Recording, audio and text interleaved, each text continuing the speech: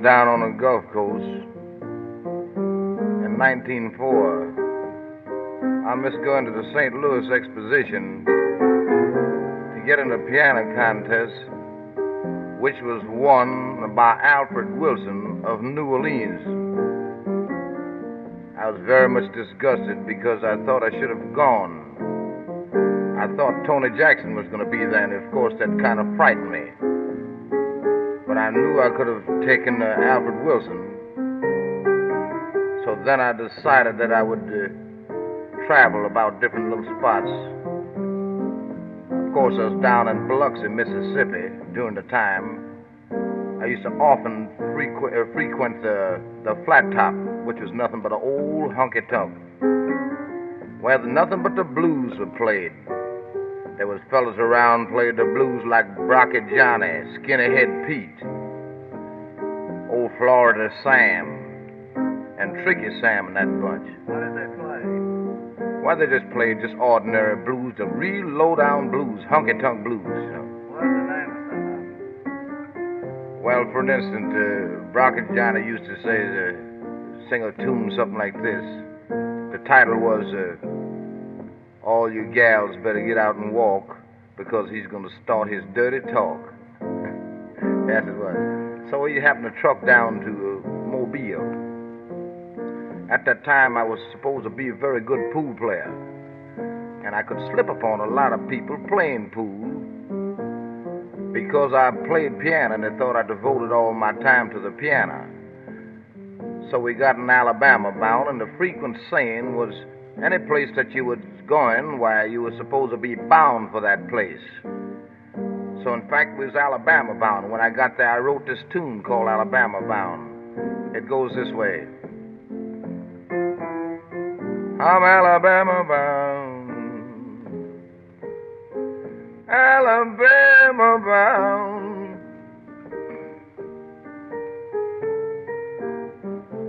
If you like me, sweet baby, you gotta leave this town.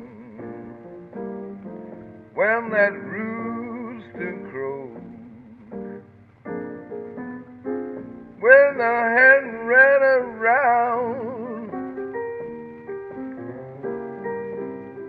if you want my love, sweet babe, you got to run me down.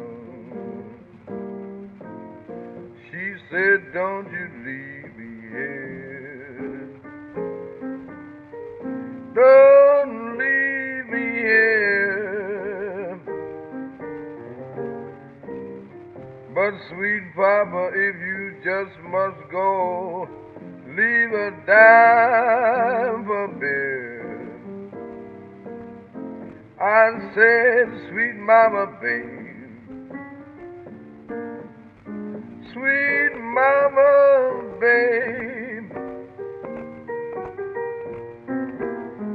if you must stay, I'll be gone for days and days.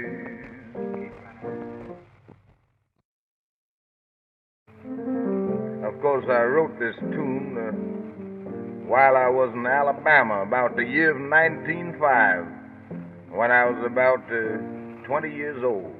I was considered very good amongst my friends, that is so far as the writing period. And I've always had a kind of little inkling to write a tune at most any place that I would ever land. Of course, we had King Porter around there. That is, Porter King, the man that King Porter Stomp was named after. He was considered a very good piano player. And of course, we had King. I just remember his name. I think his name Charlie King, another piano player around there. Baby Grice was another one that was supposed to be good. What was this? That was all in Mobile. Baby Grice was from Pensacola, Florida. Then we had another one around that was supposed to be very good from Florida also. His name was Frazier Davis. And Frank Rachel was supposed to be the tops when it came down around Georgia. But somehow or another, most all those boys kind of felt that I had a little composing ideas and always that is, encourage me to play some numbers. That is, write a number, I mean. So that's why I wrote Alabama Bound. What you want me to do?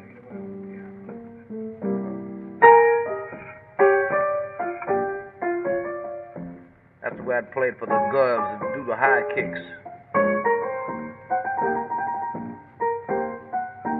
Said, my, play that thing, boy.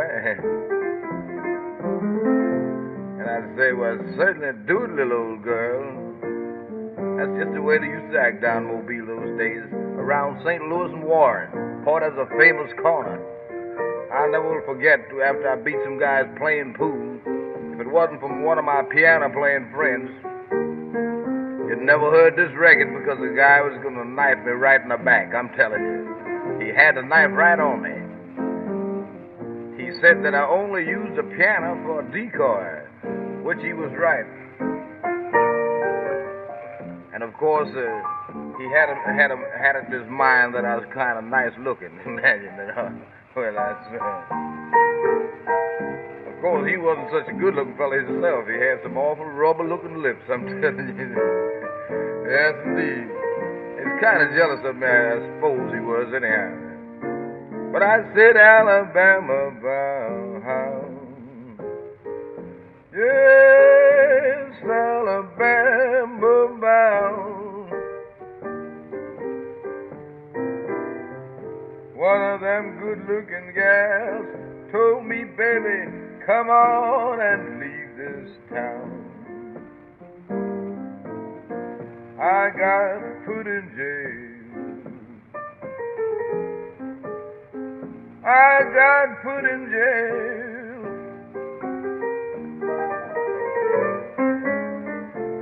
There wasn't no one in town would go my bail. They had a sweet, sweet gal.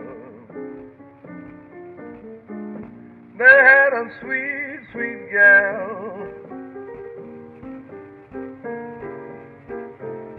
She got stuck on me and took me for her pal.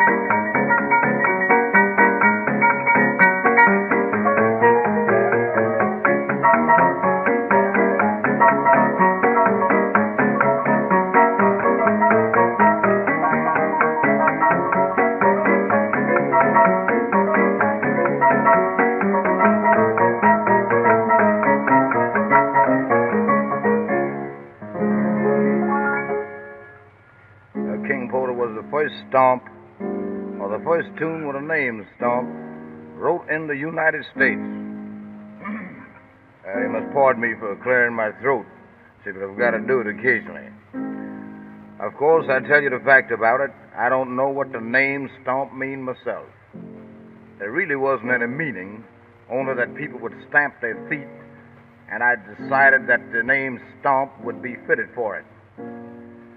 Of course, this tune, I was inspired by the name from a very dear friend of mine and a marvelous pianist, now in the cold, cold ground. A gentleman from Florida, an educated gentleman with a wonderful musical education, far much better than mine. Now, this gentleman's name was Mr. King, Porter King. This gentleman was named Porter King, as I before stated. And, of course, he seemed to have a kind of a yen for my style of playing, although we had two different styles of playing. And, of course, he particularly liked this type of number that I was playing, and that was the reason that I named it after him, but not Porter King. I changed the name backwards and named it King Porter Stomp. Now, this tune become to be the outstanding favorite of every great hot band throughout the world that had the accomplishments and qualifications of playing it. And until today, this tune has been the cause of many great bands to come to fame. It has caused the outstanding tunes today to use the backgrounds that belong to King Porter in order to make great tunes of themselves. When did you write this? This tune was wrote the same year as Alabama Bound in 1905. It was wrote the same time with another tune that I wrote. Of course, I never got any credit for it. Mr. Williams, Clarence Williams, got the credit for it. It was You Can Have It, I Don't Want It. How does that go? Well, it went something like this.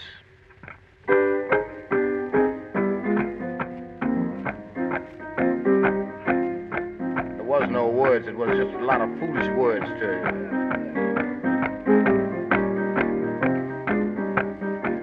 You can have it, I don't want it. Papa, Lord God, take it from me. Papa, Lord God, take it from me. Oh, take it from me. You can have it, I don't want it. That's the thing I say. Oh, my baby, yes, baby, you can have it from me. Of course, it didn't sound so good, see, but Clarence Williams thought it was all right, and he'd taken the number, and it was really his first hit. It was my material because I used to, in fact, I happened to be the man that taught Mr. Williams how to play. And, of course, I don't intend to say anything unless it's real facts, and it's really fact. Of course, we'll finish up by playing King Porter Stomp, do you think? Why didn't you ever copyright any of these tunes way back then? Well, I'd tell you why we didn't copyright them.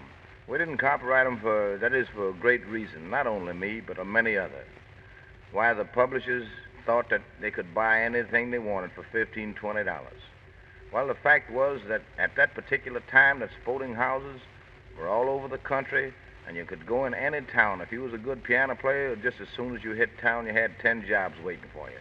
So we all made a lot of money, and 10 or 15 or 20 or $100 didn't mean very much to us during those days. I'd really like to see those days back again. I'm telling you the truth. They were wonderful days. So the publishers, we didn't give them anything. So they decided, we know where to get them, so that a lot of publishers would come out with tunes, our melodies, and they would steal them. But we kept them for our private material. That is, to battle each other in battles of music. Battles of music is old, age is old. And, of course, if we had the best material, we was considered one of the best men. And, of course, the best player always had the best jobs. And the best jobs always meant plenty of money. When I made $100 a day, I thought I had a small day. And now today, if I make 10, I think I've got a great day. That's how that was. Is there any other information you would like to ask?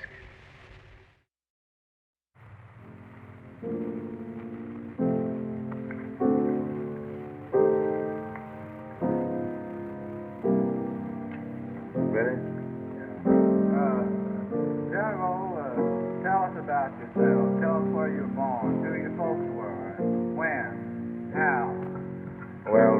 want to tell you, as I can understand, my folks were in the city of New Orleans long before the Louisiana Purchase. And all my folks came directly from the shores, not the shores, I mean from France. It's crossed the world and the other world. And they landed here in a new world years ago. I remember so far back as my great-grandmother and great-grandfather. Tell us about what their names were, Charlie. Their names, my great-grandfather's name was Anamule Dance.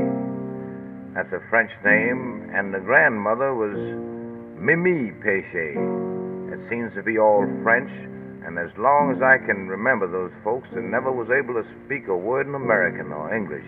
Did they own slaves? Oh, well, I don't know. I don't think they had no slaves back there in Louisiana. I don't think so. I don't know, but they never spoke of anything like that. But anyway, my grandmother, her name was Laura. She married a French settler in New Orleans by the name of Henry Monette. That was my grandfather. And either one of them spoke American or English. Well, my grandmother bore sons named Henry, Gus, Neville, and Nelisco, all French names. And she bore the daughters, Louise and Viola and Margaret. That was the three daughters.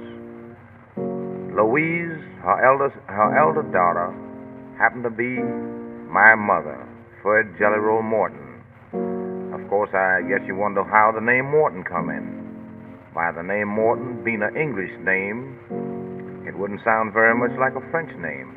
But my real name is Ferdinand Lamont. My mother also married one of the French settlers in New Orleans out of a French family, being a contractor. My father was a brick contractor, bricklayer, making large buildings and so forth and so on. We always had some kind of a musical instruments in the house, including guitar, drums, piano, trombone, and so forth and so on, harmonica and juice-hop. We had lots of them. And everybody always played for their pleasure, whatever the ones that desired to play. We always had ample time that was given us in periods to rehearse our lessons, which was given to anyone that was desirous in accepting lessons. But of course, the family never had an idea that they wanted musicians in the family to make a living. They always had it in their mind that a musician was a tramp. Other than the exceptions, with the exceptions of the French opera house players, which they always patronized. They only thought there was the great musicians in the country. In fact, I myself was inspired by going to the French opera house once, because the fact of it was I liked to play piano. And piano was known at that time to be an instrument for a lady. So I had, and in my mind, that if I played piano, I would be misunderstood. Did you call you sisters? Well, no, they didn't call me sisters, but they always said that piano was a girl's instrument. So then I'd taken to the guitar. That was due to the fact that my godmother was always interested in me. And I become to be a very efficient guitarist until I met Bud Scott, one of the famous guitarists in this country today. I was known to be the best. And when I found out that he was dividing with me my popularity, I decided immediately to quit playing guitar and try the piano, which I did secretly. That is, with the exception of my family. They're the only ones that knew. I'd taken lessons. I tried under different teachers, and I find that most of them were fakes those days. They couldn't read very much themselves. During that time, they used to have in the Sunday papers, different tunes come out. And when these tunes would come out, it would be my desire to play these tunes correctly. At the time, I had a colored teacher by the name of Mrs. Moment. Mrs. Moment was no doubt the biggest ham of a teacher that I've ever heard or seen since or before. She fooled me all the time when I'd take these numbers and place in front of her. She would rattle them off like nobody's business. And about the third one she rattled off sound like the first one. Then I began to get wise and wouldn't take lessons any further. Then I demanded I would either go by myself and learn the best way I knew how or be placed under an efficient teacher, which I was then placed under a teacher at the St. Joseph University, a Catholic university in the city of New Orleans. And I become to learn under the Catholic tutorage, which was quite efficient. I then later taken lessons from a known professor, colored professor named Professor Nickerson, which is considered very good. I tell you, things is driving along then. Then one day at the French Opera House, going there with my folks, I happened to notice a pianist there that didn't wear long hair. That was the first time I decided that the instrument was good for a gentleman, same as it was a lady. What was his name and when was it? Well, I don't remember his name, but undoubtedly I must have been about 10 years old. I don't remember his name. That was about when? Well, that was no doubt about the year of 1895. Was he from France? Well, he's supposed to be. All the French opera players were supposed to be from France. I remember the old building very well on Royal Street. Remember any of the stuff the pianists used to play in the French opera? Well, they used to play numbers like Faust and tunes like that, you know, French numbers. And for instance, used to play this number and sing it.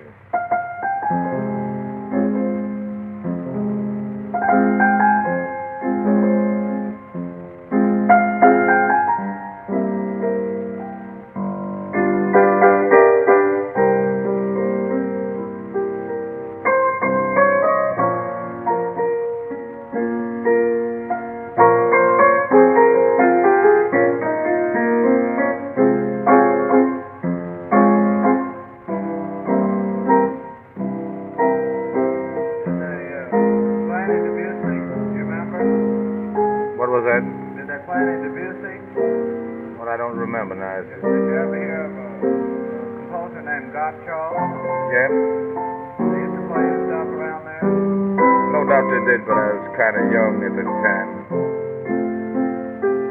This is Miserere from El Trovatore.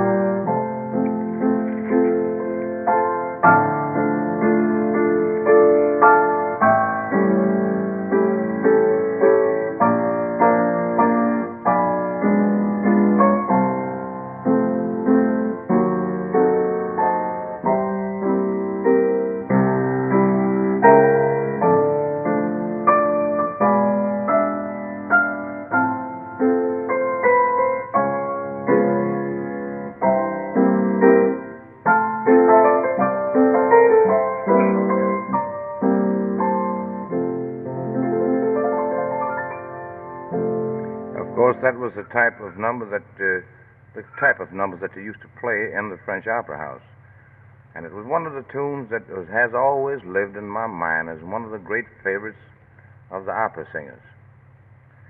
I'll tell you the truth, of course.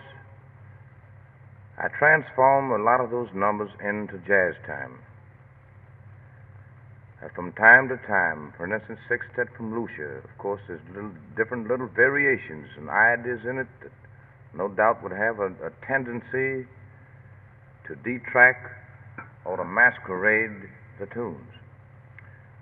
As I mentioned before, my name was Lamont. Lamont was really my name.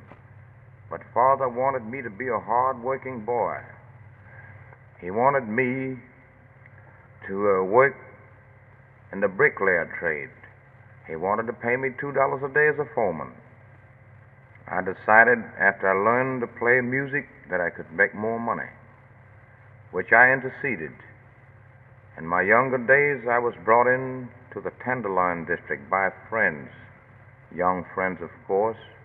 Even before we were in long pants, we used to steal long pants from around the fathers and brothers and uncles and so forth and so on. Could you go down there before you had long pants on? Why, the policeman would run you right in jail. They'd run you ragged. I remember Fast Mail very well. Fast Mail was known to be Fast Mail because he had 2 legs and feet that couldn't be beat. Of course, we kids from time to time would climb those 8 and 10 feet high board fences.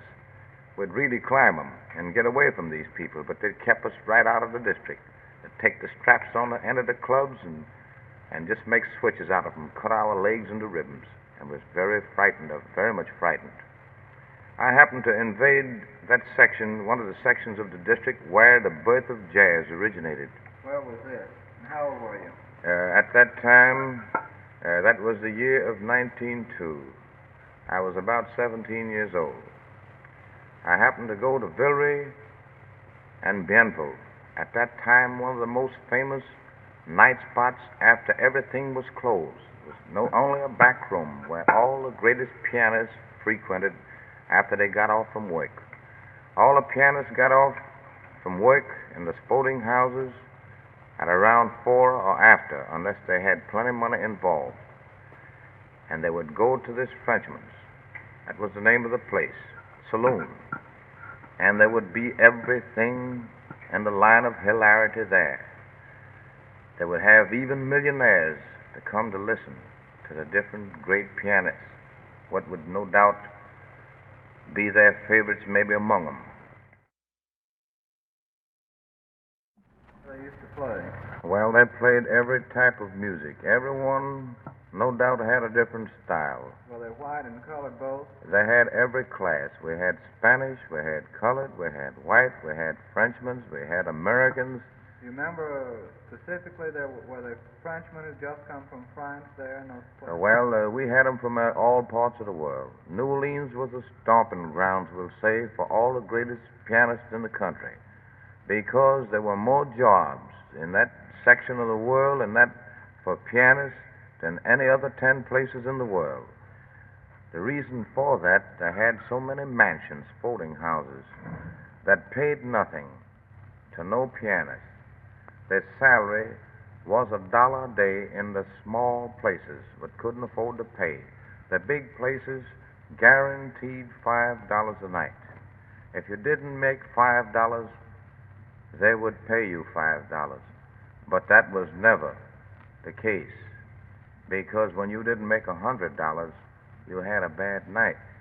Such houses as Hilma Burt's, next door to Tom Anderson's Saloon, Corner Custom House, and Basin Street was one of the mansions.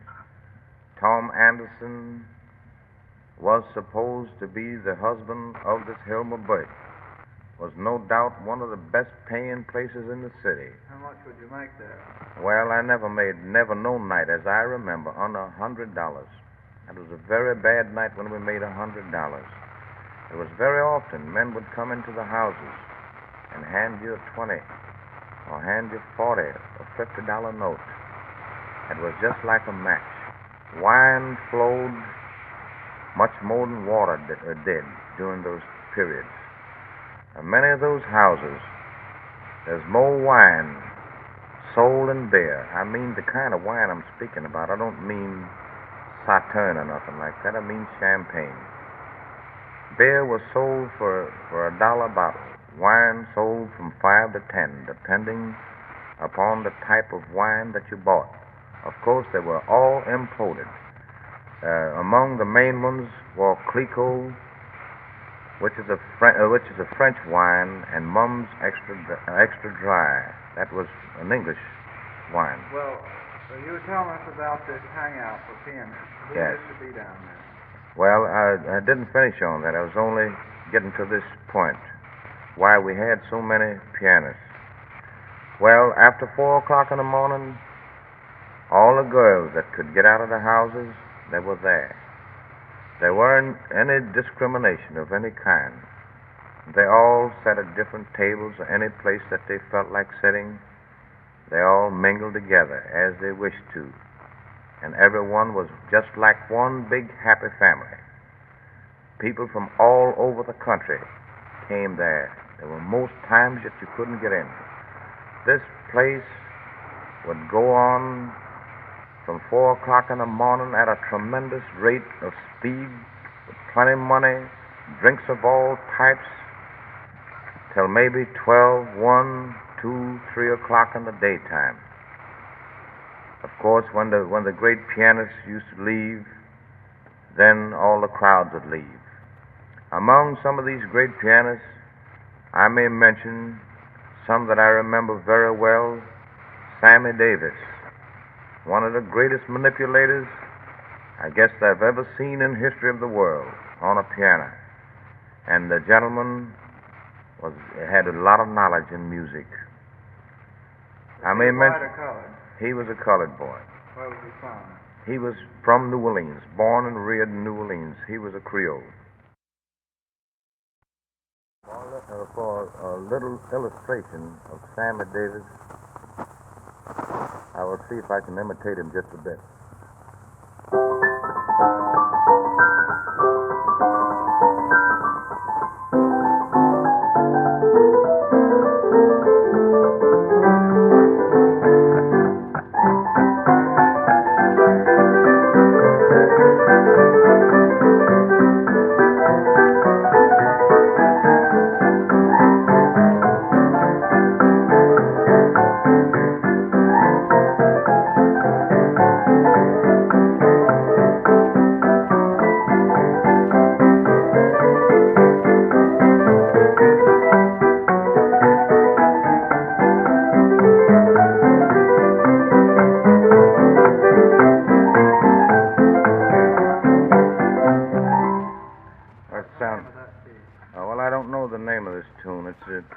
I only remembered a little bit. Of course, it's been years since I've seen Sammy. Is that a ragtime too? Yeah, that's considered ragtime. That was one of his styles. Most everybody had a different style.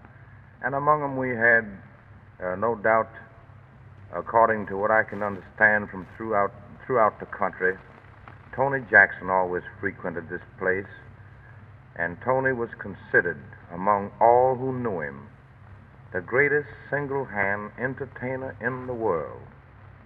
His memory being something like nobody's ever heard in the music world.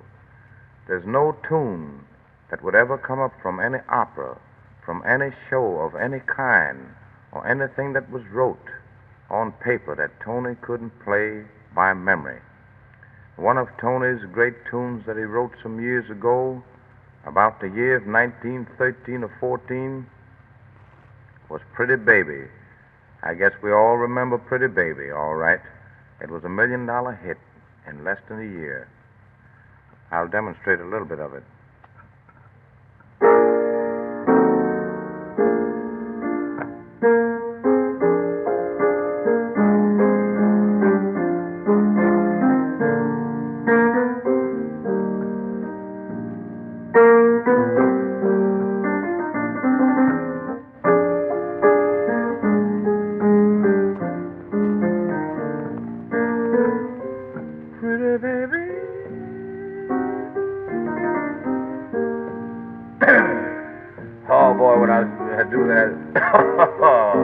He'd know I was coming in when he'd hear me do that, see? And he'd sing it. You can talk about your jelly rolls, but none of them compare. Pretty baby on mine. Pretty baby on mine.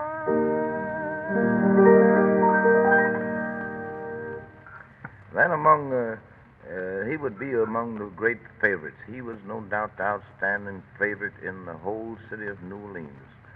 I have never known any pianist to come from any section of the world that would leave New Orleans victorious. We had so many different styles that whenever you came into New Orleans, it wouldn't make any difference if you just came from Paris or any part of England or Europe, any place. Whatever your tunes were over there, they were the same tunes in New Orleans, because the boys always played every type tune, and especially Tony. He played all the high-class numbers, same as the low. He was the outstanding favorite, no doubt, in the city of New Orleans by both white and black. Was he colored, too? He was very colored. He was real dark, and he wasn't a bit good-looking, but he had a beautiful disposition.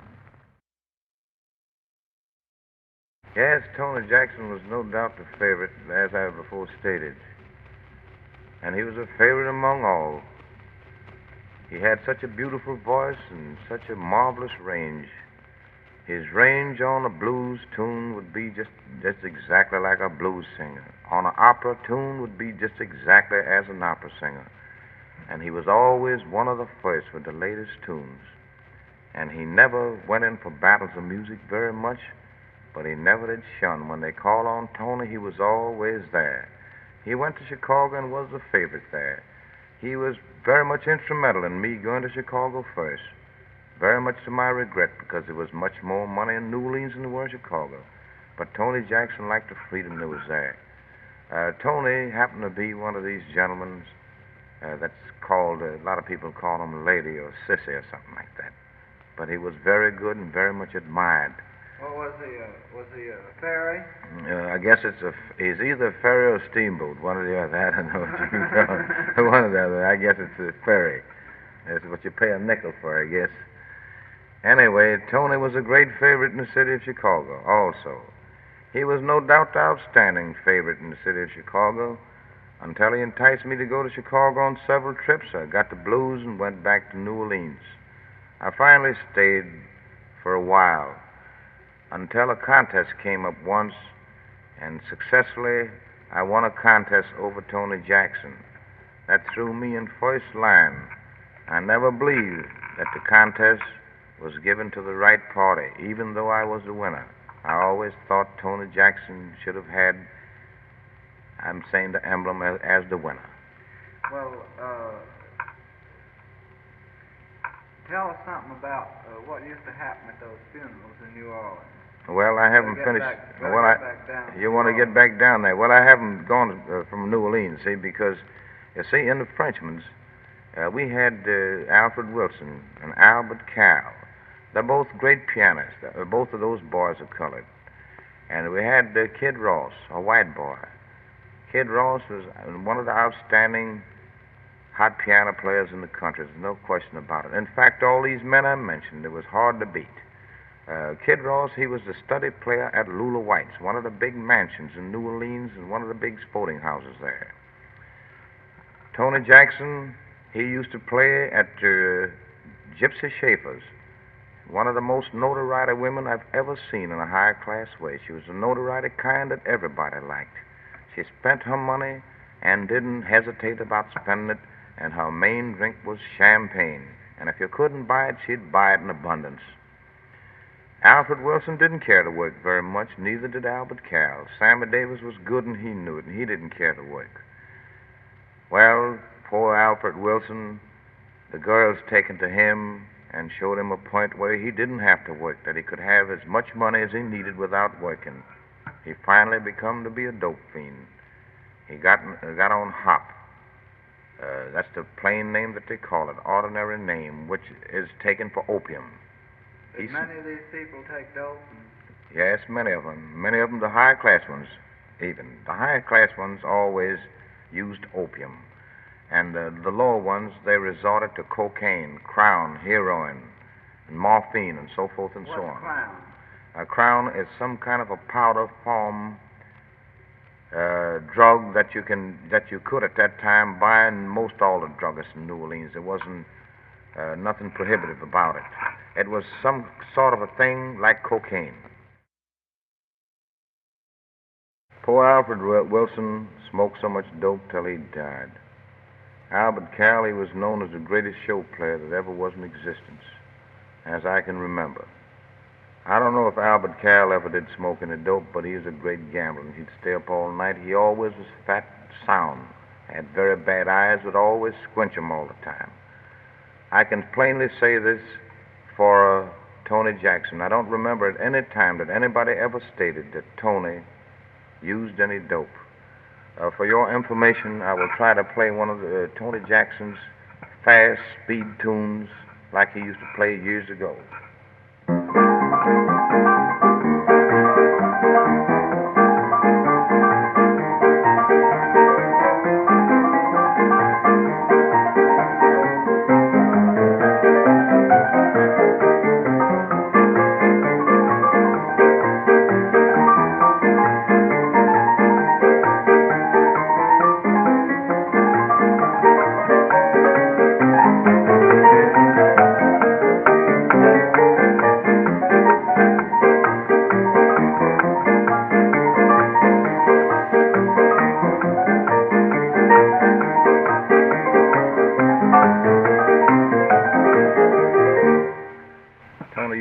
These things for what in the sporting houses for what they call the naked dances. Of course, they were naked dances, all right, because they absolutely was stripped. They were stripped. Of course, a naked dance was something that was supposed to be real art in New Orleans. And that was one of the tunes I guess we all played, but we always accredited Tony Jackson to be the best player of this type of a tune. Of course, there were many houses in New Orleans. The district there was considered the second to France, meaning the second greatest in the world, with extensions for blocks and blocks on one side of the north side of Canal Street, which is supposed to be the highest class. Although the highest class district ran from the lowest to the highest, meeting in price and caliber alike. We had the uptown side of the district, which was considered very big, but the price was pretty much even all the way around. And of course, there turned out many different artists in that section, but never the first-class artists because the money wasn't there. Oh, what were some of the tunes they used to play down in the lower class districts? Well, they played, for instance, around the honky tonks, like Kaiser's honky tonk, and the Red Onion, and Spanos. Those were honky tonks. I'll tell you the fact about it, I don't think some of those places were swept up in months. And they'd have a gambling house in the back there. Of course, every place had a gambling house in New Orleans because the doors were taken off the saloons from one year to the other. Of course, I don't know any time that the racetracks ever closed down. They'd have 100-day races at the city park, and the minute they'd close down, the next day, they would be at the fairgrounds for 100 days. So that would have a continuous racing season in New Orleans, which meant 365 days a year. So gambling was always wide open. These honky-tonks had these dirty, filthy places where they gambled, and they had a lot of rough people that would fight and do anything else. It was really dangerous to anybody that would go in there that didn't know what it was all about. And they always had an old broke-down piano with some inferior pianist, and they would play something like this. Well, the girls would start, I said, play me something there, boy, play me some blues. So they'd start playing in this way.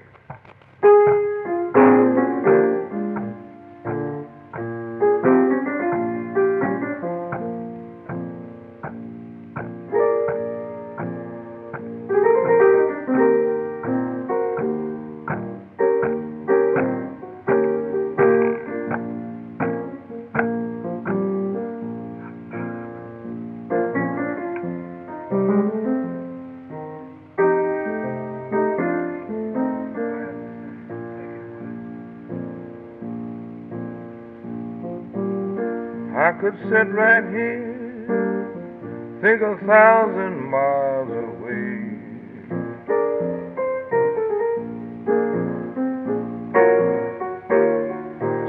right here, think 1,000 miles away. Since I had the blues this bad, cannot remember the day.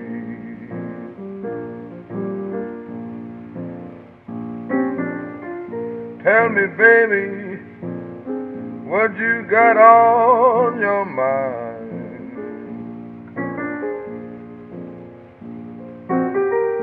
Tell me, baby, what you got on your mind? I'm eating and drinking, having a lovely time. Let me be your wiggler, till your wobbler come.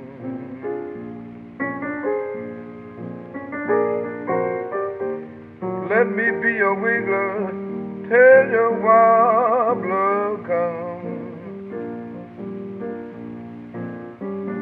You tell your wobbler what your wiggler done.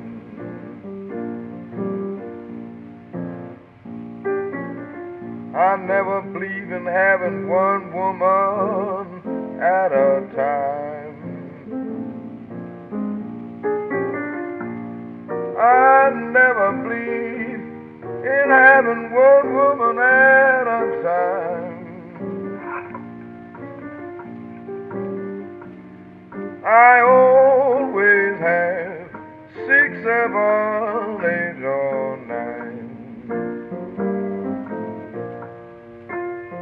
She said, babe,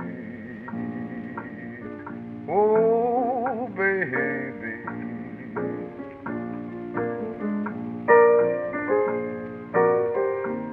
babe, oh baby, you better set your sweet papa crazy.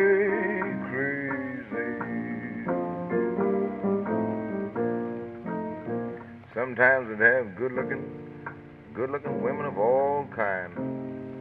Beautiful women. Some was ugly, very ugly. Some looked like they had lips, looked like bumpers on a boxcar. I'm telling you, they had all kind of men dressed up, rags. Rags looked like ribbons on some of them. Some of them with big guns in their bosoms. It was the law in New Orleans that anybody could carry a gun if they wanted, almost. Of course, it was just about a $10 fine, so it didn't make very much difference. And if they found you $10, why, your sentence would be 30 days in jail, and possibly they'd put you in the market to clean up the markets in the morning, and most of the prisoners would always run away. Yes, I'm telling you, they'd put them in the market sometimes, and of course they'd run away, as I before stated. So the 30 days didn't mean anything. Of course, it was a free and easy place. Everybody got along just the same, and that's the way it was. There wasn't no certain neighborhood for nobody to live in, only with the St. Charles Avenue district, which was considered the millionaire district. In fact, it was. And that's how it was, why everybody just went any place that they wanted. Many times you would see some of those St. Charles Avenue bunch right in one of those honky tonks. They was around, they called themselves slumming, I guess, but they were there just the same, nudging elbows with all the big bums. And I'll go so far to say that some of them were even lousy. You would meet many times with some of those fellas that was on the levee, such as the inferior longshoremen, longshoremen, is that right? And screwmans. And many of them, I would doubt, that very unclean. Some of them was even lousy, I believe. I've known many cases where they'd take a louse and throw on another guy that was dressed up to get him in the same fix that they were in. Oh, it was a funny situation. Do you remember any of the stuff that they sang, Charlie? On the levee? Yeah. Well, you sing something. I'm a levee man. I'm a levee man. I'm a levee man. Yes, I'm a levee man.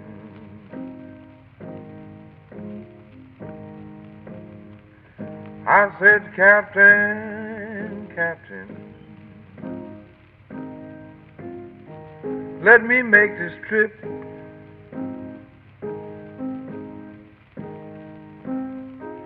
I said, Captain, Captain, let me make this trip.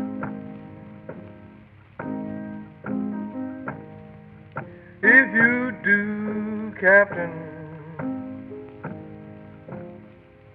I will get my grip. If you do, my captain, let me go home and get my grip. 'Cause I need the money, oh, the money, babe, and I need it bad. I need the money, and I need it bad, because I want a lot of money, 'cause I never had.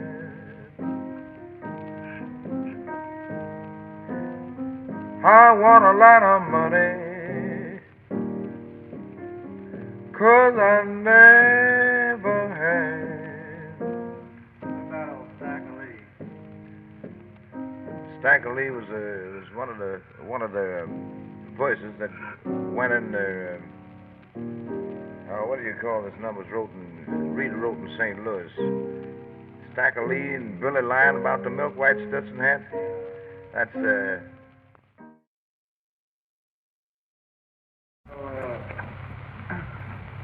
Tell us about some of these bad men that had down in New Orleans. Well, I believe Aaron Harris was no doubt the most heartless man I've ever heard of or ever seen. I knew him personally, but I really didn't know the man until I had known him for quite a while. He used to love to play pool, and I was supposed to be a very good pool player. So every day he used to play me for $2. It was really his object to try to win some money off me, because he knew I played piano in the sporting houses every night, and we all made a lot of money. So it was his object to try to beat me. So I'm playing this man every day, and nobody tells me that was Aaron Harris. At this time, I believe he had 11 killings to his credit, including his sister and his brother-in-law. Somehow or another, he got out of all the trouble that he ever was in. So one day he said to me, with his last money, he said, "Let me tell you something." I said, "What do you mean?" He says, "If you make this ball on my money, I'm going to take every bit of the money you got in your pocket." I said, "Well, a lot of people, you know, they go to the graveyard for taking. I got what it takes to stop you." He said, "What is that?" I say, "A hard-hitting 38 special, and that'll stop any living human. You'll have your chances to take my money, because if I can make this ball, in the pocket here goes." I raised my cue high in the air, because my tar ball was close under the cushion, and I stroked this ball, and into the pocket she went. It was then that Aaron Harris found that he had been playing a shark all the time. So undoubtedly he decided. I didn't know he was Aaron Harris at the time. Of course, I never would have spoke to him like that if I had have known it, see. He said, "Okay, kid, you the best. owe me a couple of dollars. I said, now that's the way to talk. If you want a couple of dollars, I'll be glad to give it to you. But don't never take anything away from me, because nobody ever does.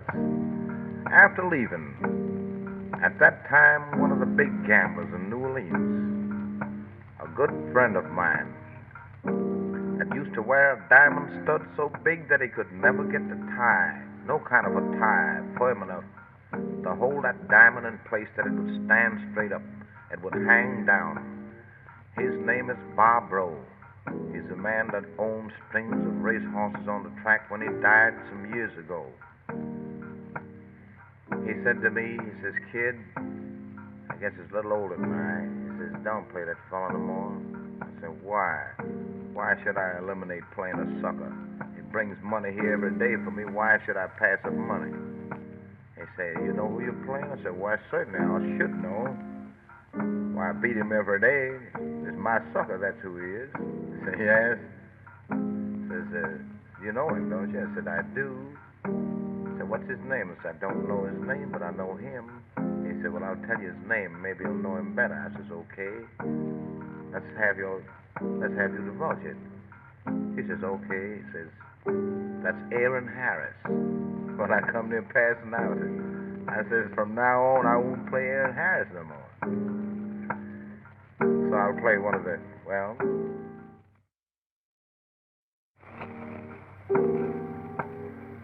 of course, I never played Aaron Harris no more. From then on, I decided to be good friends with Aaron. And I didn't want Aaron's money anymore. Well, of course, they wrote a song about Aaron because Aaron was known to be a ready killer. I wouldn't be saying this now, but he's dead and gone because he got killed. But here's a song they wrote about him. Aaron Harris was a bad, bad man.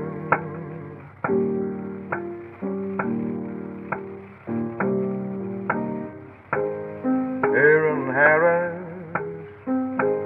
was a bad, bad man.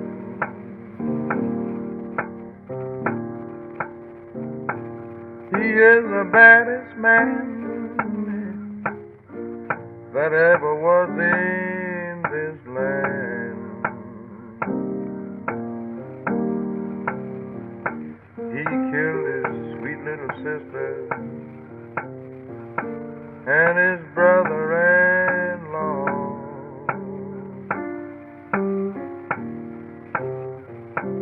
He killed his sweet little sister and his brother-in-law.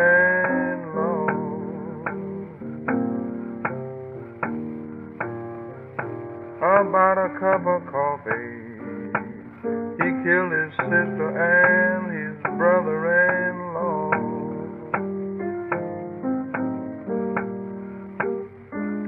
He got out of jail every time he would make his kill. He got out of jail every time he would make a kill.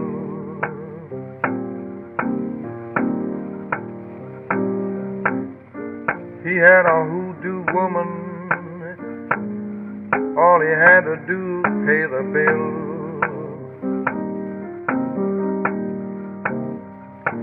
All the policemen on the beat, they had him to fear.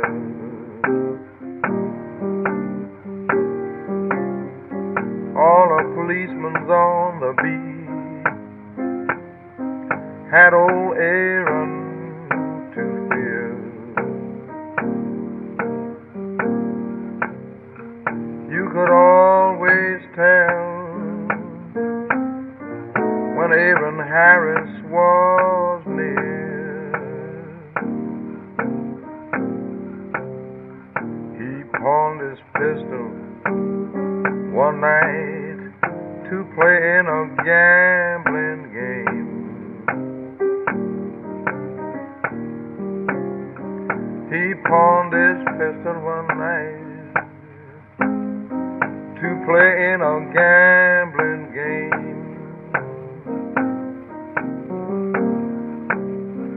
When old Bull Hog shot him, that blotted out his name. That is the baddest man I ever seen. Boy, that man is terrible. That man would chew pig iron and spit it out. I'm just raise the blades and chew the. I'm telling you, he'd chew glass up if it was necessary. The same thing that would cut a hog's entrails out. He's a tough man, Aaron Harris was. He was no doubt the toughest.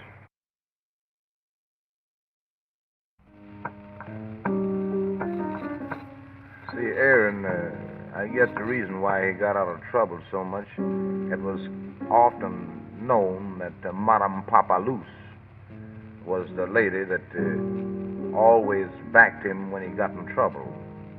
I don't mean with funds or anything like that. Money wasn't really in it. As I understand, she was a hoodoo woman. Some say voodoo, but it's known in New Orleans as hoodoo. Well, Madame Papaloose is supposed, that is from certain evidences, to tumble up Aaron's house, take all the sheets off the bed, tumble the mattresses over, put sheets in front of the glasses, take chairs and tumble them all over. That is said and known to discourage the judge from prosecuting, and of course the different witnesses have all their tongues supposed to be tied. They're supposed to tie them with by lamb's tongues and beef tongues and veal tongues out of the markets and stick them full of needles. That is what I understand. I don't know because I've never seen them. Stick pins and needles all through them and take some, say twine in order to make it real secure and tie these tongues up, and that's supposed to have the prosecuting attorneys and the judges and the jurors and so forth and so on have their tongues tied that they can't talk against whoever the victim's supposed to be. Not the victim, but the one that's arrested, the prisoner. So Aaron Harris was always successful in getting out of all of his trouble. Of course, they had a lot of bad men in New Orleans because New Orleans, wherever there's money, there's a lot of tough people. There's no getting around it, but they had a lot of swell people there, too. We had another tough guy by the name of Sheepite. He was the toughest man in the world until Aaron Harris showed up. When Aaron Harris showed up, he was just like a lamb, like anybody else. He was also one of those raiders, go around the games, the koch games as they call them. Koch game is what you call a three-card Spanish poker.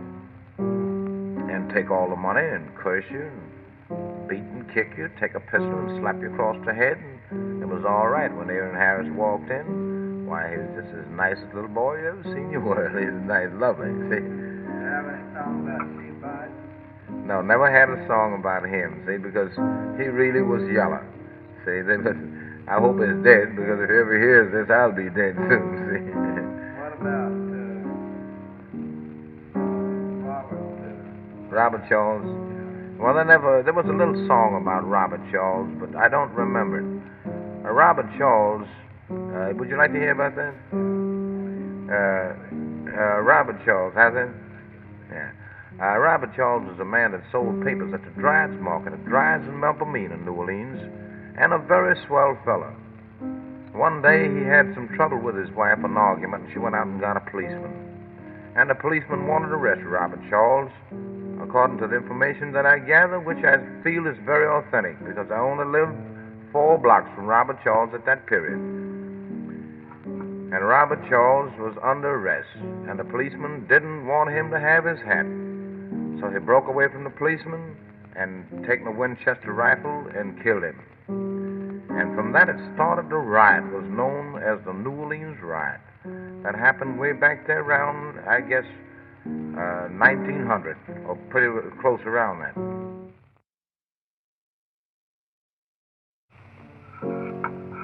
Well, After that, why, he shot the policeman, as I stated, see, and killed him. And seemingly that Robert Charles must have been a marksman. It was later learned that Robert Charles made all of his own bullets and had a couple of barrel of bullets, barrels of them. And every time he would raise his rifle, when a policeman was in sight, there'd be a policeman dead. It was never learned how many policemen were killed. Some said 32, some said 18, and so forth and so on. They had different numbers that was stated in the police department or the papers. Robert Charles, he was very orderly, seeming to everybody, never had any trouble before.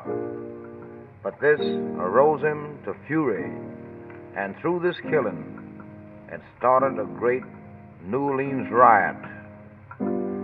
People, innocent people of all kinds, were killed. Robert Charles lived in a little bit of small shack-like. There was another one right next to his, I would say, twin houses.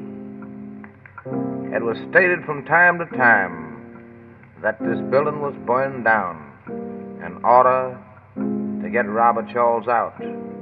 But I can assure you, I was there when it all happened, and I was there when it all stopped. There was no burning, but I think it was smoked in order to get this gentleman out. After the riot, there has never been anything of authenticity where Robert Charles had been captured. It was learned later years that he'd gotten sick or something happened to him, and he was supposed to have confessed that he was the Robert Charles. He also had a friend with him at that time that wanted to betray him. I think this man was killed. In fact, I'm sure that he was. And that was the end of Robert Charles. They had a song out on Robert Charles. Like many other songs and like many other bad men that always had some kind of a song and somebody originated on them. But this song was quashed very easily by the department. And not only by the department, by any of the surrounding people that ever heard the song. Due to the fact that it was a trouble breeder and it never did get very far. I used to know the song, but I found it was best for me to forget it, and that I did, in order to go along with the world on the peaceful side. You can't remember any of it? Not the word or not one line or anything? Well, I don't remember the music at all. How'd the words go? Well, there's a few words that stated Robert Charles was a paper man that sold papers at a market. It wouldn't be the words exactly, and that he had some trouble with his wife, and the policeman wouldn't let him get his hat. And on this, he broke away from the officer and shot this gentleman. And that started a riot, because, of course, if you shoot one officer, it's the more than right that another officer should come to take his place.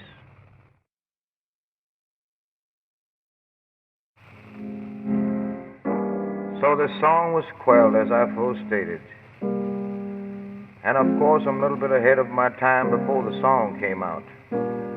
After the killing, that first day, which I believe was on Sunday, the next day, the riots broke out after the newspapers were filled with the killing of the policemen.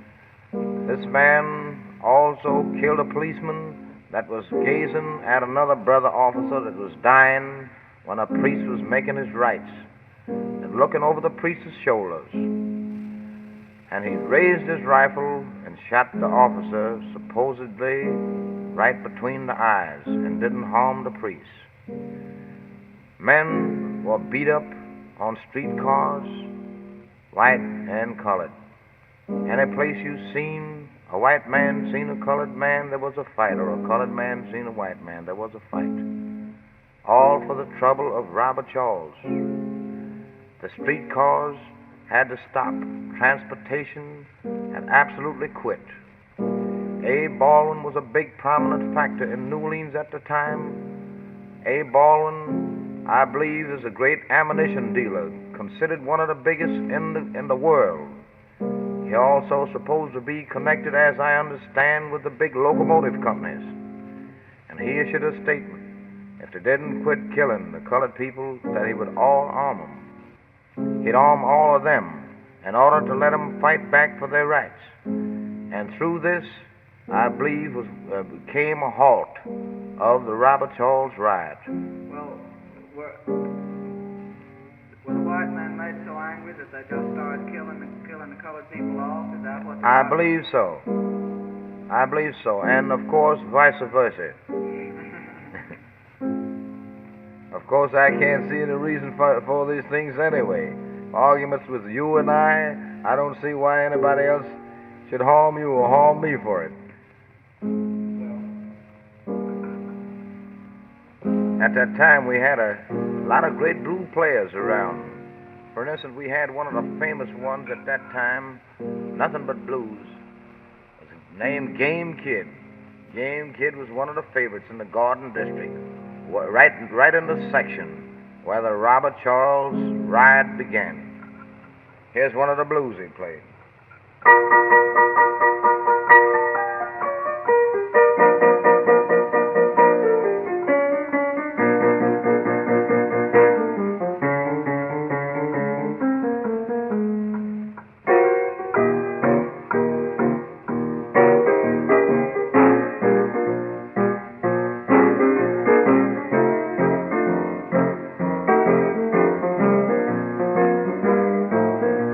Game Kid.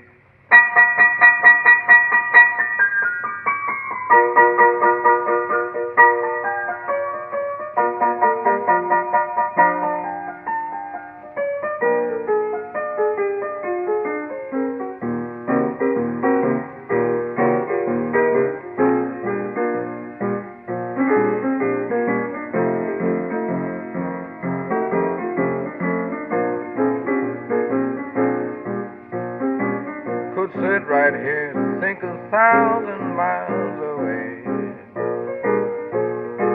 I could sit right here, think 1,000 miles away. Since I had the blues, cannot remember the day.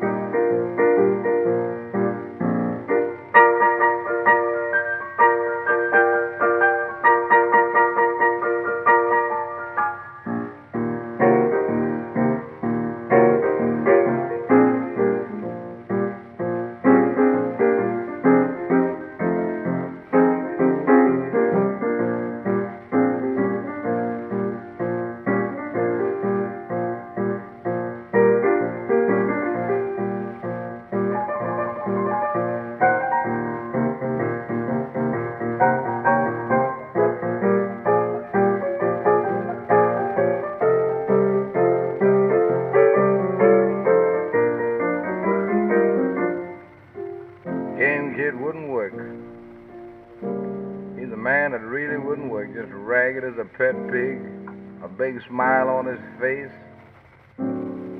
kind of nice looking sort of brown skinned fella until you got to his lips, nice and fat and greasy lips. He just played the piano all day long after he'd get up, and it'd go around from one girl's house to another, what they call the good time houses. Not for any financial purposes at all, just to have a lot of fun. That rushed a can all day long. That's when you could get a can of beer for 10 cents. And of course, you got the little half pint of whiskey for 25 cents. All you had to do was go in. I don't mean the piano player didn't cost him nothing, see. Just go in, rush a can of beer right quick. And after your can of beer, maybe at the same time, you might say, well, bring a half a pint of whiskey. That would cost you 35 cents. Well, you see, a real big sport would go in and it'd rush about 10 cans right straight and get about a quart of whiskey. And the whole doggone thing wouldn't cost him over $2, and he was a big sport, and he had all evening there, and Game Kid would be playing there and just swilling all the lush in the world right there. Game Kid was a hound, I'm telling you. He's a good blues player, one of the best there was in the section. But of course we had another one. You shall get another one. See, we had another one that was a very good blues player too. We had another one that was a very good player. And Buddy Carter, of course, he played blues as well as he did some of these hot honky tonk numbers, such as these numbers like this.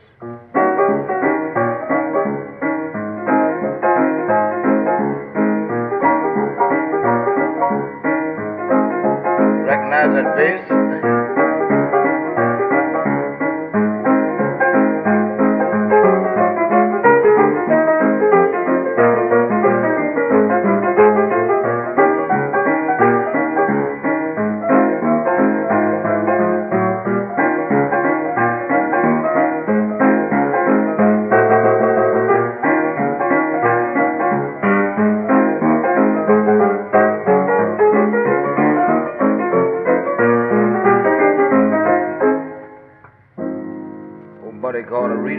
Those kind of stomps and things.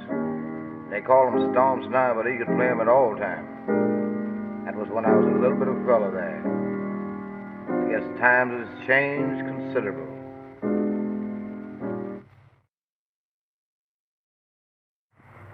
In New Orleans, why, we'd often wonder where a dead person was located. Because any time we had somebody that was dead, we know we had plenty good food that night, plenty ham, sandwiches, cheese sandwiches with mustard, slapped all over the bread. Those days I belonged to a quartet, and of course we specialized in spirituals for the purpose of finding somebody that was dead. And we could sing them too, I'm telling you. The minute we'd walk in, of course, we'd have our correct invitation, and that would be right to the kitchen, where all the food was. Of course, the dead man or the dead woman would always be laid out in the front, and they'd be by themselves most all the time. They was dead, and there was no other reason to be where there was living people. What about one of those spirituals, Jelly? Well, I guess one of those spirituals, I guess it kind of sounds good. Let me see. Steal away, steal away, steal away home to Jesus. Steal away, steal away, steal away home to my Lord. But one of our favorite numbers was this one.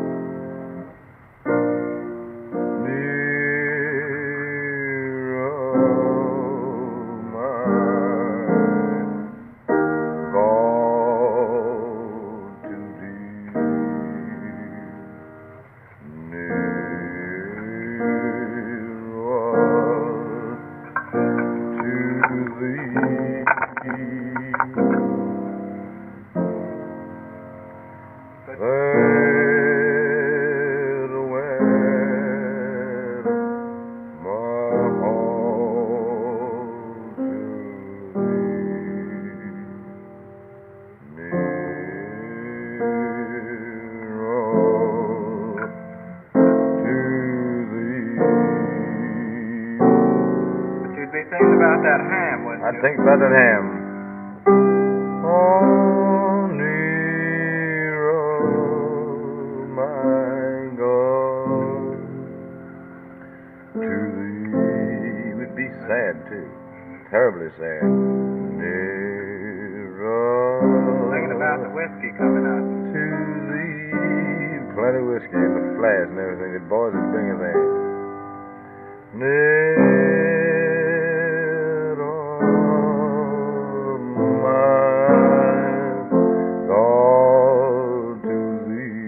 That would be some of the harmony we'd use. Nearer to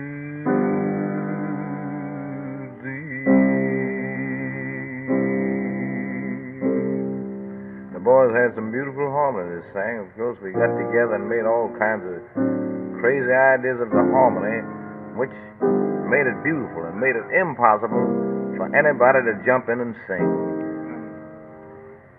I tell you, we had such beautiful numbers to sing at all times. Of course, now when the dead man would be there, he wouldn't hear anything that we would be singing at all, nothing. And of course, we'd all go right on back to the kitchen and get our cheese sandwiches and ham sandwiches all slapped over with mustard and some whiskey and cans of beer sometimes. And sometimes, if it was a man dead, a lot of times the lady would be glad, the wife to the husband would be glad that he's gone. And she would, of course, she'd be having a wonderful time also. Of course, everybody in the city of New Orleans was always organization-minded, which I guess the world knows. And a dead man always belonged to several organizations, such as clubs and, we'll say, secret orders, and so forth and so on. And every time one died, why, 9 out of 10, there was always a big band turnout when the day that he was supposed to be buried. Never buried at night, always in the day. And of course, a lot of times right in the heart of the city, the burial would take place. Well, when the band would start, why, we know that the man was fixing to be buried. So you could hear the band come up the street before they would get to the place where the gentleman was to be taken in for his last ride. And they would play different dead marches. And on leaving, this would be the march that would usually start the playing. Flee as the bird to the mountain.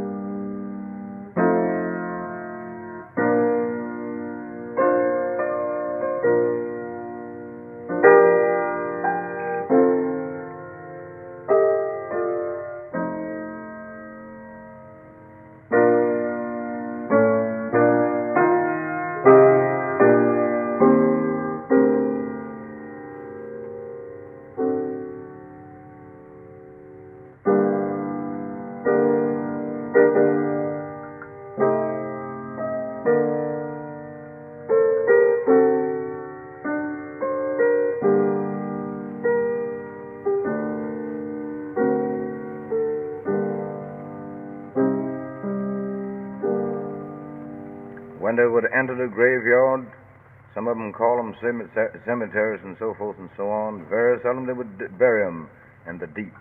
They would never bury them in the mud. They'd always bury them in a vault. And they'd leave the graveyard, as they call it, while the band would get ready to strike up. They'd have a second line behind them, well, maybe a couple of blocks long, with broomsticks, baseball bats, and all forms of ammunition, we'd call it, to combat some of their foe when they come to the dividing line. And of course, they'd start. the band would get started. You'd hear the drums.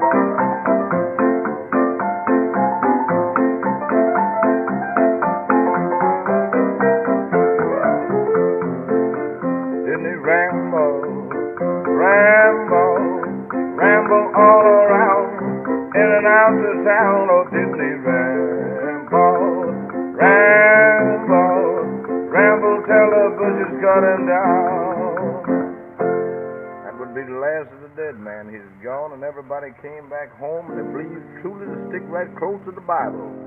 That means rejoice at the death and cry at the birth. New Orleans stick close to the scripture.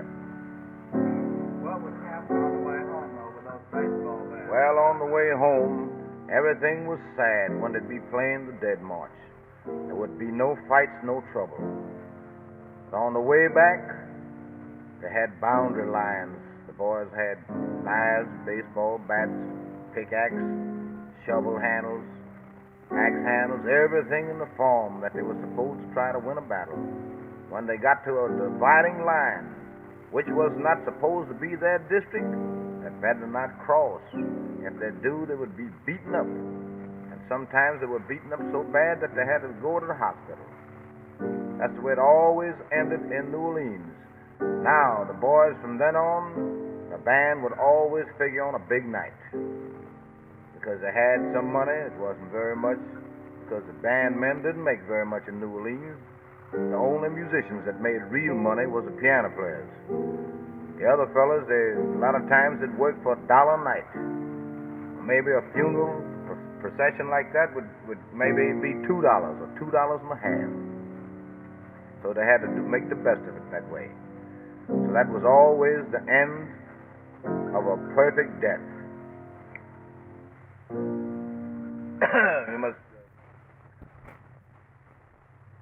Jazz started in New Orleans, and this tiger rag happened to be transformed from an old quadrille that was in many different tempos.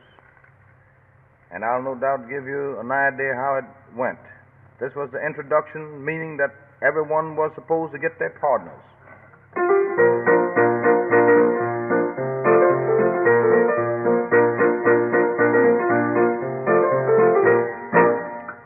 Get your partners. Everybody get your partners.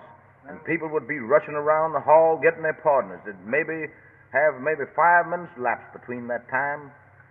And of course, they'd start it over again, and that was the first part of it.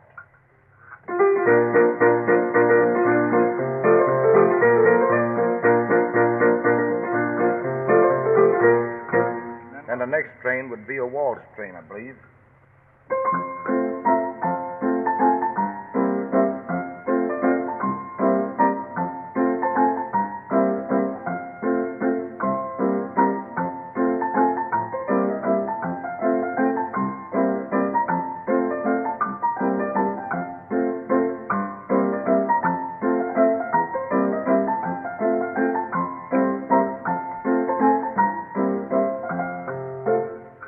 Be the waltz train. Also, it'll have another strain that comes right beside it.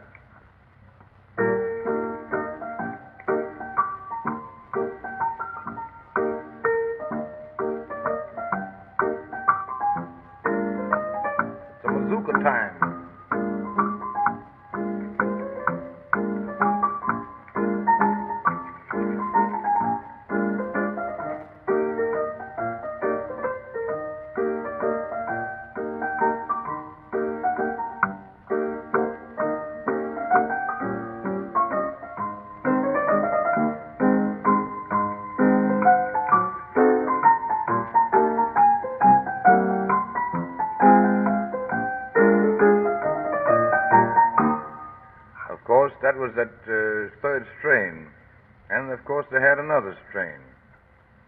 And that was in a different tempo.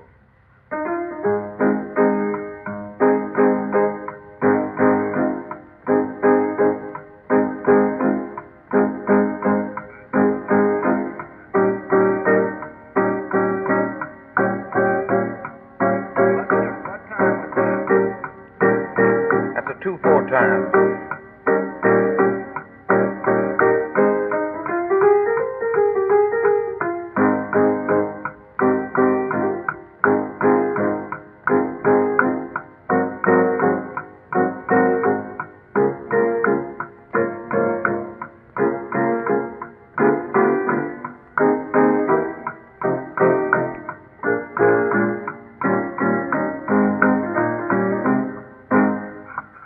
Of course, they had another one.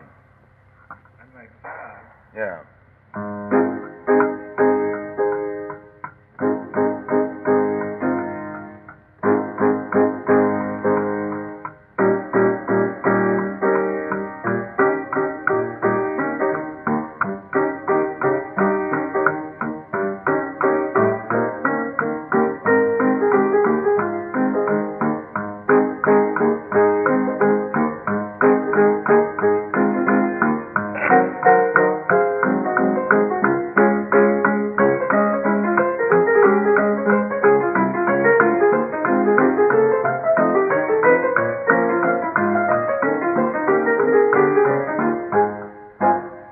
I will show you how it was transformed. It happened to be transformed by your performer at this particular time. Tiger Rag for your approval. Who named it Tiger Rag? I also named it. Came from the way that I played it by making the tiger on my elbow. And I also named it. A person said once, that sounds like a tiger howling. I said, fine. To myself, I said, that's the name. So I'll play it for you.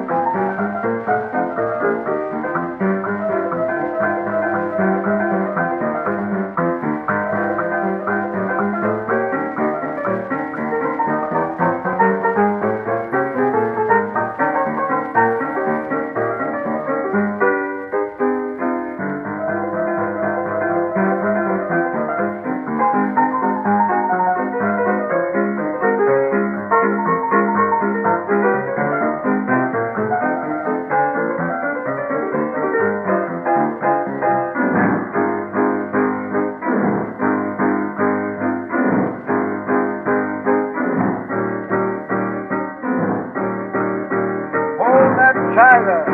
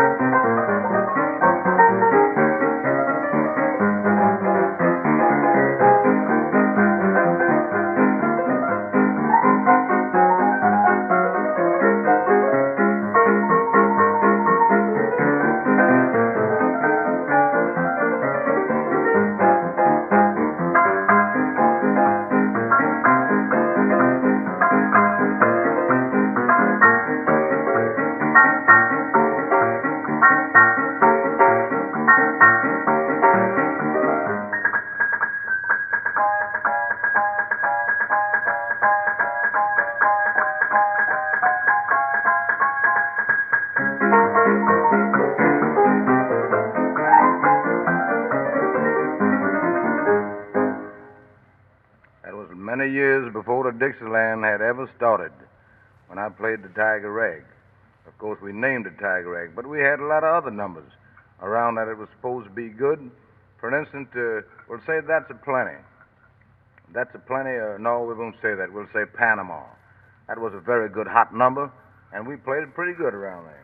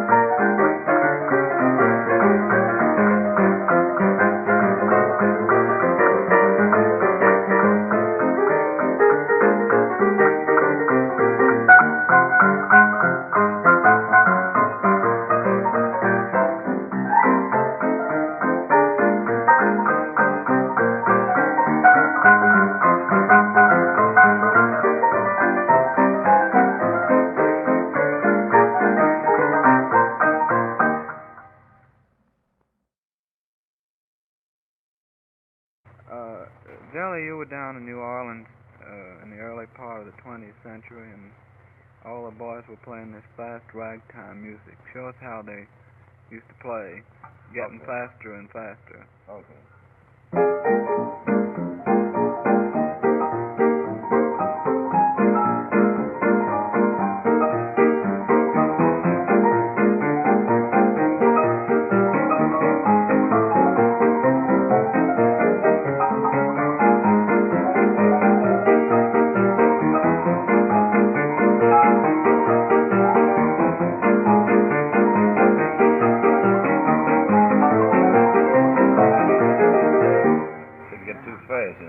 And everybody had their own style of playing. You had yours, and Tony Jackson had his, and all the rest of them had theirs. Oh, yes, all of them had. Everybody had a different style. Of course, there was some more accurate than others. Of course, that style that I just got through playing was the style of the ones that couldn't play very well. Would have an inspiration that would be doing better, and they'd continue increasing the tempo. And what did you decide to do about that? Well, I decided that that was a mistake. And I believe it was a mistake because everybody grabbed the style. I thought that the accurate tempo would be the right tempo suited for any tune, regardless of any tempo that you would set fast or slow. You should end it up, especially if it was meant for a dance tune. So that was the idea that I decided on. But I find that the slow tunes did more in the development of jazz, that is the medium slow tunes, than any other thing, due to the fact that you would always have time to hit a note twice when ordinarily you would only hit it once, and that gave it a very good flavor. Show us how you used to play when you were developing.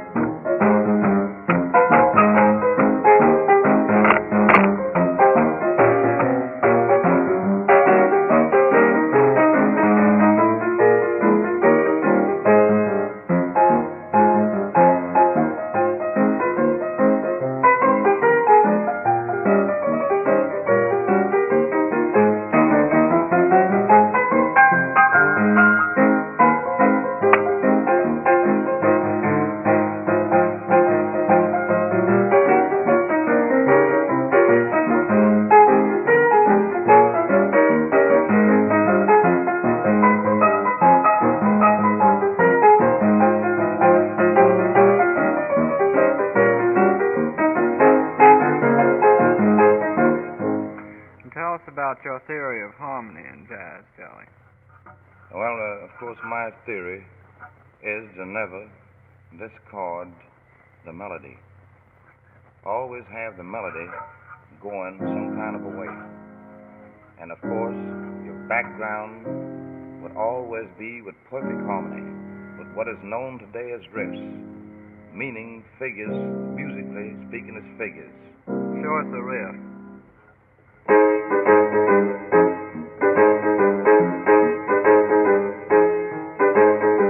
That would be a riff against a melody. For instance, we'd say the melodies was this.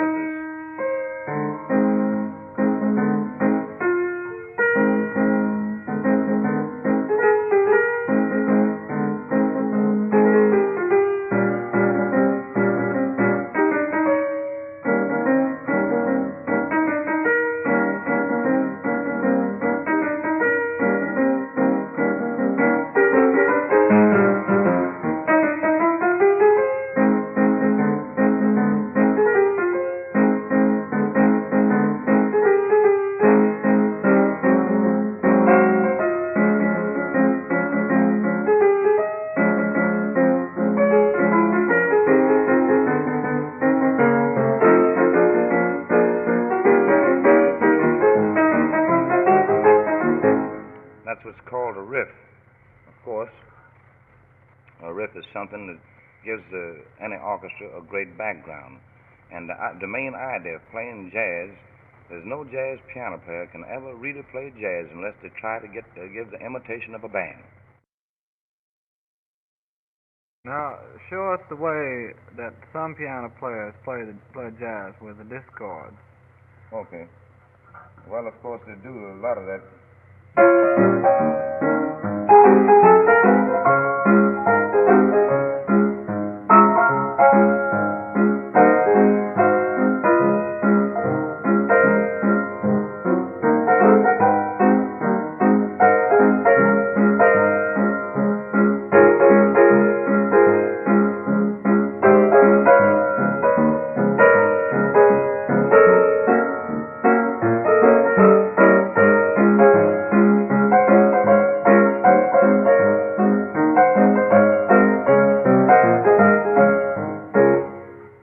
Some of them play with the discords. They don't regard the harmony or the rules or the system of the music at all. They just play anything. The main idea is to keep the bass going. That is their thought. By keeping the bass going, it gives them a sort of a set rhythm. And by giving them a set rhythm, they imagine they're doing the right thing, which is wrong. There's only a very few jazz pianists, if there's any. That is, I state today. So far as the present time, musicians as pianists, I don't know of but only one that have a tendency to be on the right track, and that's Bob Zerke of the Bob Crosby Band. As far as the rest of them, all I can see is ragtime pianists in a very fine form. Anything else? Play us one of your early pieces, the Kansas City Stomp. Like the Kansas City Stomp? Where does that start? Well, the Kansas City Stomp didn't come from Kansas City. I wrote the Kansas City Stomp down on the borders of Mexico, right near the American border, from near California side, and a little place called Tijuana, Mexico. The tune was named after a saloon that was ran by a friend of mine, or run rather by a friend of mine, by the name of Jack Jones, a very unfortunate gentleman, although he was worth $1 million. And he asked me to name the tune after his saloon. And his saloon was named the Kansas City Bar, so I named it the Kansas City Stomp. Why was he unfortunate? Well, unfortunately, he had some trouble, and they had to go to penitentiary for 20 years with all the money he had. So I played the tune for him. I don't know if I'll have a time on this side, but I'll do it best.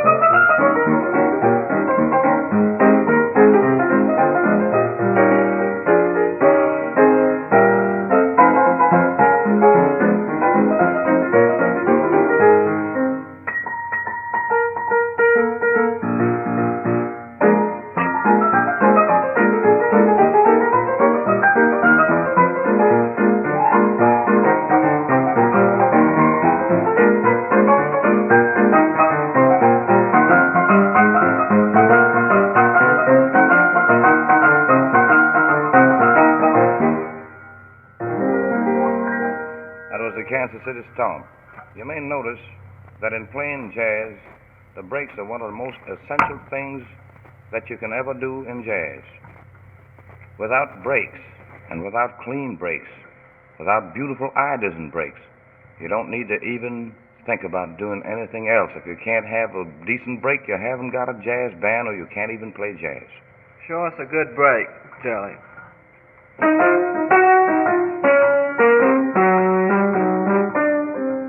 That's what you call a pretty good break. For instance, I'd play just a little bit of melody or something and show you.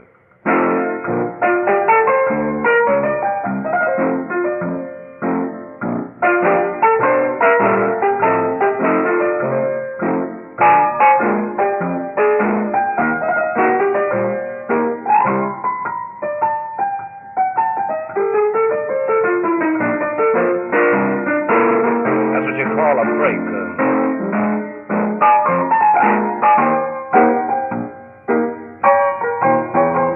Play something that you would understand more. For instance, Strutters Ball.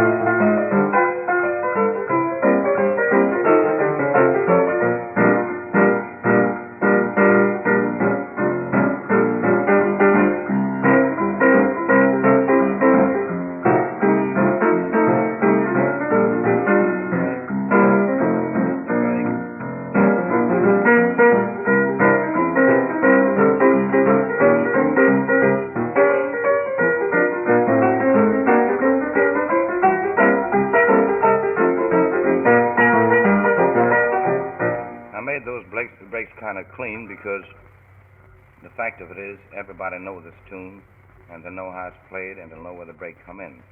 Without a break you have nothing. Even if a tune having a break in it, it is always necessary to arrange some kind of a spot to make a break, because without a break, as I said before, you haven't got jazz. And your accurate tempos with your backgrounds of your figures, which is called riffs today. Of course, that happens to be a musical term. Riffs. What's the difference between a riff and a break? Aren't they about the same? Oh, no, thing? no. There's a difference. A riff is a background. A riff is what you would call the foundation, as like you would walk on, something that's standard. And a break is something that you break. When you make the break, that means all the band break with maybe 1, 2, or 3 instruments. It depends upon how the combination is arranged. And as the band breaks, you have a set given time, possibly 2 bars. make you break. Isn't the break what you when you make breaks? Isn't that what you mean by swinging? No, that's not what swinging. Swing don't mean that. Swing means something like this.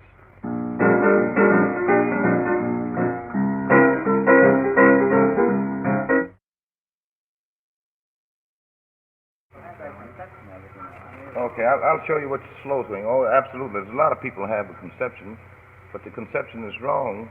Naturally, a person's conception is not wrong unless they know what they're talking about. A lot of times you may be right, but that only comes from guesswork.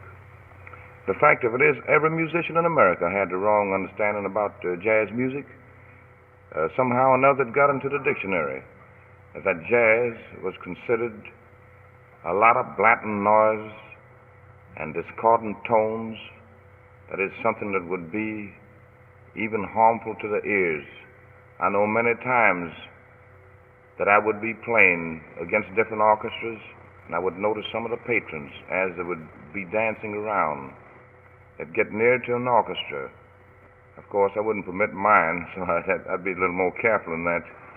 They'd get near to an orchestra and they'd hold their ears. I heard a very funny fellow said once in a colored dance, that fellow blows any louder, he'll knock my eardrums down. Of course, you got to be careful of that. Jazz music is based on strictly music. You'll have the finest ideas from the greatest operas, symphonies, and overtures in jazz music. There's nothing finer than jazz music because it comes from everything of the finest class music. Well, show us what this discordant type of jazz was like, Charlie. Well, it's so noisy, it's impossible for me to prove to you because I only have one instrument to show to you. But I guess the world is familiar with it. Even Germany don't want it, but she don't know why. She don't want it because of the noise. That's why. Italy don't want it because of the noise. Jazz music is to be played sweet, soft, plenty rhythm. When you have your plenty rhythm with a plenty swing, it becomes beautiful. To start with, you can't make crescendos and diminuendos when one is playing triple forte. You've got to be able to come down in order to go up. If a glass of water is full, you can't fill it anymore. But if you have a half a glass, you have an opportunity to put more water in it. And jazz music is based on the same principles. I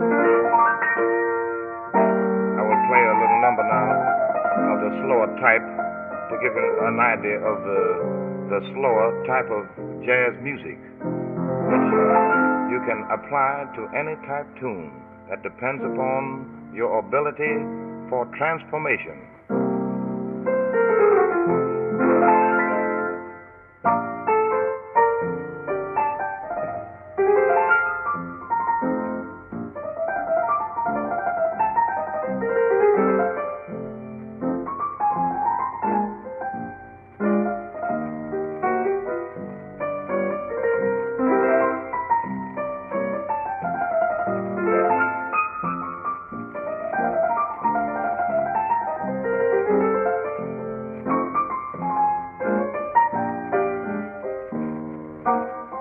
You've got sweet jazz music.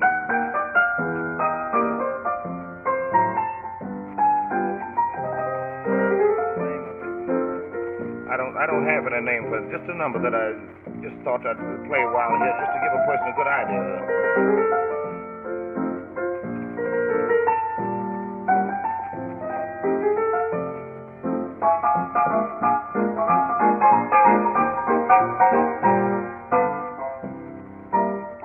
That's also one of my riffs, what you call riffs in jazz, in the slow tunes.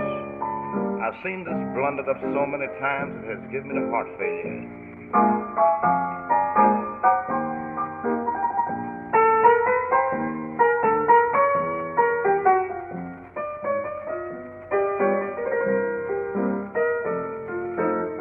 No, I haven't got a drum. That's my foot, if you happen to think of something like that.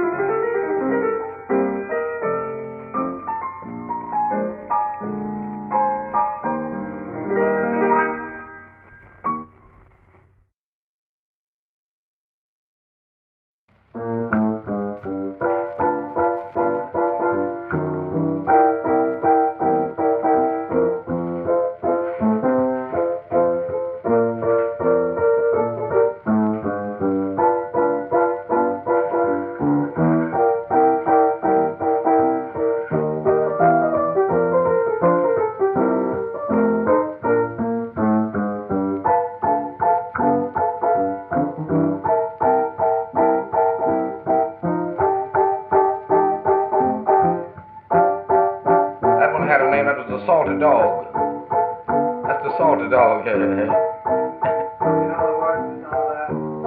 No, that wasn't mentioned in there. Yeah, no, it's a salty dog. Oh, the salty dog. Oh, the salty dog. Oh, the salty dog. That's about all the names. That's all the words there was. Oh, the salty dog. Oh, the salty dog.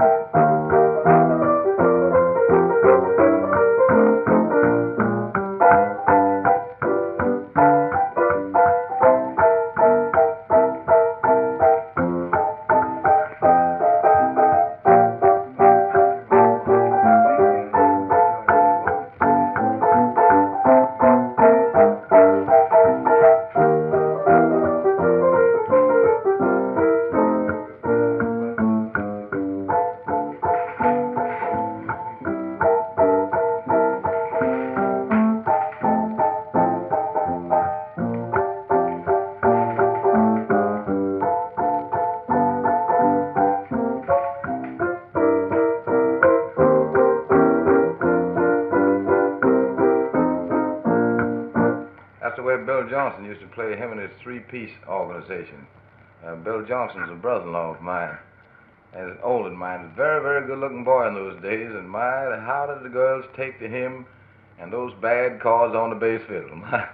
He really takes that, I'm telling you. Was he the one that took the first jazz to New York? Yeah, Bill Johnson was the first one to take the first jazz band into the city of New York. They played the Palace Theater. Well, I'm a little bit ahead of my story. Bill wanted to come to California, and in the meantime, he wrote my wife a letter, and she financed the trip. He had a band. He composed this band formerly of some of the Tuxedo Orchestra, which was Freddie Kepper's old original orchestra, which was the first combination of what is known now as the Dixieland combination. But of course, this band was augmented a bit from the Dixieland combination. They had added then the guitar and the bass fiddle. Of course, Bill seen the opportunity, so he got into the band and got the bass fiddle and got the band for himself. So we financed a trip and came to Los Angeles. On entering Los Angeles, they made such a tremendous success that the Pantages Circuit signed them up immediately. That was the year of 1913. And they made the trip throughout the country of the Pantages Circuit, which was the largest circuit at that time in the world. And through this trip, they came east, and they came into Chicago in early 1914. I happened to be there myself with a similar combination of what Freddie Kepper used to have, which was considered a Dixieland, which is considered now a Dixieland combination.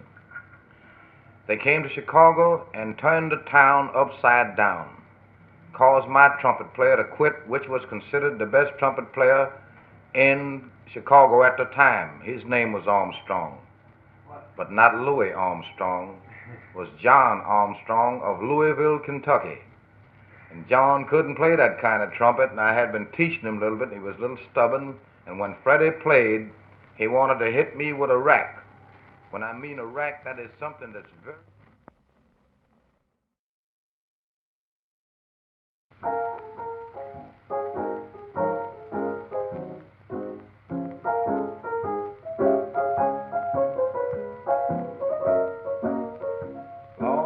People thought I wrote this tune. I used to sell them just a little bit of lead copies for 35 cents. I kept the sheet music so nobody could see it.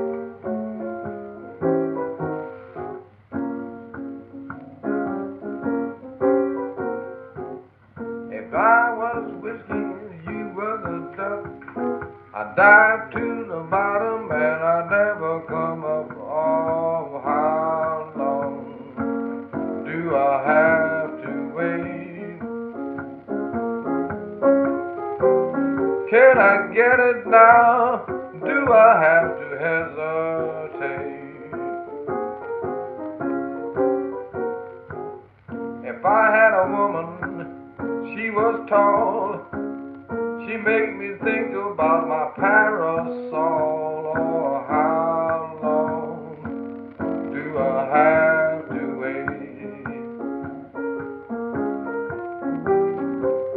Can I get it now? Do I have to hesitate? No lady by the name of Jane, I hit her, knocked her right off her cane. Oh, how long do I have to wait? Can I get it now? Do I have to hesitate? Mama, mama, look at sis, she's out on the levee doing the double twist. Lord, how long do I have to wait? Can I get you now? Do I have to hesitate? She said, come in here, you dirty little sow. You trying to be a bad girl, you don't know how. How long do I have to wait? Can I get you now? Do I have to hesitate? She said, touch my bonnet, touch my shawl, but do not touch my waterfall. Oh, how long do I have to wait? Yes, if I get you now, won't have to hesitate. There's a girl sitting on the stump. I know she's on the stump. Just how long is the dirty twist? I'll do away. Couldn't say that. Don't do that. Can you get you now? Do I have to hesitate?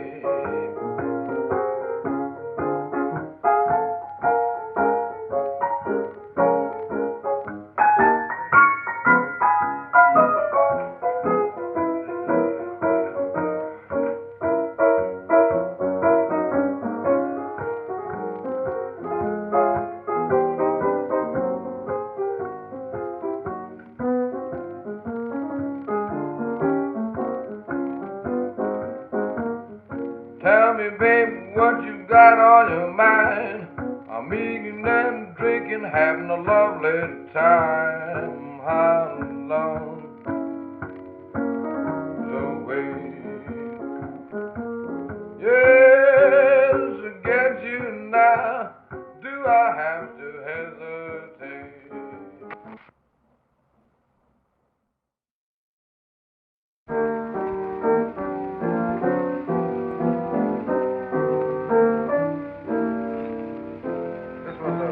Favorite in the city of New Orleans. Well, about the year of 1906, 1907. They call us river and sound, a peculiar sort of a gal with a heart that was mellow. And all around the fellow is my old town. Her troubles, worries, and care, she's always willing to share. Wild sort of the devil, but dead on the level was mine, yeah.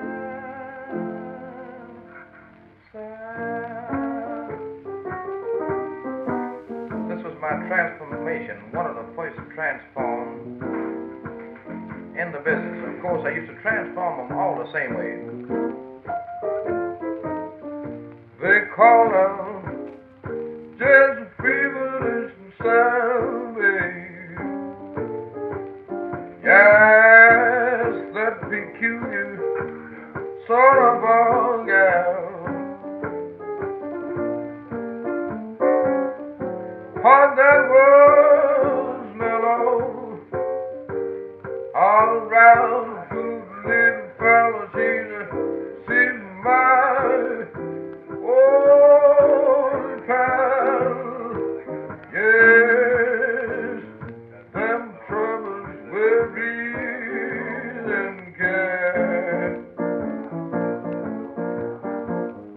She's always willing to shine. While some little devil just knows, babe, she's on the level. She's my Gal Sal.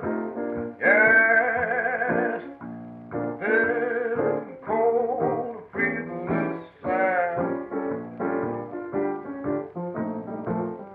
A peculiar sort of a gal. Hot and mellow, yes, all round good little fellow. She's my old pal. Oh, them troubles, just worries and cares. She's always willing to share. Yes, why some little devil just knows the baby's on the level. She's my Gal Sal.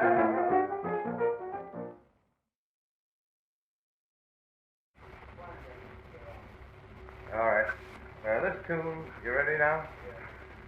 This tune, I never did know the name of it, but it seems to be a tune that everybody played around St. Louis in the early days. Well, around 1911, 12, and like that. There wasn't very many good piano players around there, with the exception of Tom Turbin, and even a little earlier than that, Scott Joplin, he was around, and Louis Chavan, no doubt, was among the best. And none of these boys read the music, with the exception of Audie Matthews, to amount to anything. Of course, they were good composers and things like that. They always had arrangers to take the tunes down.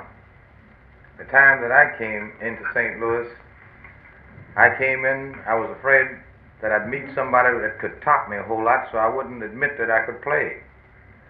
So when I went in, I claimed that I was a singer, because I just had came off circuits and things like that, and I was afraid. I was hired at a club called a Democratic Club. That was a nightclub, run by the proprietor's name was Noah Warrington, and he had the pianist there called George Randall. He was supposed to be one of the best. This is one of his best tunes. It's played just about the way I'm going to play it.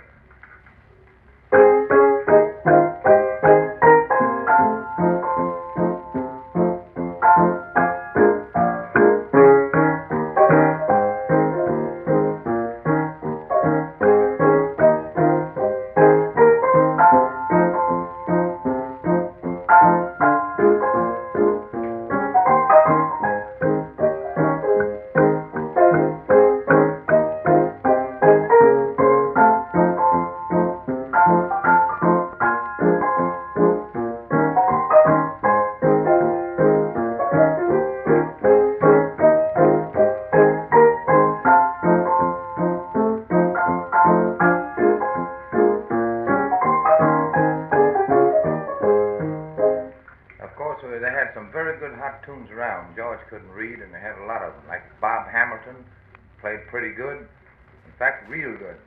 But of course, they couldn't read the music, and it was pretty tough for them to get those tough tunes.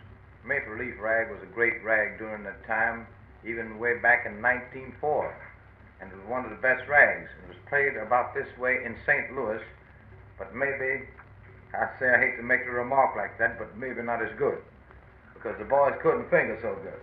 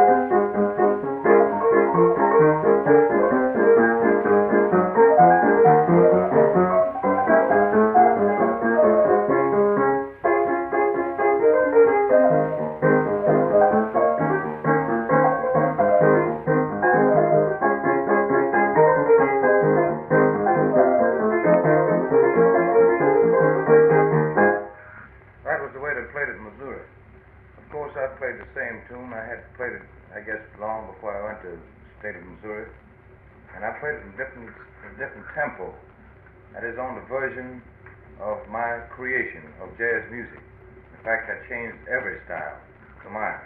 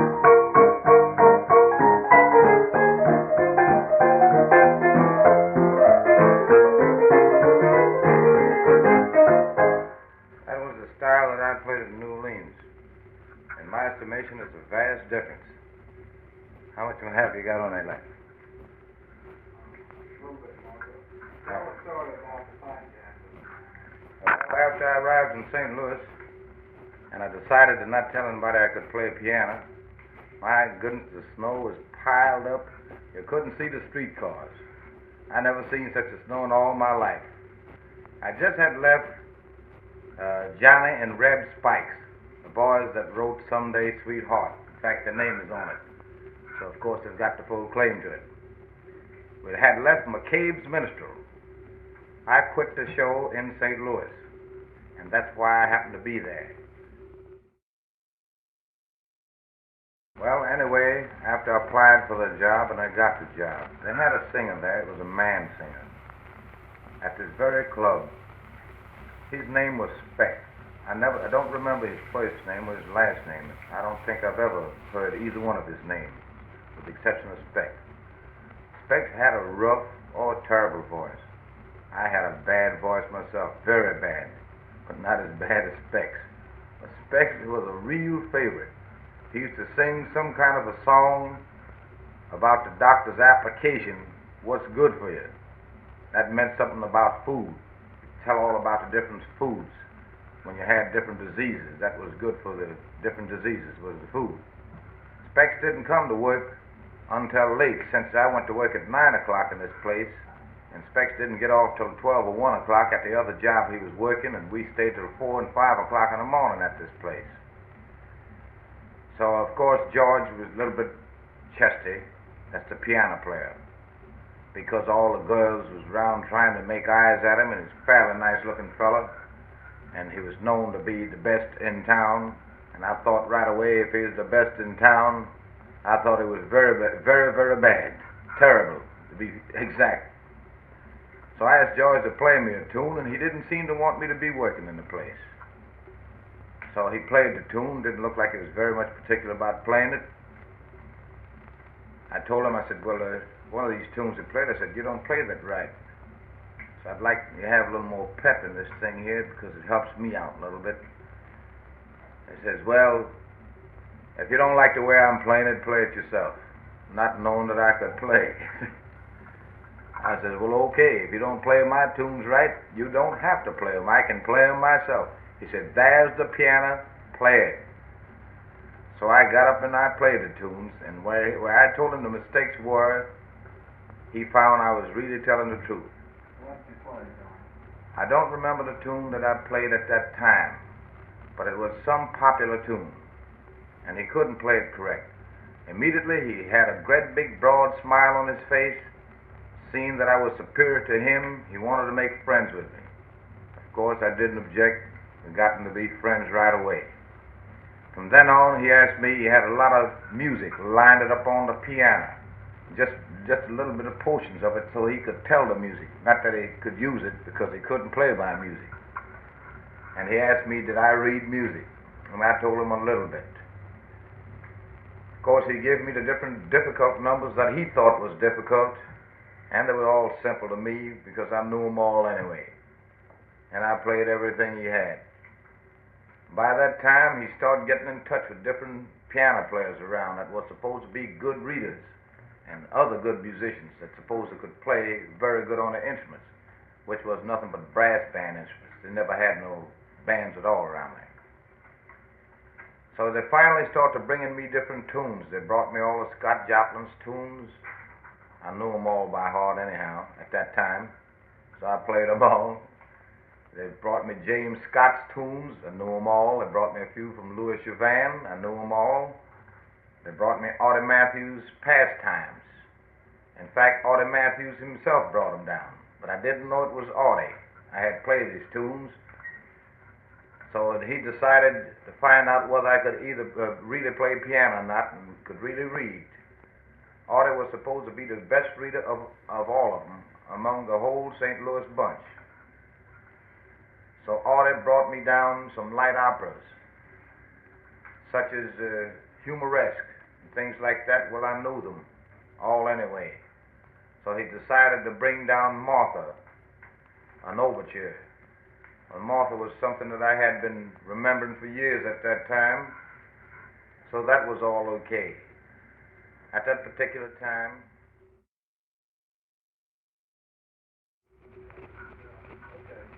as I said, they brought me a lot of light operas, including Miserere from Trovatore and so forth and so on like that.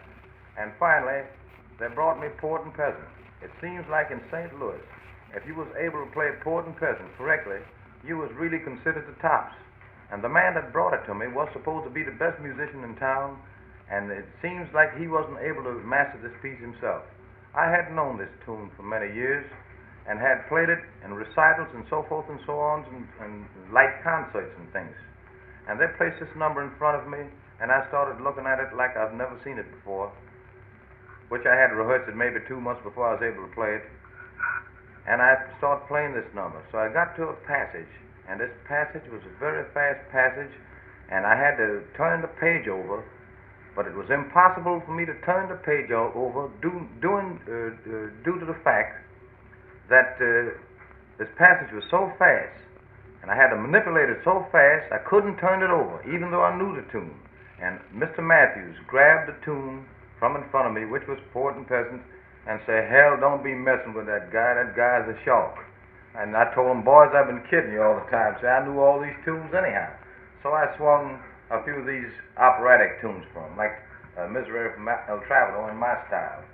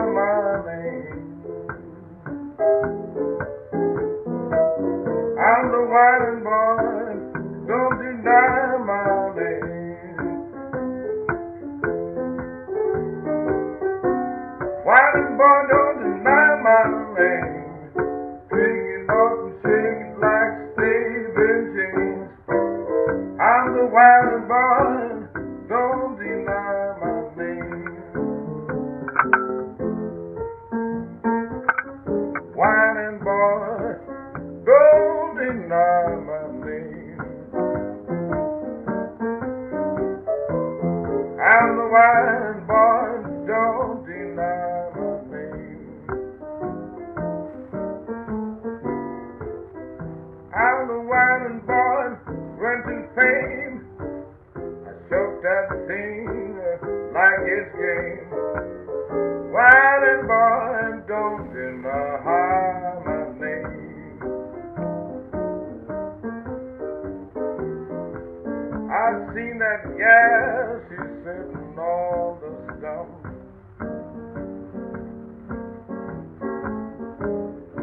seen that gal, she was sitting on the stump. I seen the gal sitting on the stump. I screwed the tail of a pussy stump. I'm the wine boy, don't deny my name. I met that gal, met her on the grass. I met that gal, met her on the grass. I met the gal, met her on the grass. I pulled that snake right from a big ass. Lord, I'm a whining boy and I don't deny her name. Dime with a beefsteak and a nickel's worth of Lord.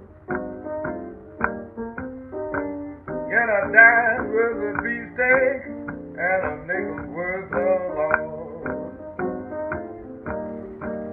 Yes, a dime worth of beefsteak, nickel's worth of Lord. I'll salvage your pussy till my feet will get hard. I'm the whining boy, don't deny my name. Every time they're changing of the doggone moon. Bob, love, bubble. Every time they're changing of that doggone moon. Every time they're changing of the moon, the blood comes rushing from the bitch's wound. I'm the whining boy, yes, I don't lie my name.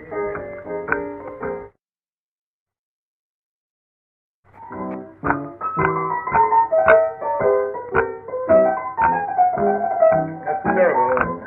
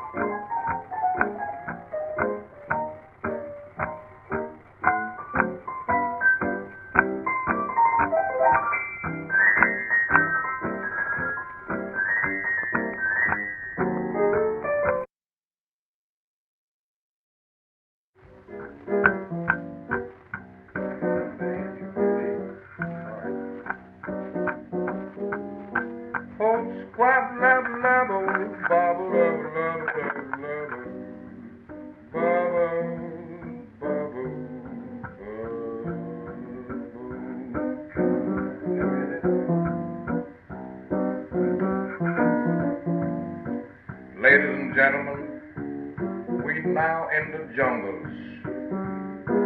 We are broadcasting from station JIN, the breath of a nation. Every one of you are Anamules. You should be walking on 4 legs, but you're now walking on 2. You know you come directly from the Anamule family. What is it I see coming through the weeds?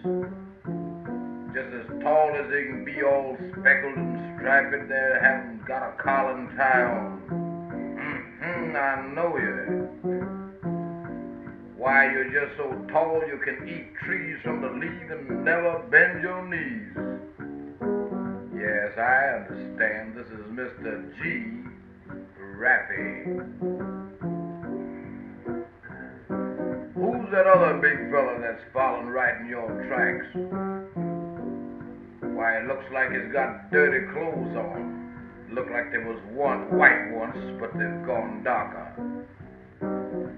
I think I can see why he's got a trunk with him. Oh, yes, I realize who that is. That's Mr. L.E. Fat. Who's that little bit of thing that's walking through the weeds there with the hair all over its head? That look like Aunt Dinah's little bit of children. I see, looks like it's kind of angry. Oh, I know what that is. That's a lady porcupine. There's something walking straight up on 2 legs. What is that? Oh, I know that's a cross between a gorilla and a orangutan. A little bit of ring-tailed monkey. Yes, we're right in Anamule field. And another thing I want to tell you people with clothes on. You have tails just the same, but you wear clothes and you can't see them.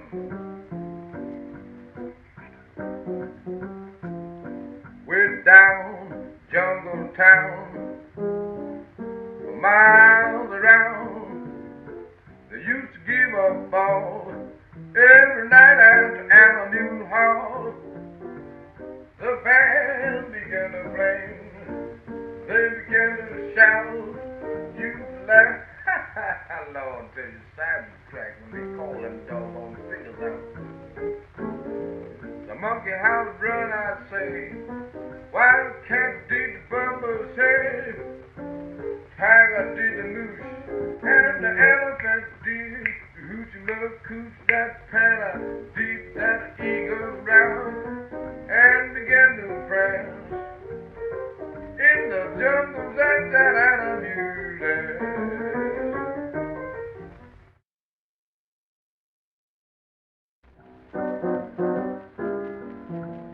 This am the second string of the Anamule Dance. While the lion came through the door, you could tell that lion was positively sore. Let me in the hall. What you going to do? I'm going to break up this doggone Anamule law, yes. Don't you think I want to dance? Give me one more chance. And the lion gave a roar, tore down that door, broke up the Anamule ball. Yes, the monkey hollered, run, I said, wildcat did the bumper shed, tiger did the moose, and the elephant did the hoochie mother cooch, that panther did that eagle round, and began to prance way down in the jungles at that Anamule. Oh, the monkey house just ran, I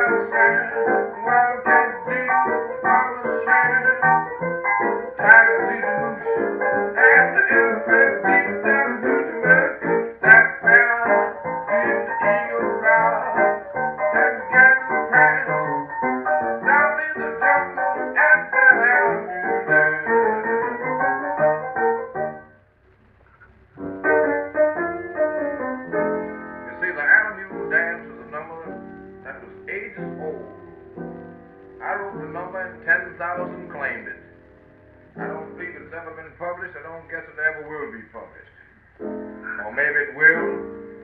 But since so many claimed it, I thought I wouldn't try to claim it. But there's nobody ever been able to do it so far but myself. When did you write it? Oh, that was wrote around 1906. Right after the New Orleans Blues was wrote and the Winin Ball. Of course, that's an unknown tune right now, the Winin Ball, but it's a very big hit for the time in New Orleans, around the Tenderloin district. That was one of the numbers I made a lot of money on, Winin Ball, and I also made a lot of money on this number too, which is known as the Anamule Dance. Of course, that means animals. Well, what about some more scat songs that you used to sing way back then? Oh, I'll sing some scat songs. That was way before Louis Armstrong's time. By the way, scats is something that a lot of people don't understand, and they begin to believe that the first scat numbers was done by one of my hometown boys, Louis Armstrong. But I must take the credit away since I know better.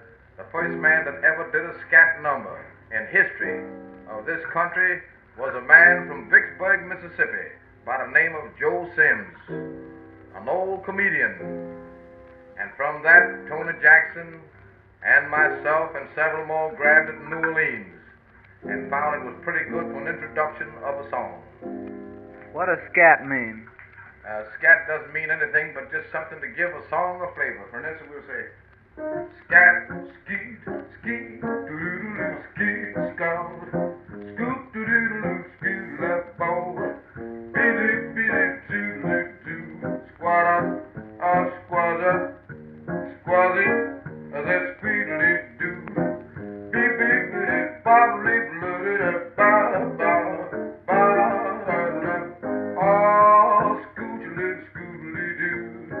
Yes, scoochily-scoochily-doo. Oh, scoochily-scoochily-doo. Oh, squeedly-doo-doo. Squat-up-it-up-up. Scoochily-scoochily-doo. Yes, scoochily-scoochily-doo. Oh, scoochily-sky, sky, scoot-it-up-sky. Scoochily-scoochily-doo.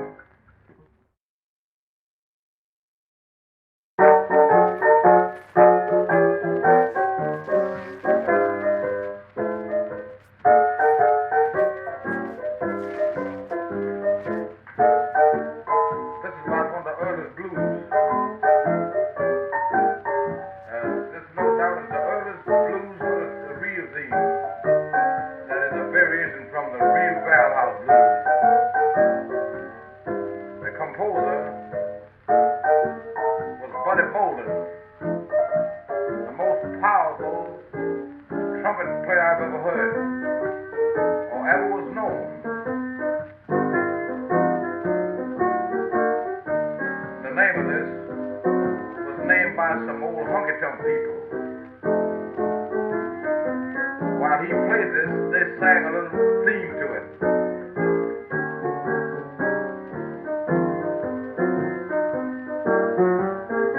He was a favorite in New Orleans at the time.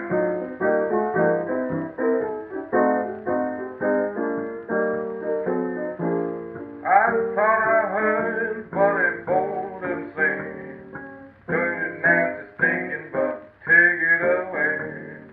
Dirty, nasty, stinking, but take it away. Oh, Mr. Bolden play. I thought I heard Bolden play. Dirty, nasty, stinking, but take it away. Funky, but stinky, but take it away and let Mr. Bolden play.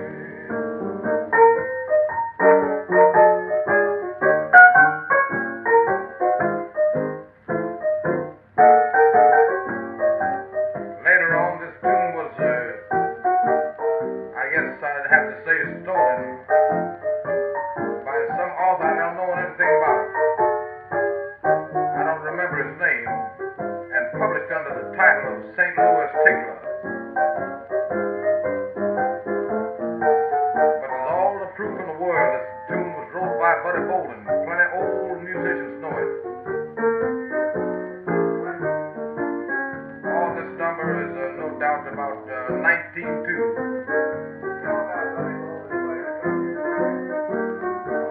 Well, I tell you, Buddy was the most powerful man in the history.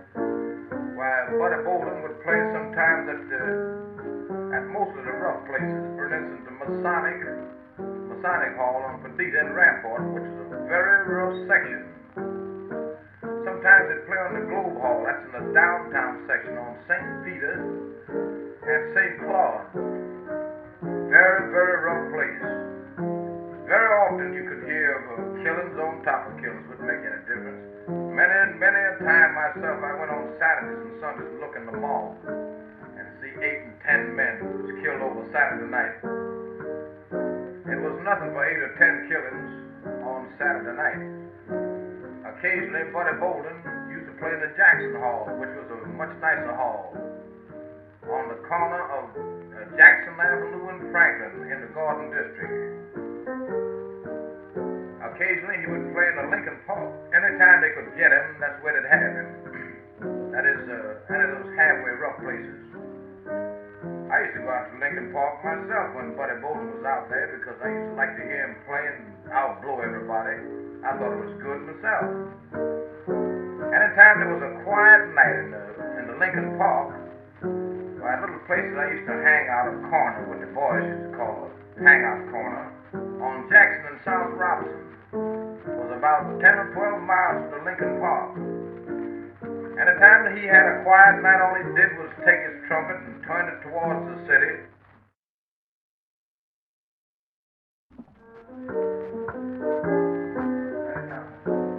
Yes, anytime it was a quiet night out to the Lincoln Park, which I before stated, it was at least about 10 or 12 miles from the corner that we hung out. Maybe an affair wasn't so well publicized, so in order to get it publicized in a few seconds, old Buddy would just take his big trumpet and just turn it around towards the city and blow this very tune that I'm talking about. In other words, the tune is, I thought I heard Buddy Bolden say, and the whole town would know that Buddy was there. And in a few seconds, why, the parks would start to get filled. It was nothing for Buddy to fill any place that you could hear his horn during those times. Oh, I heard him up until he went to the Crazy House. Later he went to the Crazy House, but I had an opportunity to be in the Jackson Hall once when he was playing at some matinee, a holiday. And there was a man standing at the stationary bar. A little bit of short fellow, seemingly he was sick, had rheumatism. And a great big husky guy steps on his foot. And I was just between them. And they got in an argument. And the little bit of guy didn't want to stand for it and just pulled out a great big gun almost as long as he was old. And shot. And if I hadn't pulled my stomach back, he'd have shot me in the stomach. He killed this guy. Laying on the floor, and my goodness, Buddy Bolden started blazing away. He was up on the balcony bandstand and started blazing away for all it was worth in order to try to keep the crowd together. I realized it was a killing, and many others did too, and we started breaking out windows, just going all through the doors. They always had a policeman, one policeman, at all dances, two sometimes. Run over the policemen and everything. After I got on the outside, I felt that I was safe, so I decided that I'd look and see what would happen. After a while, the patrol pulled up. They took the dead man and they laid him in the bottom of the patrol wagon. And finally, here comes the little man that shot him, little crippled man that is full of rheumatism. And later on, they put Buddy Bolden in the patrol. And I've often wondered, why would they put Mr. Bolden in that patrol? And he was up there trying to blow the notes to keep everything quiet. And I was right there and seen the man got killed. Why did Buddy Bolden go crazy? Why, I tell you, they claim that Buddy Bolden went crazy because he really blew his brains through the trumpet. He's the blowingest man that ever lived since Gable. He was really a great man at that, but he didn't play jazz. He was a ragtime player. where'd he come from? Buddy Bolden was a New Orleans boy, as far as I know. A Negro? He was a Negro, yes. Right in New Orleans. Dark or? No, he was light complected. He was what you call a light brown skinned boy. Did he drink hard? Drank all the whiskey he could find or anybody else could find. And the funny thing about those guys in those days, a musician didn't think he was a good musician if he had a collar and tie on. He wouldn't wear a collar and tie. He'd have his shirt busted wide open, every button open, and have a red flannel undershirt so the girls could see it, and that was a great fact. The girls went, and how did they go for those red undershirts?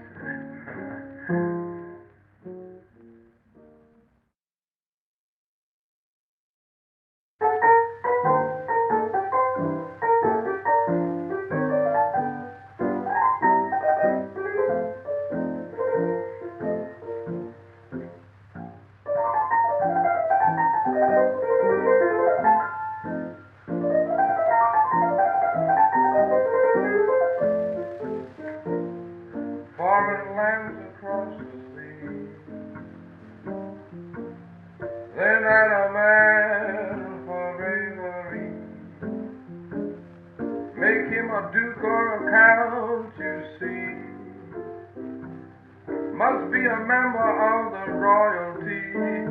Mr. Jelly struck a jazz sing. In the temple by the queen and king, all at once he struck up on a harmony chord. King said, make Jelly a lord. Mr. Jelly Lord, he simply rolled at that old keyboard. You should see him try. He plays jazz music as a rule. He sits upon his throne, that old piano stool, with his melodies. I mean, he stomps the ivories. Now at home as well as abroad, we call him Mr. Jelly Lord.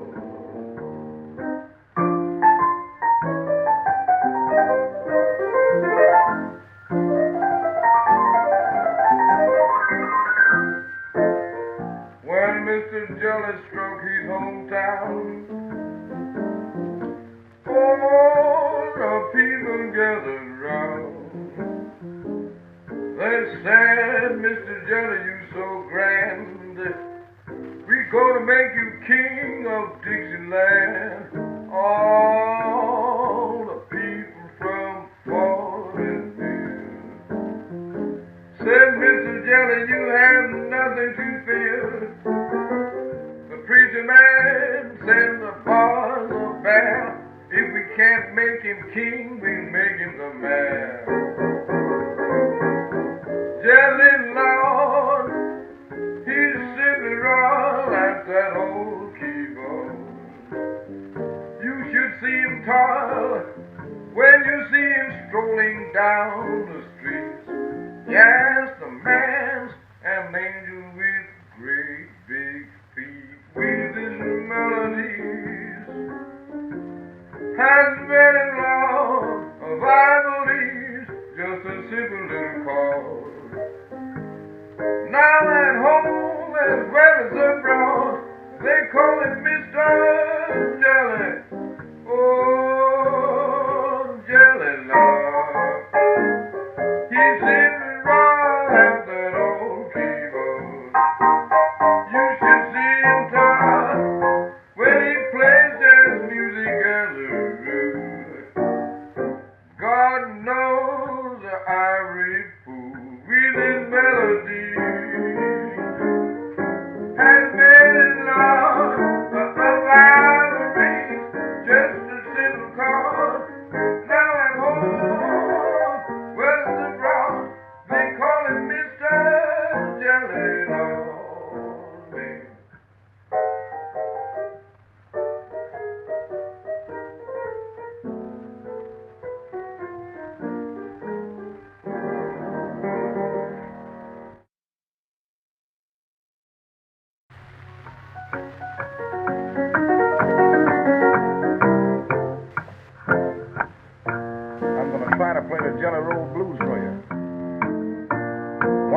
numbers that's supposed to have had more originality to it than any other hot tune of blues in America, according to musicians, publishers, and so forth and so on, members of the music world.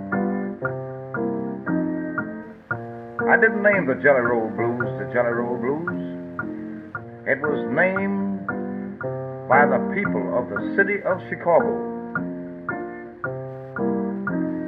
How I happened to get the name myself thrown on me as an alias was due to the fact in the show business with one of my own partners, a blackface comedian and the first eccentric dancer in the United States, Sammy Russell, who was later known as Barlow, the teammate of Sandy Burns.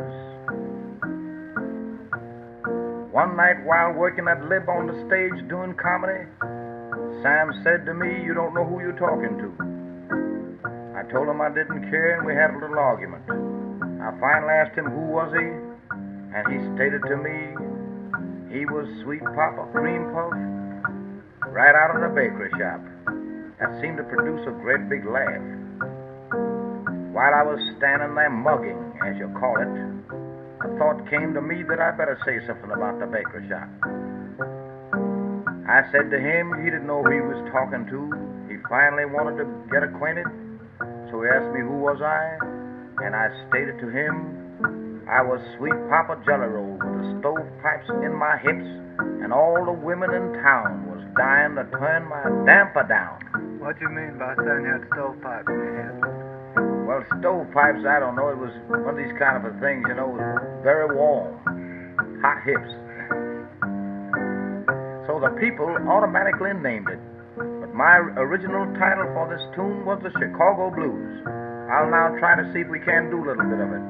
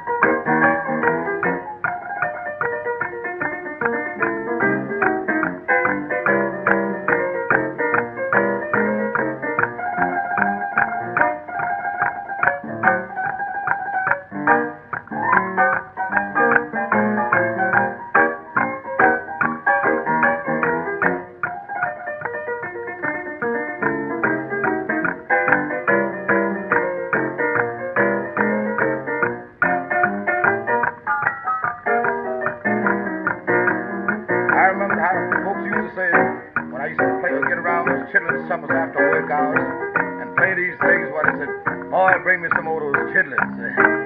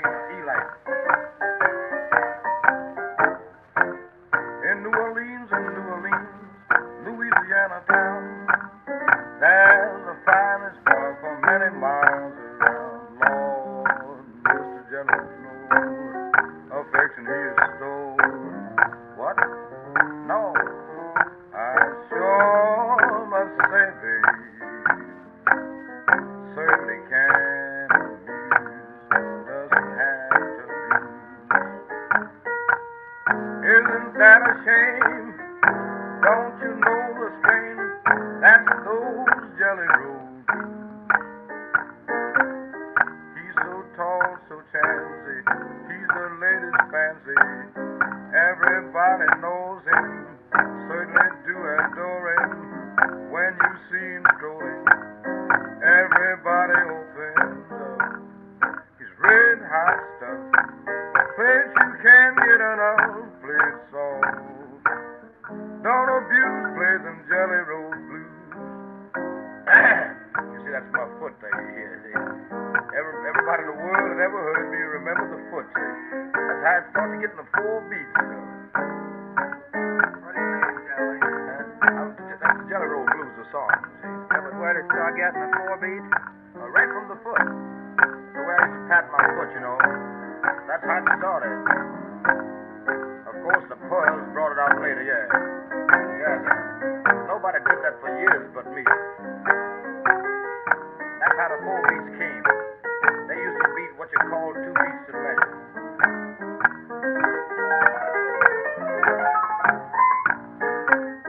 He's tall and chancy.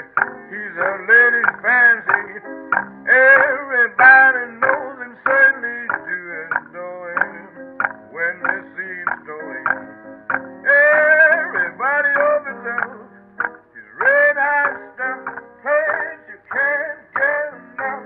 Playing soft, don't abuse. Play those jelly roll blues. That's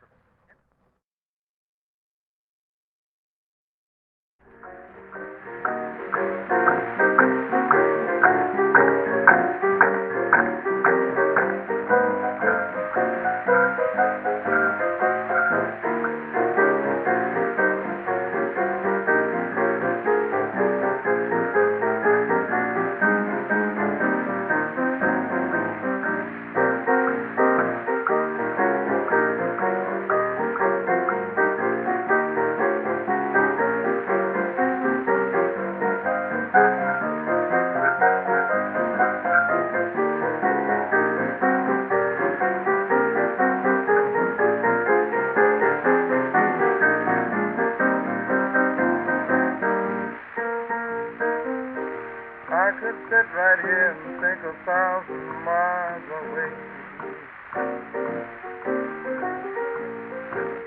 I could sit right here and think 1,000 miles away. Since I had the blues this bad, I cannot remember the day.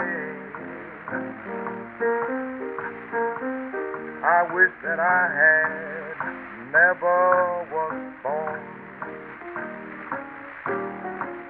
I wish today that I never was born. To see that man kill my baby and he's gone. I'll never get a sweet man like that anymore. I'll never get a sweet man like that anymore. He had this thing all the women was calling for. I'd like to explain to you something about the old-time honky-tonks. When anyone said honky-tonk in the city of New Orleans, of course they spread it out in different places. For instance, they spread it out maybe in Memphis, like Jim Command's and that bunch. A honky-tonk, for instance, would say Kaiser's, one of the biggest honky-tonks in New Orleans, and Spanos.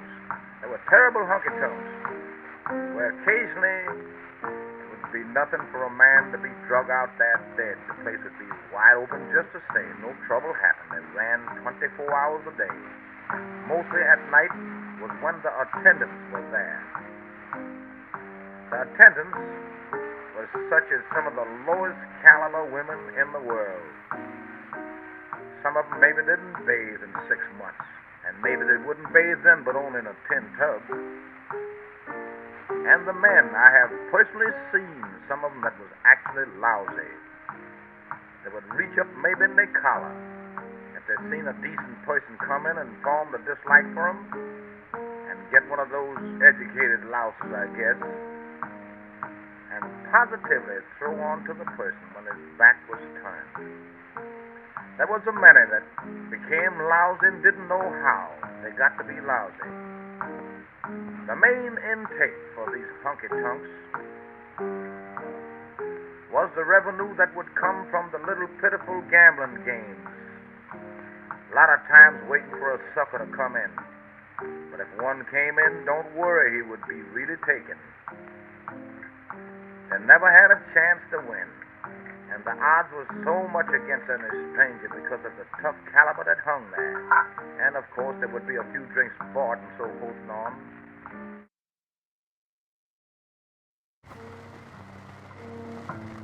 As I before said, they always had some kind of a gambling game going.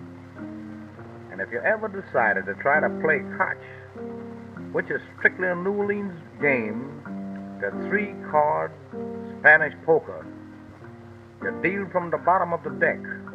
The way those guys could shove those cards at the bottom of the deck and pull them, of course, you pull your cards from the bottom of the deck to deal. Boy, they'd have a league in no time. Of course, among some of those real tough boys, there were men like Chicken Dick. Chicken Dick was a real tough guy. Wolf. Oh, he was a tough guy. Real tough. Had shoulders on him and arms, well, much more stronger looking than Joe Louis. Aaron Harris, no doubt, was the toughest of them all.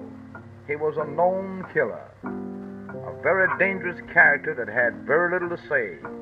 I know many instances where the policemen wanted Aaron, but they couldn't afford to say very much to Aaron unless they intended to kill him. And they was afraid that if they tried, that their life would be in danger. It seemed like he never missed. Any time he got ready to kill anyone, man or woman, made no difference because he killed his sister. He'd never miss. He'd kill you when he wanted to. Hoodoo Parker was also a very tough guy. He was a man that you couldn't bother with, but they all respected Aaron Harris. Sheepite was the toughest guy you ever seen in the world until Aaron Harris walked up. When Aaron Harris walked up, why, he was just the same as a lamb. I knew Sheepite very well. I was raised up with him. In fact, I know all these boys very well. Of course, he was a real big-mouth, tough guy. And if he could bluff you, then he would murder you if it was necessary. What would he say? Oh, I couldn't afford to say the words that he would say. Go ahead and say it. Oh, there's a lady in the house, and I couldn't afford to say. Must I say the word like that in front of the ladies? Well, I tell you, his chief word, when they'd walk into a gambling house, everybody would start quitting. Say, cash in my check, say, I gotta go. That's how you motherfucker you're gonna play. Sheepite's here, I'm the baddest son of a bitch that ever moved. And sit down there and play. If you don't, I'm taking this money. Of course, it made no difference whether he lost or won. He took the money, unless Aaron was there. Then when Aaron was there, he was very polite. Well, Toodlum was a very tough guy, too. And he was a very dangerous man to fool with. But he respected Aaron Harris, too. They all respected Aaron. Ernest Mayfield was a kid that claimed that he was here even before the Mayflower sailed. His parents. He looked very much like an Indian and claimed that all his relations were Indians. He was a dangerous man with a gun. He would shoot you in 2 minutes. Never fought anybody with his fists, and nobody cared to bother with him. Even Aaron Harris figured that he was kind of treacherous, and he may get you with your back turned because he was known to get you anytime you did anything to him at all. They had a very tough bunch of boys. No doubt there's some of them still living that frequented one of the corners where I used to sing in the quartets at Jackson and South Robertson. They called it Jackson and Locust those days. A very tough gang hung out there. The Picket Boys. There was Bus, there was Nick, there was Nonny, there was Bob. and they had another one. I don't remember his name. Well, they lived way back of town, as they call it in New Orleans, out Jackson Street. Were these guys thieves as well as... I really don't know how they made their living, Were but they sweetback men? I really think that they really were sweet-back men. They always had a lot of women running after them. Anyway, they were very tough. The policeman was known to never cross Claiborne Avenue, and they lived 5 blocks beyond Claiborne, at Galvez. They were tough babies.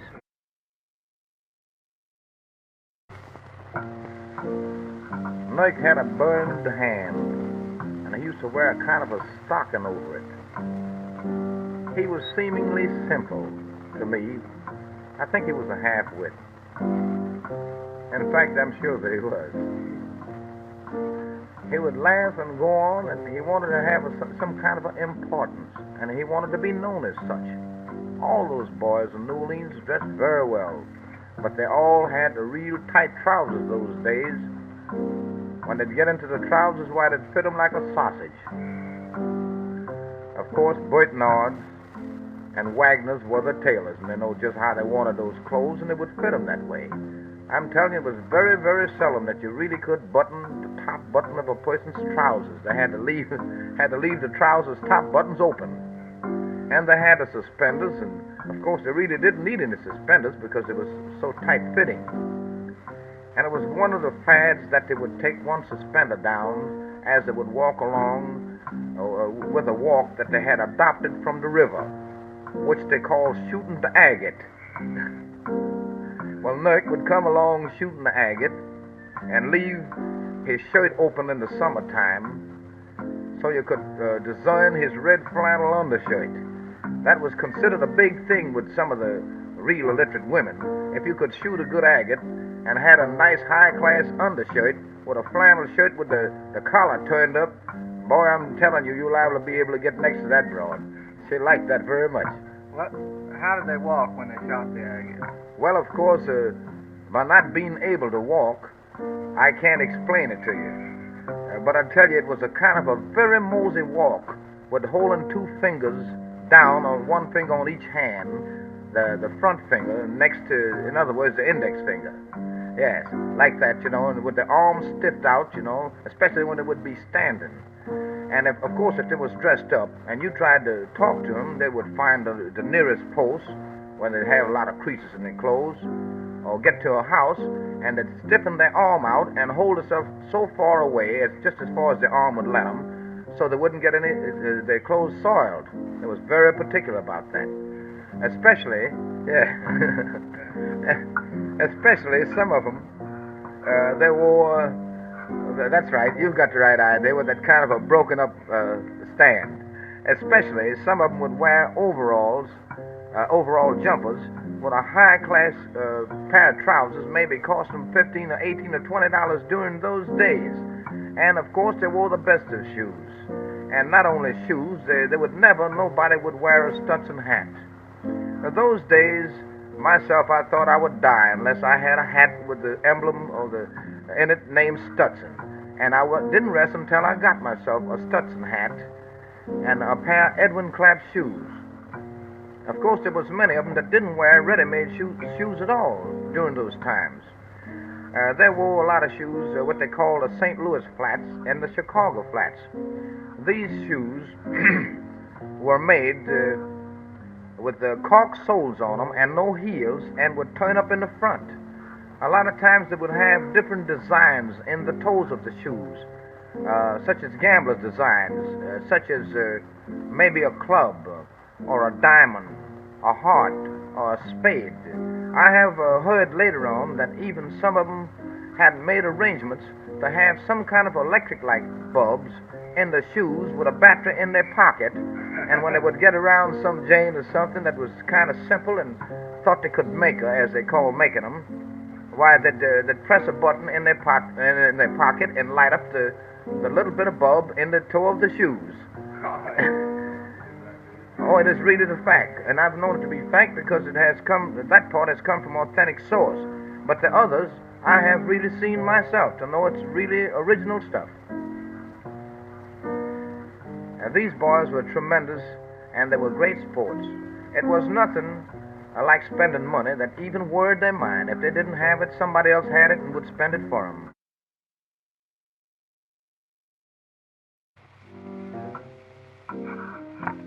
It really was a miracle.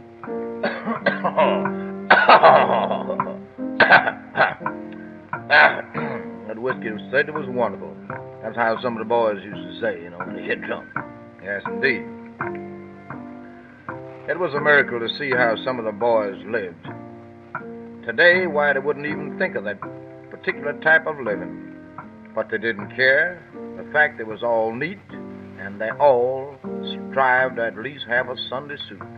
And without a Sunday suit, why, you didn't have anything, but not the kind of suits that you wear today. The boys wouldn't wear anything but a blue coat and some kind of a stripes. That was considered a suit. And if you really came up with all the goods as they wore in a suit, why, you was considered out of line. There's a many times they would kid me and tell me, boy, you come from the country. Here you got trousers on the same as your coat. You're way out of line. There's no question about it. Now, these boys used to all have a sweet mama. Well, of course, in that class there was what you call, I guess I'll have to tell it as it is. There was what I'd call them maybe a fifth-class whore. They got something when they could, and when they couldn't, why, they would work out in the yards. A lot of them worked out the colored girls worked out in white people's yards. Of course, it applied to the same as with the poor-class white people, the same way. They all practically lived out in the same section together. There was no such a thing as a segregation at all in that section.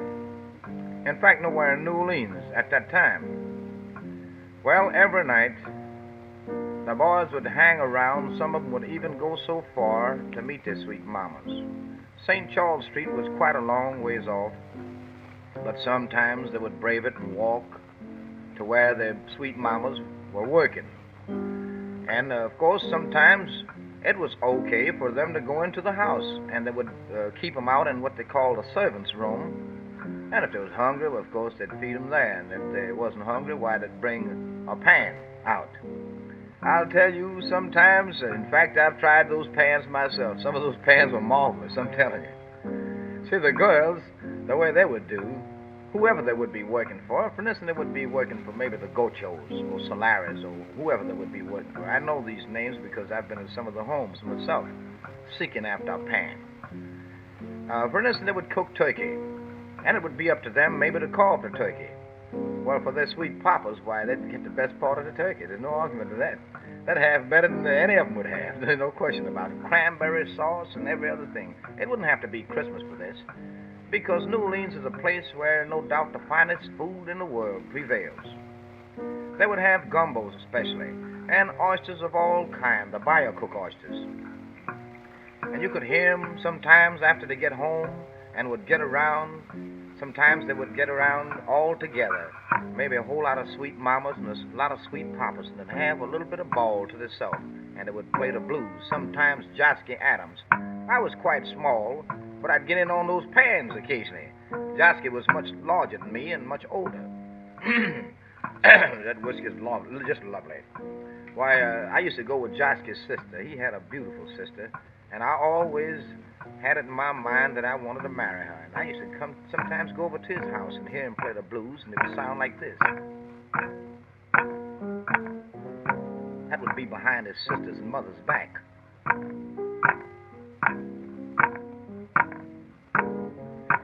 He said, see, Ryder, see what you have done.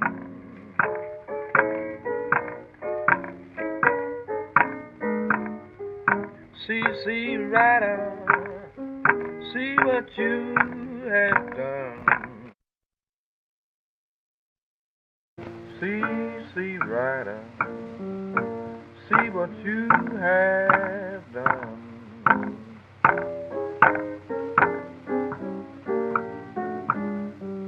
See, Ryder, see what you have done.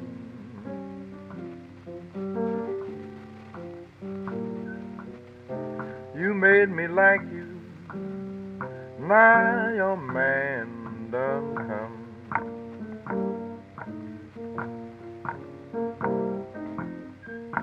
I want a mama that's gonna be good to me.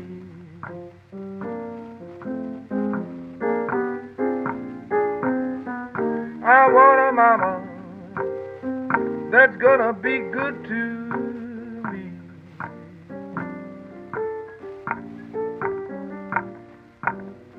I want a mama, one as sweet as can be.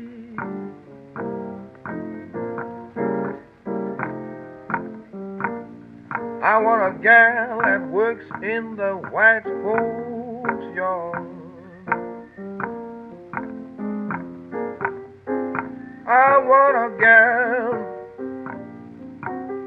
works in the white folks' yard.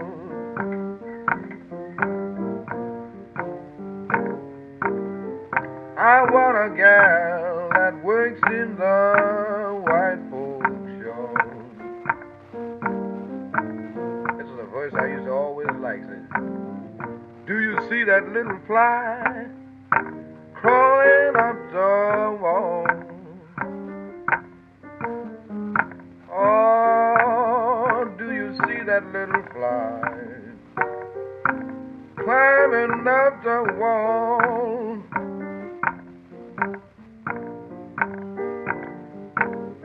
She's going up there to get her ashes hauled.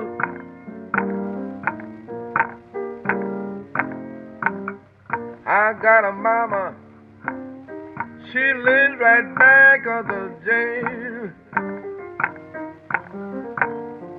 My, I got a sweet mama, she lives right back of the jail.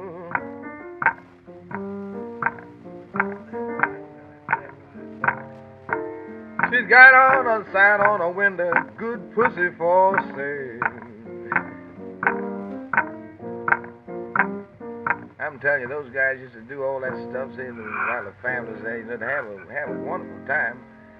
And I tell you, they had a lot of things that really happened around there. I was a kid around there, and I always wanted to be hanging out with big men. I guess that's one reason why they think I'm even older than what I am.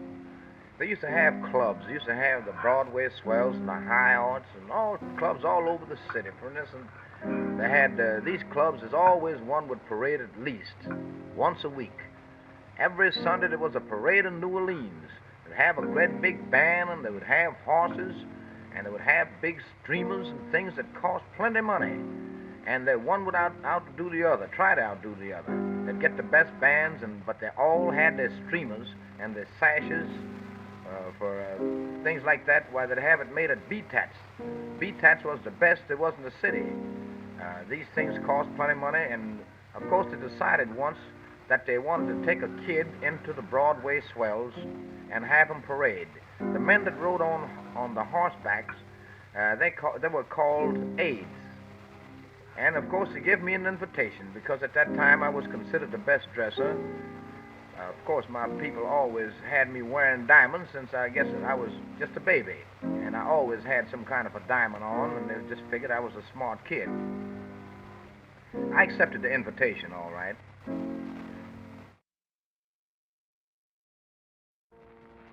So they decided, said, this is the smartest kid around, so, and most of the kids are so poor, he can get anything he wants.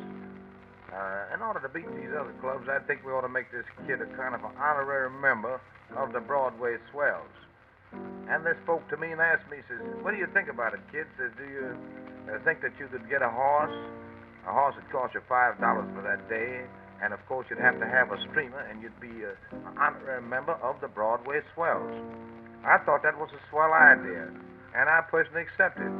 Of course, these clubs didn't come up with such clubs as the Orleans Aids and the Tramps and the Bulls and Bears and so forth and so on.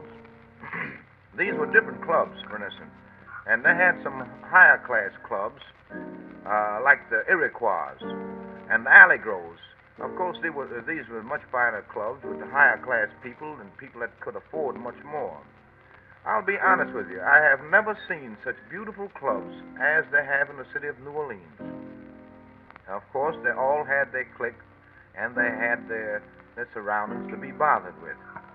I accepted the idea, and they wanted to be the first to display a kid as an aide. And I rode about in the second line of the horses, which was very, very far in front. The Grand Marshal was number one. He rode the horse in the center, and it would ride two horses that is side by side after that. And I rode in the second line.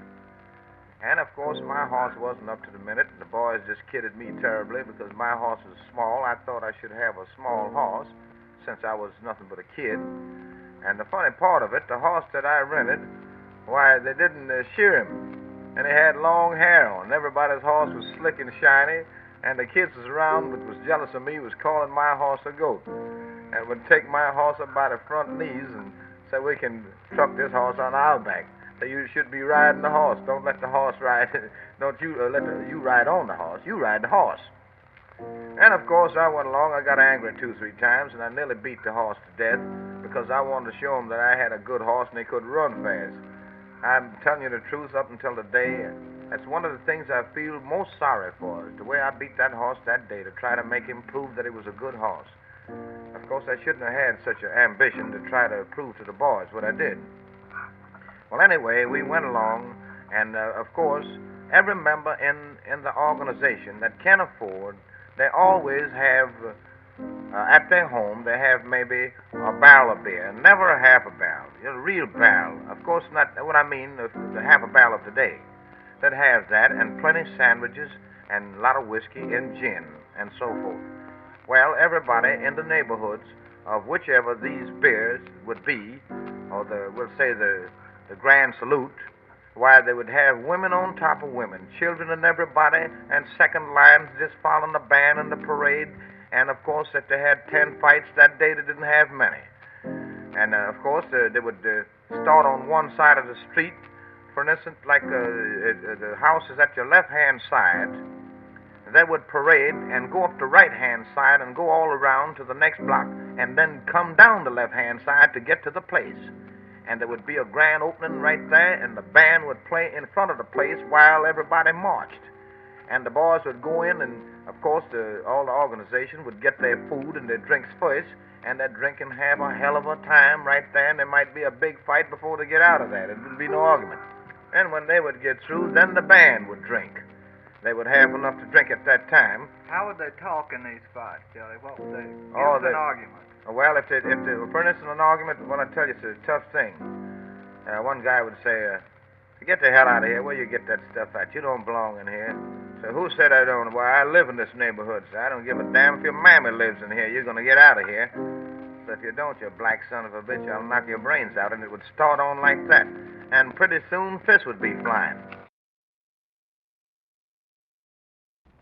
Sometimes it would require maybe a couple of ambulances to come around and dig up the people that was maybe cut or shot occasionally. This didn't happen all the time, but very, very seldom it didn't happen, see. The fact of it is, there always would be a fight, but there was no parade at no time that you couldn't find a knot on somebody's head where somebody got hit with a stick or something. They had a tough little guy named Black Benny around there. He was really a tough little egg. He hung around the charcoal schooners at the head of the New Basin. And any time Benny was around, it was a fight. He would really fight. He'd carry his broomstick, and he'd always want to be the Grand Marshal of the second line gang. And he finally later turned out to be somewhat of a musician. Black Benny and Nicodemus also. They was terrible boys to get along with. Of course, sometimes they would get in an argument, and there would never be a fight. They would get in an argument like this. So listen, don't cross this line. So why not? If you cross this line, this'll be your ass. Whose ass? Your ass. That's whose ass it'll be. So, well, let me tell you something. I don't give a damn about you and your whole goddamn family. Says if I hit you, your old double great-grandpa will feel it, see? I'm telling you, so don't you fool with me. And from then on, it would go on an argument like that, and sometimes it would never have a fight. And sometimes it'd wind up being friends. The second liners, their main instrument was a 7-shooter. And they had those little bit of 22 7-shooters that shot 7 times. I have seen many cases whereby that there'd be an argument and maybe a fellow would be right across the street. I've seen one case where a fellow shot 7 times and each bullet hit this party and even didn't go into the skin. This certainly was bad pistols. But if a guy would shoot a pistol, and one of those 7 shooters, nobody would take a chance on him because they've known, or many of them, to die from this. Well, razors was a very prevalent thing. You could see many razors. Since they didn't have the razor blades that they have today, like the safety razors, they had the regular old razors. And they would, every home almost had one of those because New Orleans was a great place for barbers. And they had many barbers. Why'd they use the razor in a fight, Joey? Well, they used wouldn't kill a man, would they? Well, they'd do anything as long as they could win. The main object is to win their fight. Whether it was a razor, whether it was a crowbar or not. It didn't make any difference. Why'd they use razors more than knives? Well, a razor had it's got a sharper edge on it, and of course it can cut you quicker. And anybody see a razor, they know it means disaster. So a razor was something that I always moved from if I could see one myself, and I've seen many of them.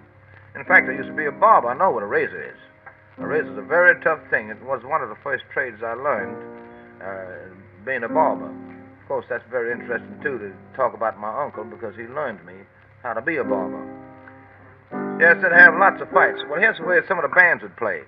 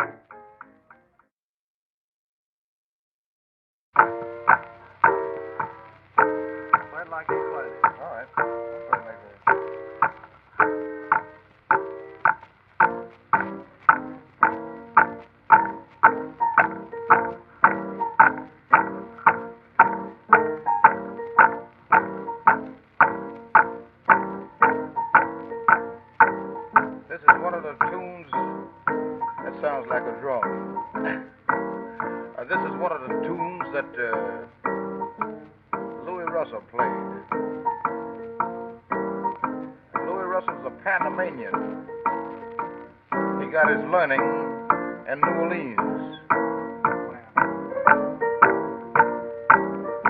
He came to New Orleans, I'm not quite sure, but I'll say around 1916.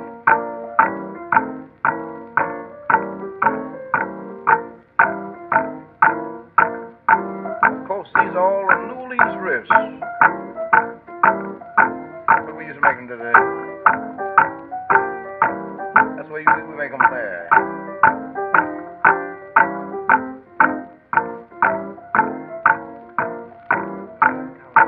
The name of this number is Call of the Freaks.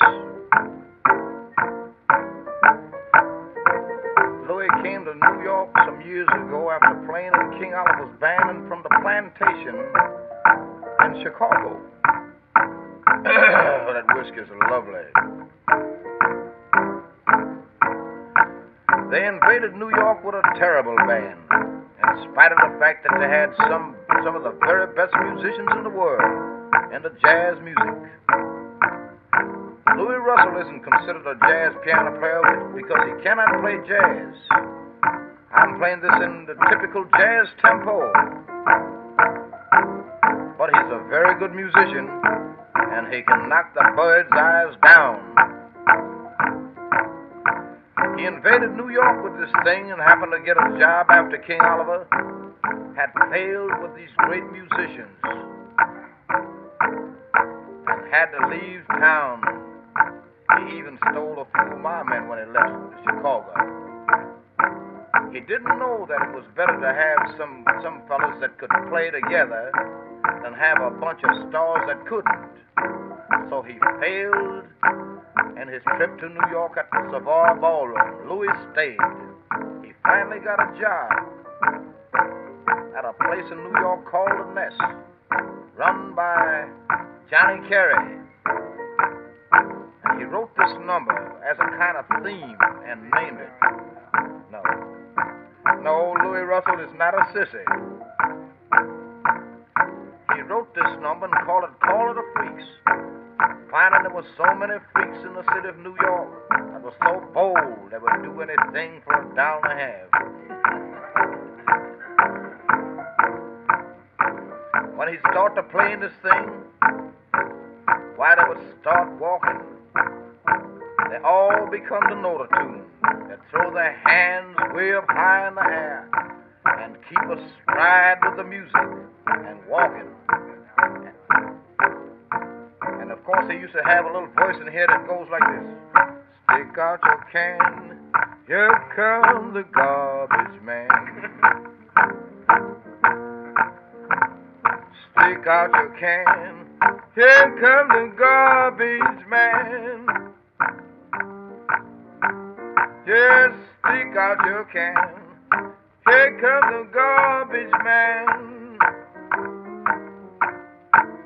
Just stick out your can, here comes the garbage man.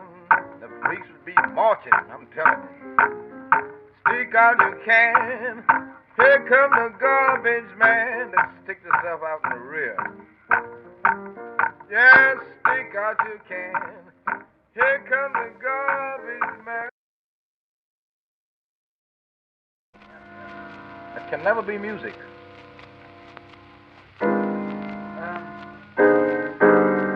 That can never be music.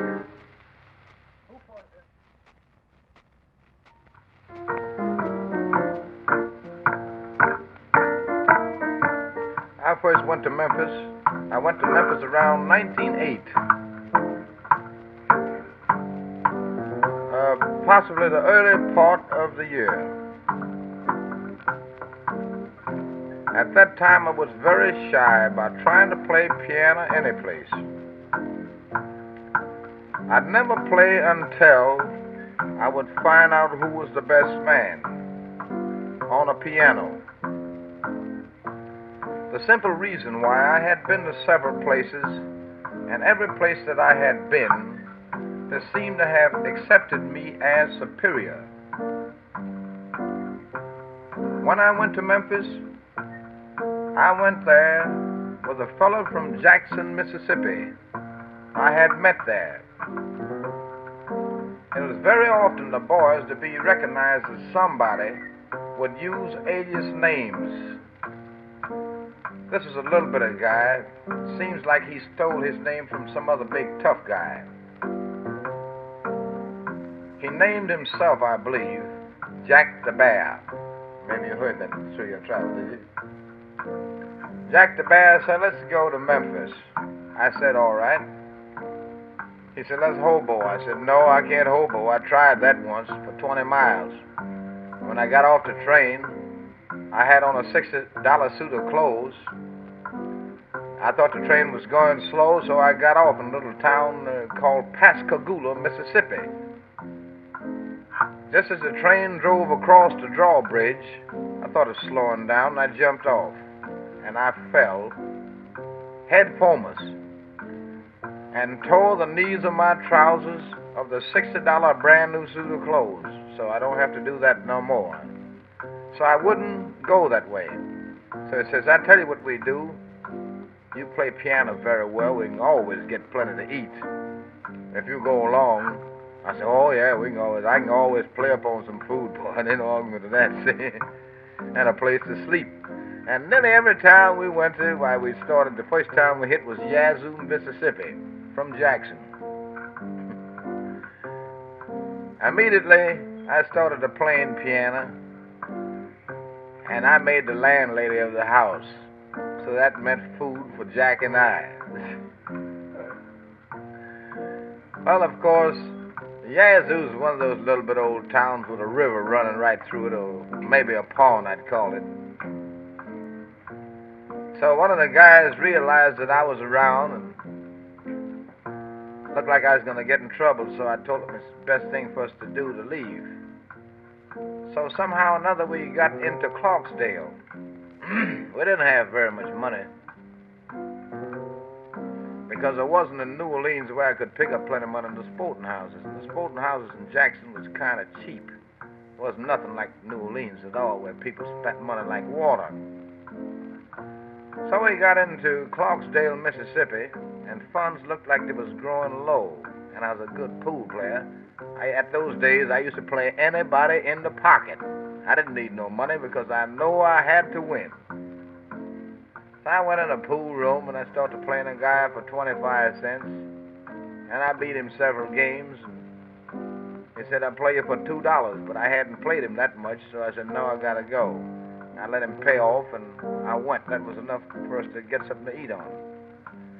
So he decided that he knew something, and we tried this trick, which I'll tell you on the other side. So we got to Clarksdale, as I before stated, and I beat the guy playing pool, so we had a little something to eat. So he says, I know something, and we can make some money on it. He said, what is it? I told him, what is it? He says, we got enough money to buy some Coca-Cola and a bag of salt. I said, sure. He said, from now on, I'm the doctor. We're curing consumption. So, of course, I've always been known to be a fair talker. So I went around from door to door to some of those poor old people, white and colored. Consumption then, they had a lot of it in this country. And anybody said that they could cure consumption, boy, you could really reap a fortune. There's no argument about it. But we didn't have nerve enough to stay long enough. We just wanted to get some money to get a ticket to Memphis, but we didn't go that far. We went to Helena for our next jump. So we consumption blues, Consumption blues? No, the TB blues, that's late, very late. There's nothing in that time at all. This is way back in around 1908. No, nothing my type, no. No, this whiskey is lovely. So we started around, and I would knock on the doors. That was the idea. And asked anybody, the different people that would come to the door, have you anyone in your family with the TB? And most of them would say yes. If anyone was puny or thin, they just accepted it for granted that they had the TB, see. And well, ladies or gentlemen, whoever it would be, it doesn't mean anything at all to me. But I personally know this gentleman has cured so many cases, and they happen to be in the city. And you may as well take the opportunity. He's got a medicine that probably one bottle can cure you. He wouldn't have it on the market for anything because he said there's nothing that's good. And it only costs you $1 a bottle. So we'd have just ordinary bottles, just any kind of bottles we could get a hold of. Of course, they were good-sized bottles. There was nothing to hurt anybody. Wasn't nothing but salt and Coca-Cola. So somehow or another, we sold one of these bottles to a poor family, and the child died, so we caught the next train. We didn't have a chance to reap no harvest. So we got into Helena, and we had a few dollars. So I beat everybody around Helena, playing pool, as a rule. He only had me to really help him get along because he felt that I was pretty smart. Now, I'm a little ahead of my story. Going up on the train, he had some kind of a fake pin on in his lapel of his coat. And every time he'd get to one of those real simple-looking colored people, especially a man, and had on any kind of pin, he would walk up to him and cover the pin with his hand, so I got you covered. Now, if you can't tell me what it's all about, of course I didn't use those words, I'll have to take this pin off of you, and you're really violating the regulations of the order. So I'll have to have some money to not condemn you, and you'll never be able to get in this order. And from time to time, it'd pick up a couple of dollars, $2, $3, and doing that kind of thing. Anyway, we got into Helena, Arkansas. That's across the river from Mississippi. I started playing pool there. We got there in the daytime. I hadn't got there very long, and I beat a few of the supposed-to-be sharks around there. I could play pool almost good left-handed as I could right. So they had a lot of stool pigeons around. I had on a blue suit. It was kind of getting greasy then because it wasn't pressed up so much. And by wearing the same suit all the time, I guess it really had a bad odor even. So a fellow marked chalk on my back. That was to designate to the policemen that I was a stranger in town and there was a chalk on the pool table.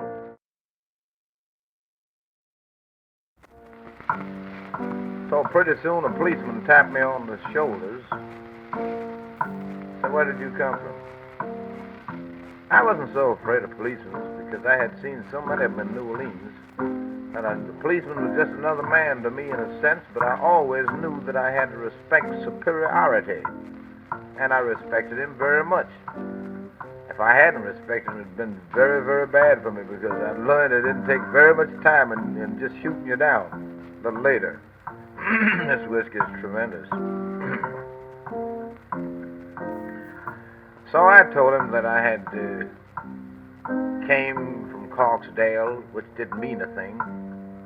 And I told him a little later down the line I came from Jackson. So he said to me, he says, "I want you sharks and crooks to get out of town." I said, "I'm very sorry, but I'm a musician." So a musician don't mean anything down in here. We put more of them in jail than anybody else because they don't want to work. I said, "Did you say leave town?" He said, "Yes." I said, "Well, that'll be my next move because I don't intend to do anything but play music." There was a boat. I don't remember the name of this boat that was leaving for Memphis very shortly. I believe the boat's name was the Natchez. In fact, I'm almost positive it was the Natchez. That was the best boat on the river then, wasn't it? It was no doubt the best boat on the river. This whiskey is tremendous. So we got to Natchez. I don't remember the fare that we paid, Jack and I. Jack was supposed to know all about Memphis, a big lion dog. He never had been to Memphis before after I got there. He was going to take me around and introduce me to the different personnels of Memphis. We got into Memphis all right. After I was in Memphis and safe and sound on the shores of Memphis, Tennessee, I decided to go to this Beale Street that I had heard a lot of talk about. I first inquired, was there any piano players in the city? And they told me absolutely the best in the whole state of Tennessee was here. I asked them, had they heard about Tony Jackson, Albert Carroll, Alfred Wilson, Sammy Davis? At that time, I was known as Winin Ball, but I didn't want them to know it. I said Winin Ball, that was my nickname. They said, no, we hadn't heard of them guys. Them guys wouldn't be able to play with this fellow. Benny Frenchy was the best in the whole state. Well, that kind of frightened me, and I wouldn't even try to touch a piano until I could hear Benny Frenchy. The place I was talking was a place called the Monarch Saloon on Beale Street near 4th. At that time, they had a very tough character, colored fellow, ran a saloon there by the name of Hammond Ashford. He later killed somebody and had to leave the town. He was a colored fella. The Monarch Saloon was ran by a white fella by the name of Mike Haggerty. He was the tough guy of Memphis, Tennessee. It was often times that he would go and get some of his visitors or hang-arounders or whatever you want to call them, or gamblers, that gambled in his place. When the policeman picked him up, why, he'd walk into the police station and say, turn him loose, And don't bother none of these people that hang around my place. And the police department didn't have any trouble at all in getting this prisoner out immediately. So about the third day I was there, they had a fellow that ran the game, a dice game, by the name of Bad Sam. His watch was on from 12 o'clock in the day until 12 o'clock at night. From 12 o'clock at night until 12 o'clock in the day, Will Frazier ran the night watch. So when I was speaking, I happened to be talking to Bad Sam about Benny Frenchy.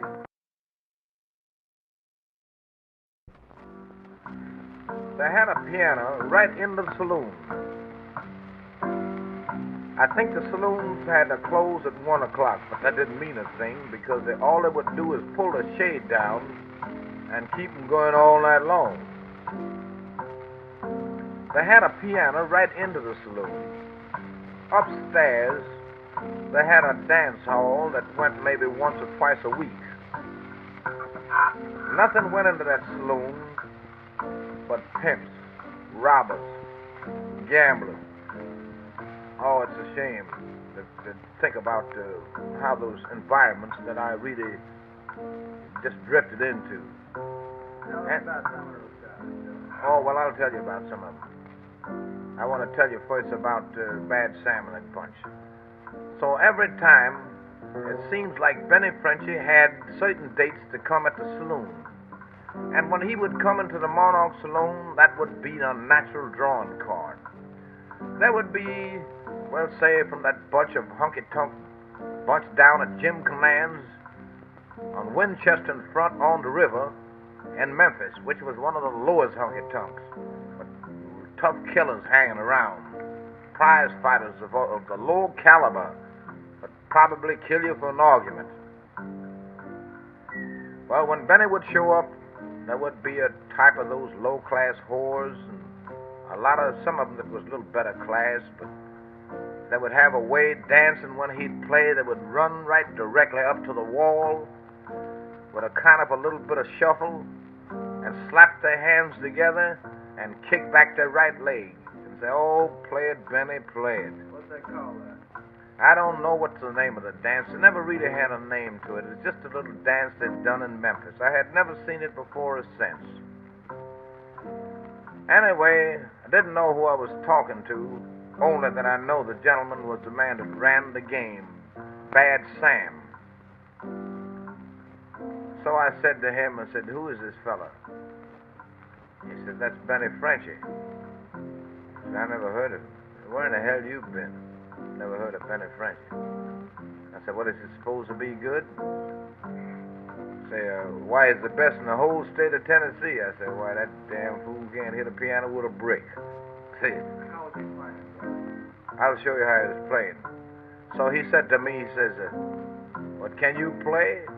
I said, "Well, I wasn't supposed to be good. I'm not supposed to be good, but if that's playing, I can beat all them kind of suckers." He said, "Wait a minute, Benny. Here's one of these little upstarts around here think he can play. Would you mind letting him get down there and see what he can do? Will you play?" I said, "Why, sure, there's no worry about playing around a palooka like that." Why, certain, of course, palooka wasn't out. It meant the same thing, whatever I said, see. What did he say? So he says, "Okay." And he got up. Well, he was playing tunes like this.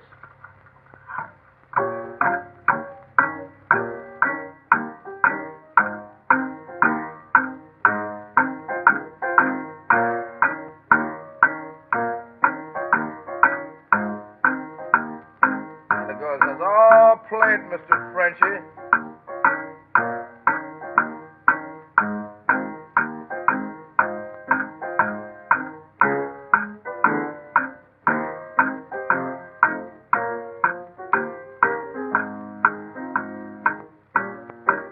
Mr. Frenchy.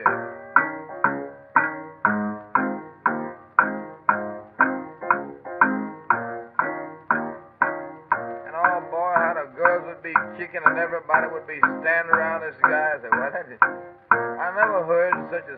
Why, the fella never spoke to me after I got through playing. I never heard of anything as bad as that guy.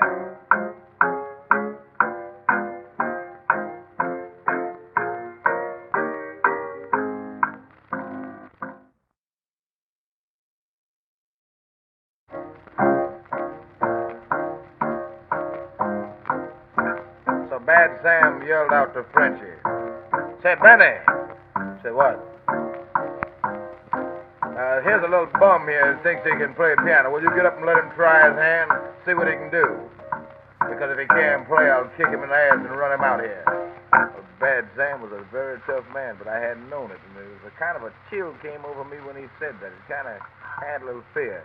But after he said that, this supposed to be tough partner of mine, Jack the Bear, he didn't open his mouth, and I realized he wasn't so tough, see. And courage came to me and says, "Why, no matter how I played, I could beat that guy playing, because he can't play anything at all." I said, "Well, of course you wouldn't kick me if I can beat him playing, because this guy can't play nothing at all. I got a lot of courage." He says, "A game kid, all right, so let him go down." I later found that Bad Sam was really the toughest Negro in Memphis. No doubt he's the toughest man around that whole section of the world, colored or white. It was known that he would break somebody's jaw with one lick, and he had Mike Haggerty backing him up that owned the Monarch Saloon with plenty of money. I happened to be there personally when he hit a man in the jaw for selling chickens in the gambling room, which was barricaded just the same, I guess even worse than the trenches, that is in the wartime. Barricaded with steel and iron to keep policemen out, and Mike Haggerty demanded that they shouldn't go back there, and there was nowhere to get back there. And Bad Sam would be back there with his 2 pistols. And he was a powerful man. The man was hollering chickens one day. And he walked out and told him, says, "Listen, I'm losing a whole lot of money here. I just lose a bet around here, maybe $100 and some. And I told you about that chicken. I'm not going to tell you no more." And the guy hollered chicken very soft. Said, "Get your chicken sandwiches." And when he said that again, Sam said, "Wait a minute," and put somebody behind the rack.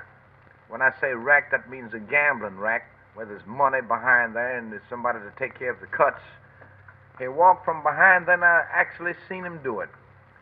He drew back his right hand and hit that man on the jaw and broke his jawbone. His jawbone came through his flesh, and I actually seen that. So I got out and played anyway against Benny Frenchie. And here's the kind of tunes that was out those days that I played.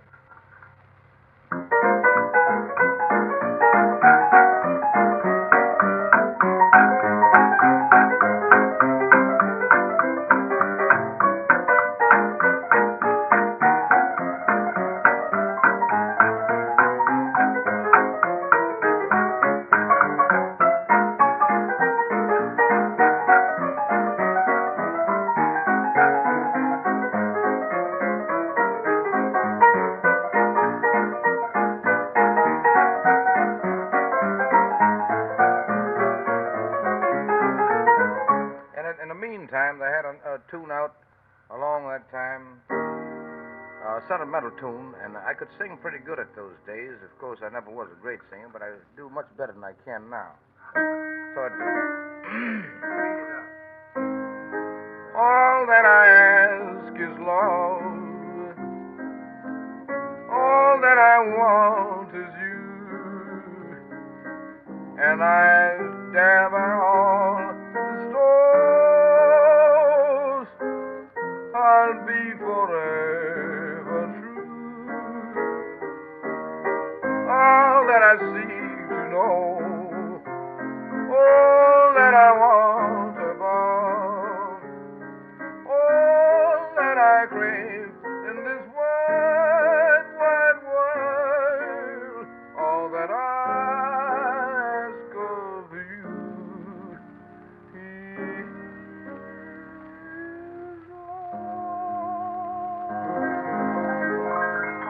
I brought the house down with that thing. No, don't believe me. I think I'm kidding you. I brought it down.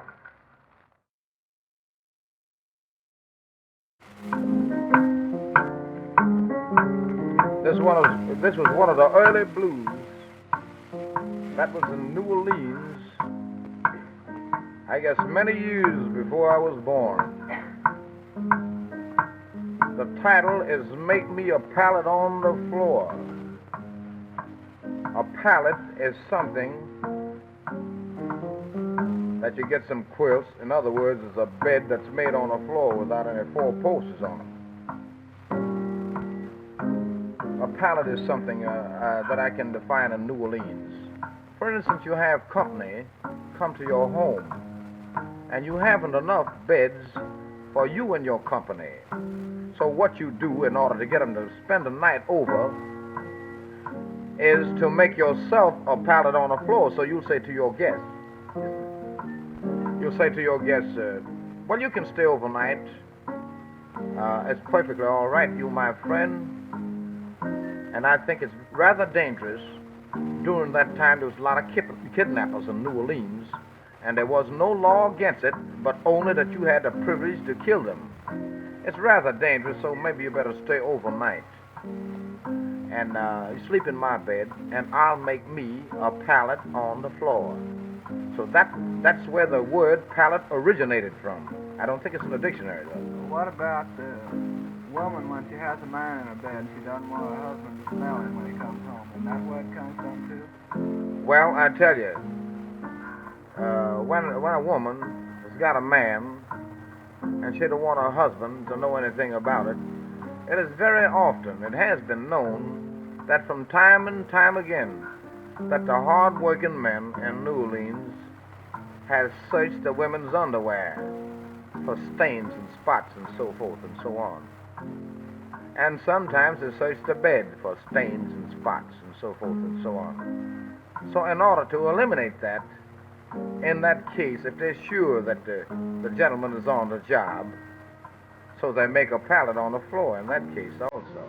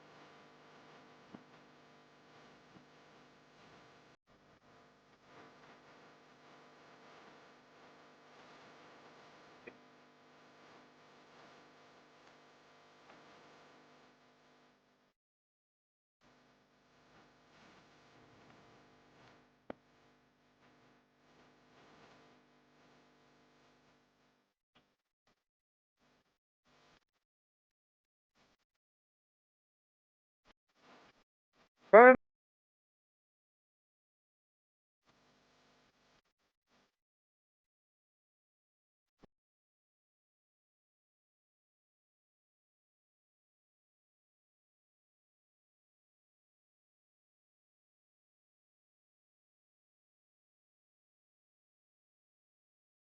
I ever had.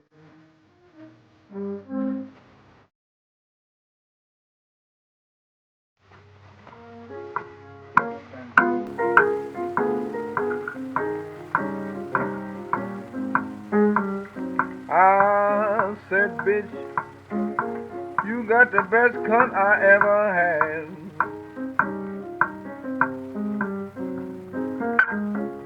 I said, bitch, you got the best cut I ever had. I said, sweet bitch, baby, you got the best cut I ever had. Maybe it was that all I got was always bad. I put that bitch right on the stump.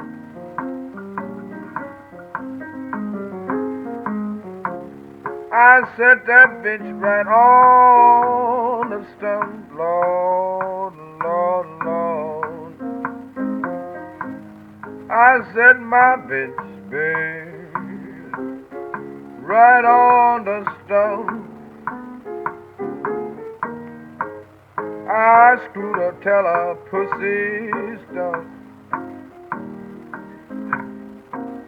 If your man knew I had that big prick in you, if your man knew I had that big prick in you, Lord, Lord, Lord, Lord. If that man knew, babe, I had that big prick in you, what do you think that dirty, no good son of a bitch would do? I would tell him to kiss my fucking ass.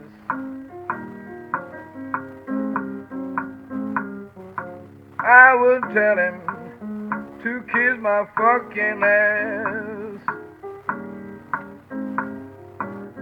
I would tell him, baby, to kiss my fucking ass. Just as so long as you kiss an ass will last. Do you love me, baby, the way I grind you so?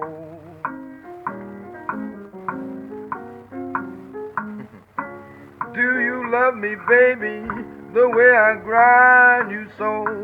Lord, Lord, Lord.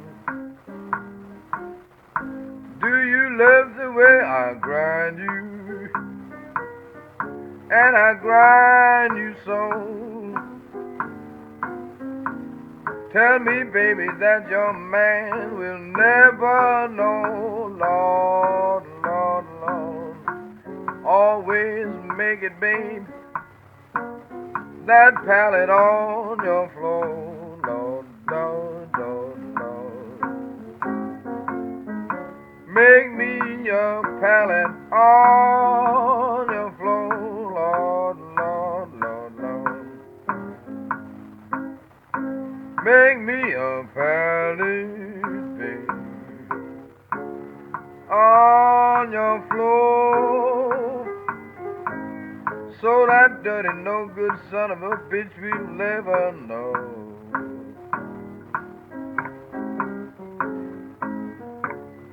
When I first had you, I knew you was my bitch.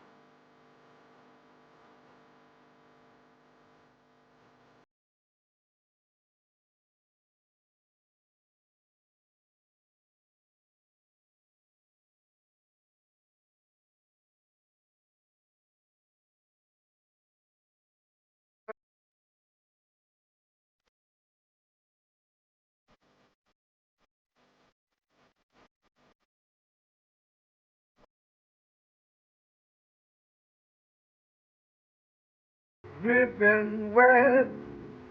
You the fucking bitch. Yes, baby, I ever been.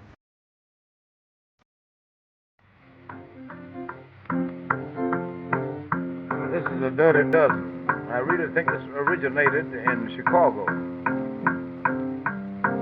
I heard this tune about 1908 when I happened to be in Chicago. It seems like Chicago had been started to be beginning to be a freakish center.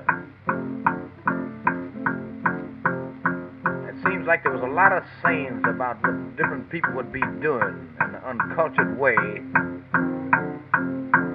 and the sex appeal. So I heard that song then. Oh, you dirty motherfucker, you old cocksucker, you dirty son of a bitch, you bastard, you everything. And your mammy don't wear no drawers. Yeah, she did me this, you did me that, you did your father, you did your mother, you did everybody. You come to 'cause your mammy don't wear no drawers. That's the Dirty Dozen. Oh, the Dirty Lovin' Dozen. The Dirty Dozen. Yes, your mammy don't wear no drawers.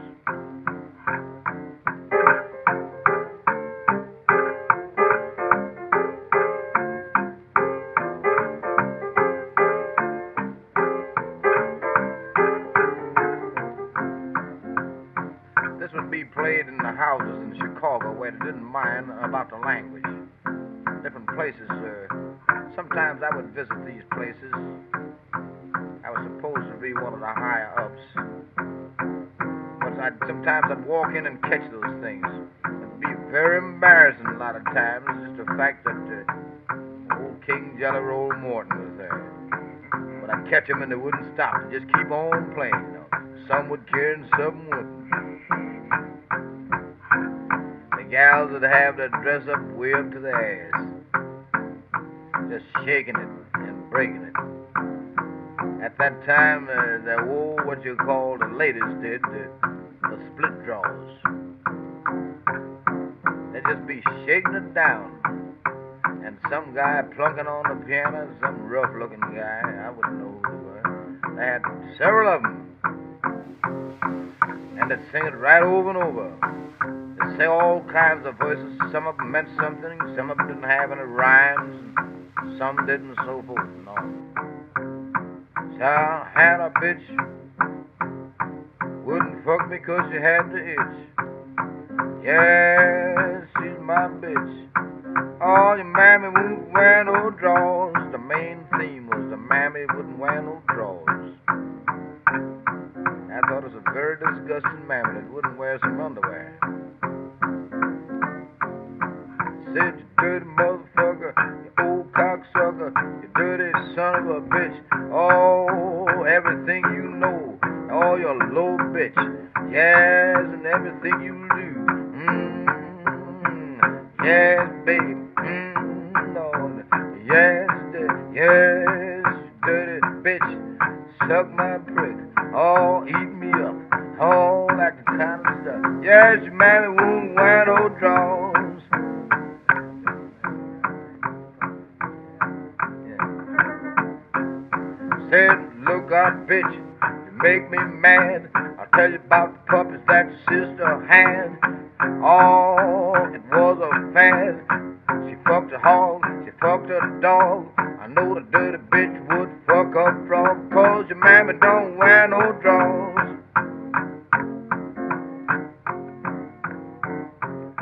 I went one day out to the lake. I seen your mammy fucking a snake. All she tried to shake. All she shook, shake on the cake. Mammy don't wear no drawers.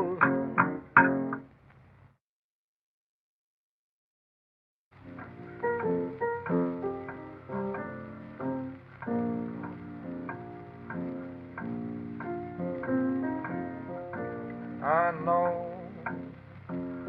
you got my man.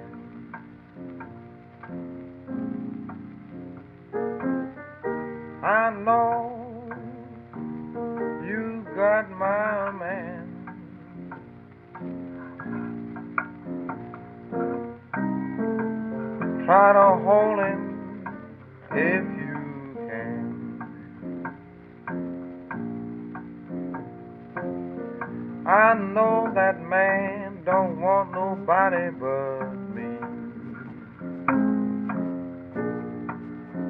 I know my man don't want nobody but me.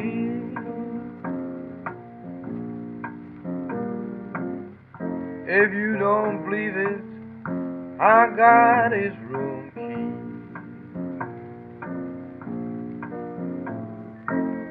If you don't leave my fucking man alone. If you don't leave my fucking man alone, you won't know what way that you will go home.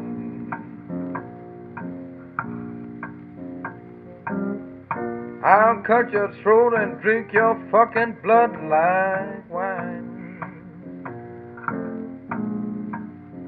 Bitch, I'll cut your fucking throat, drink your blood like wine. Because I want you to know he's a man of mine. I've told you once, I'm not gonna tell you anymore. I told you once, I'm not gonna tell you anymore. Right to the barren ground, your big black ass will go.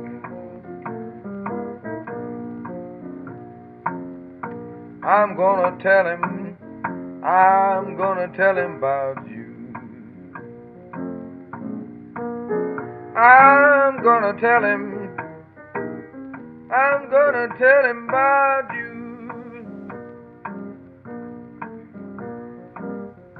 He'll either have me or he won't have you too.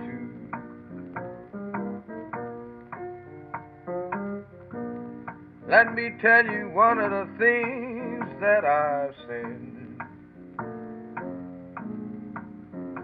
Let me tell you one of the things that I've said. The bitch that fucks my man, they'll find among the dead. I know you don't believe a thing that I say. I know you don't believe a thing that I say. If you don't leave my man alone, they'll find you every decoration day.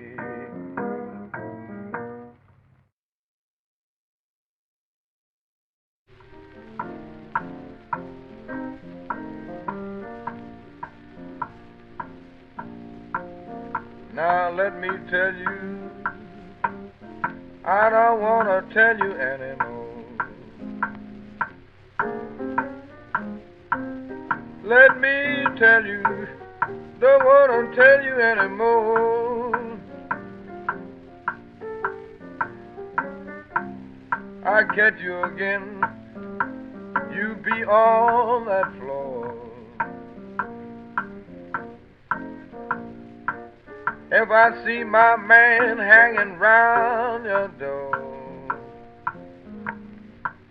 if I see my man hanging round your door, if I see my man hanging round your door,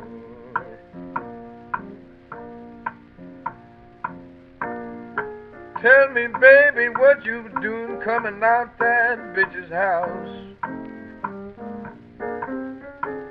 Tell me, baby, what you doing coming out that bitch's house? I don't think she's no good, she's a great big louse. If she comes out here that'll be her last time. What did you say? I said if you come out here, that will be your last time. I'll teach you some lessons by fucking a man of mine. She said I'm coming out. I'd like to see someone stop me. She said I'm coming out. I'd like to see a bitch like you stop me. This ain't no slavery time, and I'm sure that I'm free. Yes, come on, bitch. Your day has come. Yes, come on, bitch. Your day has come. You fuck my man, but you will never fuck another one. She pulled out a pistol and shot her right in her eyes. She pulled out a pistol, shot her right in her eyes. She said, open your legs, you dirty bitch, I'm gonna shoot you between your thighs. She said, I killed that bitch because she fucked my man. She said, I killed that bitch because she fucked my man. She said, I killed that bitch because she fucked my man. Policeman grabbed her and took her to jail. Policeman grabbed her and took her to jail. There was no one to go that poke of Gal's bail.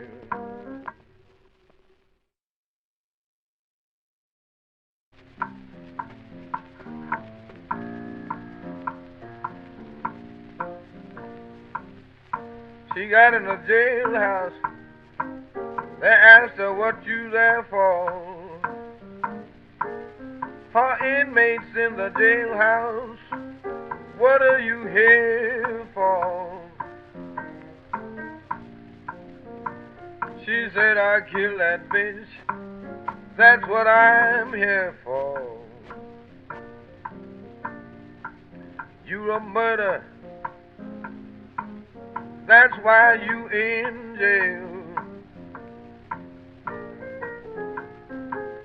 You a murderer, that's why you in jail. They had you pretty soon, they was on your trail. Oh, that good whiskey makes me moan.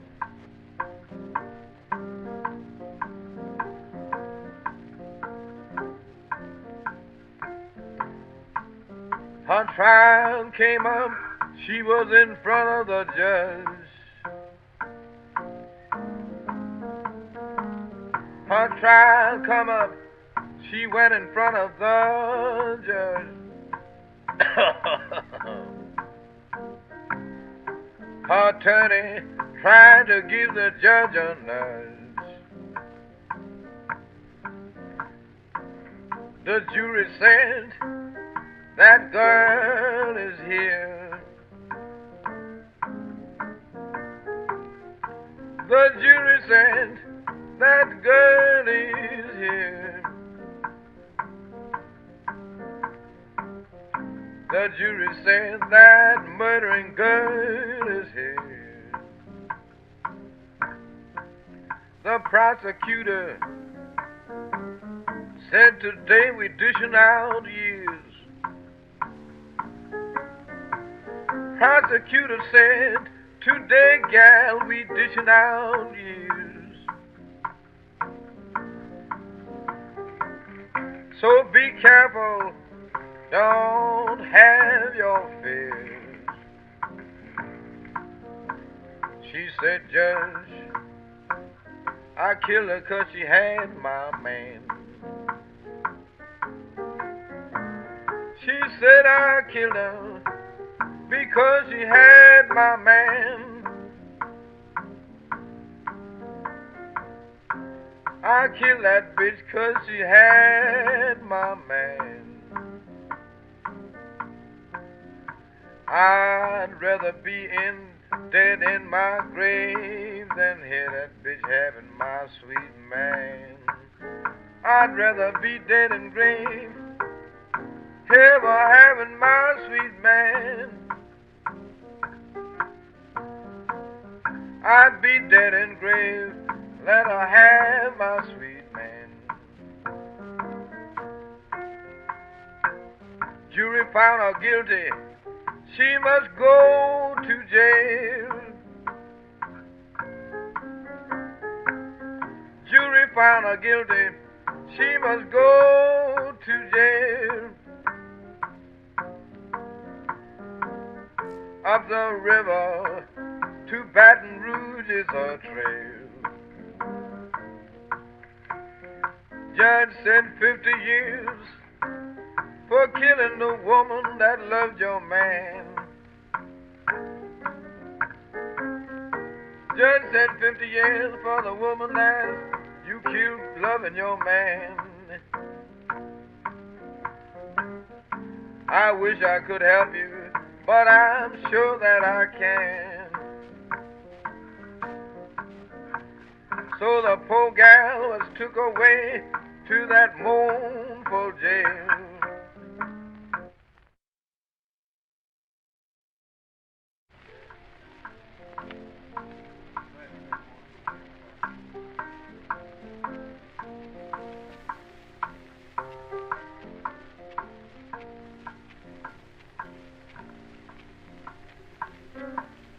They brought that gal to the prison gates. They brought that gal to the prison gates. They brought that gal to the prison gates. The keeper said, hard labor is your task. Yes, the keeper said, hard labor is your task. There's any more questions, don't you forget to ask. Your number is 993. Your prison number is 993. Start to working right under that great big tree.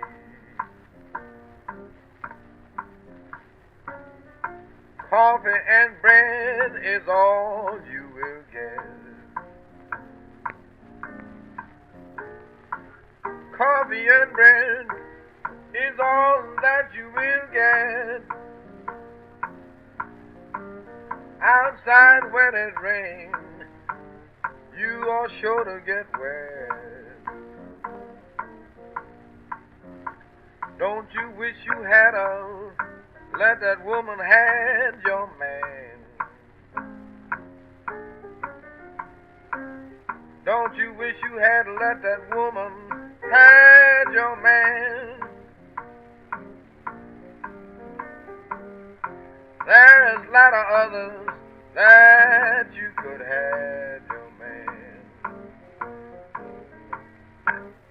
Time is coming that a woman don't need no man. That's what she said when she's in jail. Time is coming, a woman won't need no man.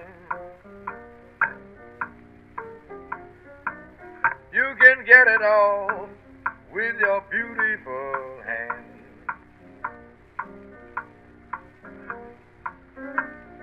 Woman, woman, what have you been doing? Woman, woman, what have you been doing? This jailhouse have brought you way out to ruin. I can't have a man, so a woman is my next bet. I can't have a man in here, a woman is my next bet. She said to a good-looking mama, baby, I'll get you, yes. They went to sleep that night, the other gal crawled in her bed. They went to sleep that night, the other gal crawled in her bed. She says, I'm gonna get some of this cunt, you bitch, I said.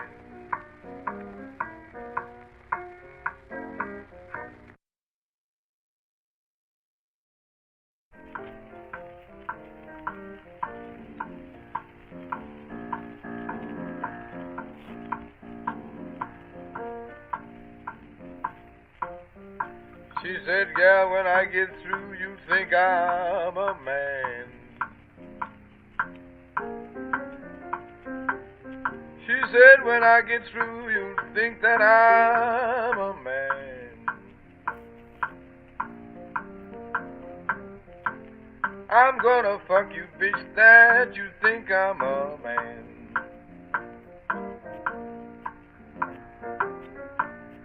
She had a thing just the same as mine. She had a thing just the same as mine. We rubbed together, my, but it was fine. She said I could learn to love you like I did that boy. She said I could learn to love you like I did that boy. To play with my thing like that is pleasure like a toy. Every morning I want you to give me some of this good cunt you got. Every morning I want you to give me some of this good cunt you got. Because it sure is fine. It is good and hot.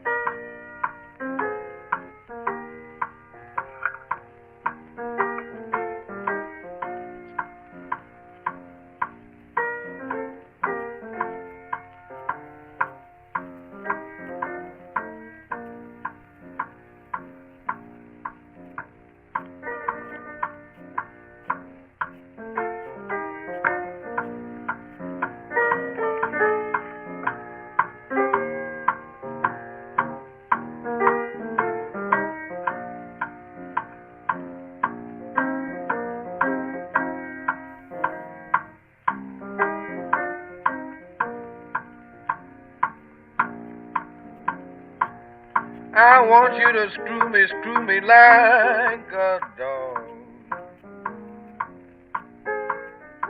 Screw me behind, sweet bitch. Screw me like a dog. When it gets good, I want to holler out like a hog. Years and years I could take a prick just like a mule. I I could take a great big prick, just like a great big mule. I found out what a big damn fool. I hustled night and day for that man of mine. I hustled day and night for that man of mine. Now I'm through. I'm behind the walls for a long time.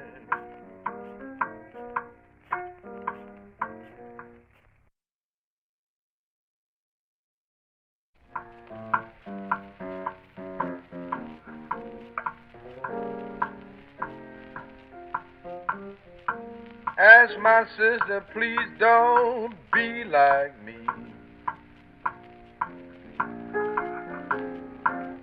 Ask my sister, please don't be like me. It's better to have the things you don't want and go free.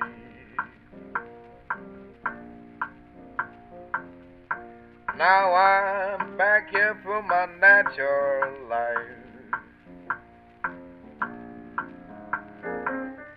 I'm back here for my natural life.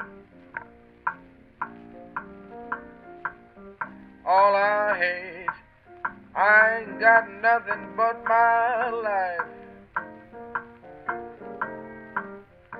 If the gods of heaven would show me how, if the gods of heaven would show me how, I could get away from here, I would leave right now. Prison walls is made for people to go. Prison walls ain't made for people to go.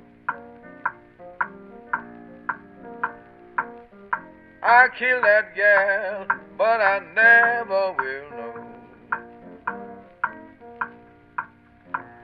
I'm sorry, sorry, sorry to my heart. I'm sorry, babe, sorry to my heart. I'm sorry that argument ever did start. I'm in jail now, and he's got him another bitch.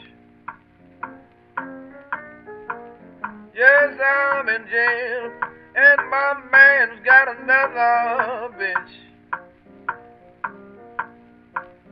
I hate him too. He's a dirty, rotten son of a bitch. I pray and pray and pray and pray.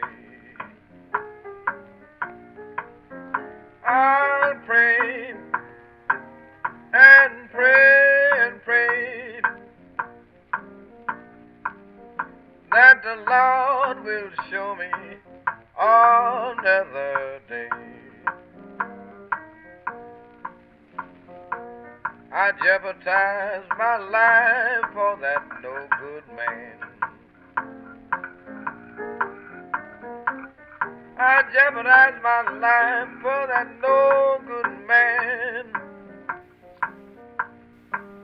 I jeopardized my life for that no good man. Yeah. And at last, there's nothing else for me to do. At last, there's nothing else for me to do. I'm gonna die in here, and I hope my man does too. Goodbye the world and I am gone.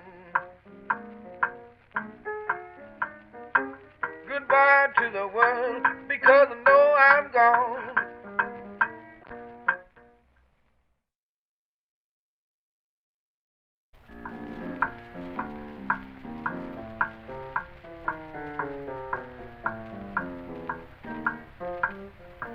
Goodbye to the world, I know I'm gone. Goodbye to the world, because I know I'm gone. And I'll be gone, I will long, long, long.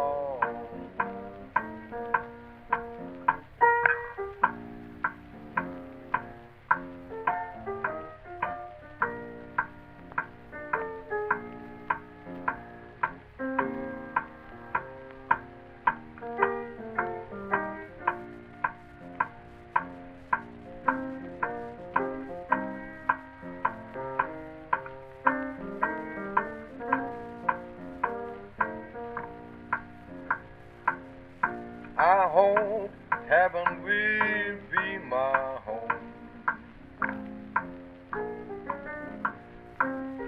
I hope heaven will be my home. No more on this earth for me to roam. Sinners, sinners, sinners, won't you pray for me?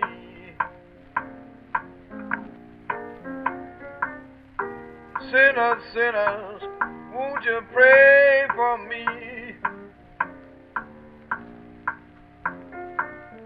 Pray for me to let the devil let me be.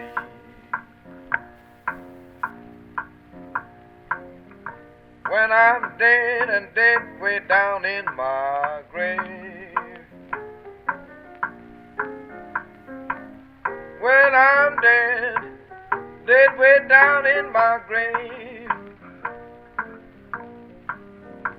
No more good Peter, of that man I'll crave. I won't be buried like all my family was. I won't be buried like my family was. I won't be buried like my family was. They will put me in a box in the prison yard. They will put me in a box in a prison yard. Not even a tombstone or not even a card. There won't be nobody following behind my cell. There won't be nobody following. It will be me by myself. They'll lower me in the ground. I won't be on the shelf. If you get out of here, try to be a good girl. Oh, I had to tell them. Girls, if you get out of here, try to be a good girl. That's the only way you're gonna wear your diamonds and pearls.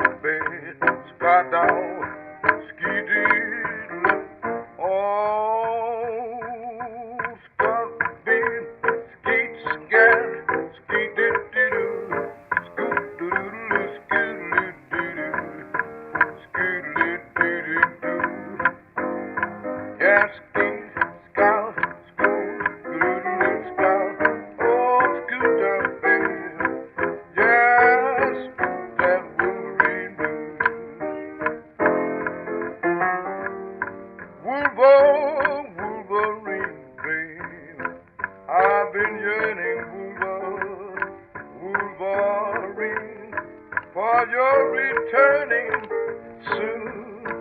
I'll be back with you. And once more, babe, I'll be dancing back in Lansing, Michigan. Just Michigan. How I love you both, night and day. Yes, I've seen about all there is to see. I know they're waiting back home for me. That's why I got Wolverine Blues.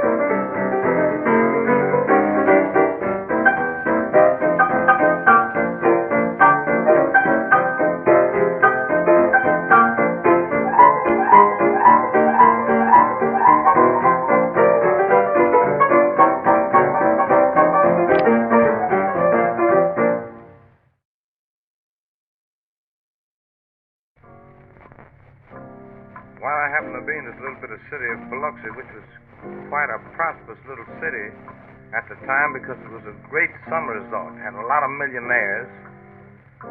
Used to make kind of a headquarters during the winter season because the weather was fine, and fine oysters and fishing and so forth and so on, golf and different things. And many times I've played for a lot of big parties and so forth, for the Ducates, the oysters and shrimp owners and so forth and so on. But somehow or another I had a kind of a yen to be what they call a half-smart guy, see? And all the smart guys that I've seen since I became to realize why they were much worse off than I was. I've only realized that in later ages, though. All the smart guys usually wore maybe some overalls.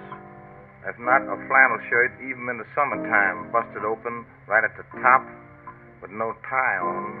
That was considered, from that dress, that was a sharpshooter. Smart fella. They had a fella that dressed always in overalls. I don't believe at no time I've ever seen him in a real suit of clothes. He was a very nice fella. Somehow he liked music and taken a liking to me. He was considered one of the best Georgia skin players in that section. It was nothing for him when these turpentine men would come into town. What they'd call town would be Biloxi or Gulfport or one of these little coast towns. But they'd always start maybe gambling, and Georgia skin was no doubt the main game. Of all the games in history that I've ever seen, I've never seen one game have so many different kinds of cheats right in front of your eyes. It'll take a magician to even catch 'em, and maybe not even him, he couldn't catch 'em maybe. Anyway, Harry Dunn was supposed to be the best. He was a tall, lanky fellow, very thin, and had a very nice disposition with a smile.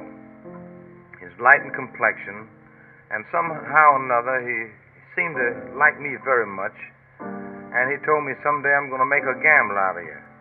And of course that interested me because I wanted to have the other young fellas that was out of my class beat. And he used to teach me day by day when he wouldn't go out to meet what you call a payday. That meeting a payday mean that he's going to bring the bacon home, win all the money from the people that has worked. Well, Harry taught me a few things about the Georgia skin game, such as a few hole-out cubs, they call them. A cub is something where you have 3 cards, where it's impossible for this card to come out of the deck. And, of course, these cards are in the party's hand that's playing the other card. And in that case, you can never lose. But, of course, it's very dangerous if you're not able to get the cards back into the deck. Harry taught me that trick, and he taught me several other tricks in a line of cubs, what you call runaround cubs, meaning that you sure had to win if you could get the works in. So once they was going to make a payday at a railroad camp. This whiskey is lovely. So I went along with Harry a few miles up the road. They had a camp at a little place called Orange, Mississippi. I always remember Orange because it almost meant fatal to me. Now, Orange, I didn't see anything in Orange at all but probably the log camp and 2-3 little houses. That's all Orange had. So I went with Harry as his little brother, he used to call me. And there was another fellow along, I don't remember his name, that was an ace Georgia skin player.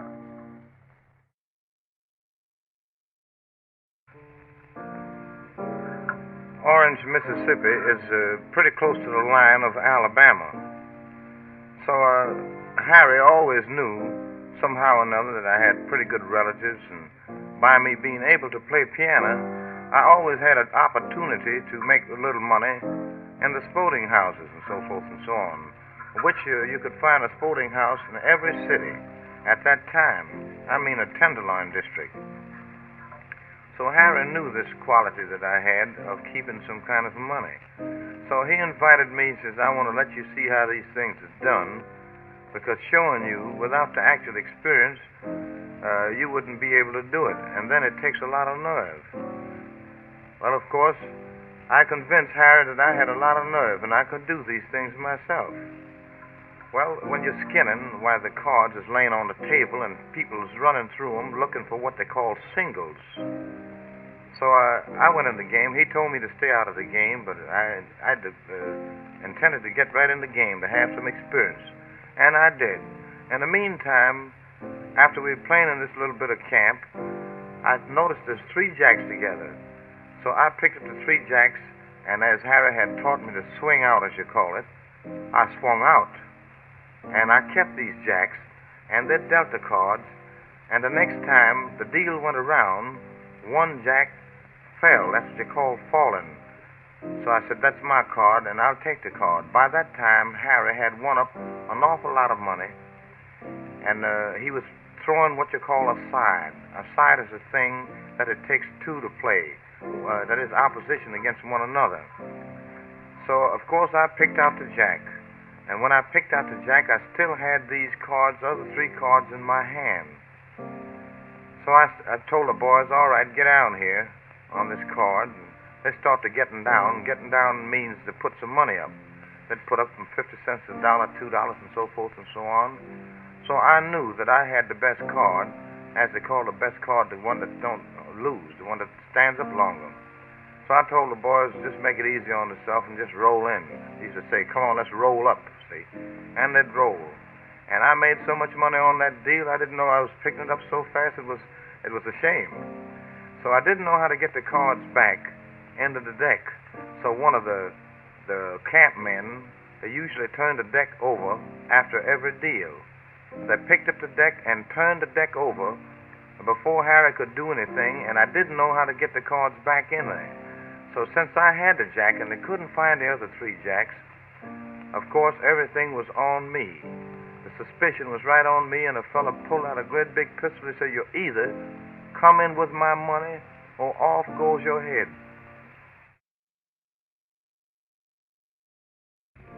So if you don't give me my money, he says, off goes your head.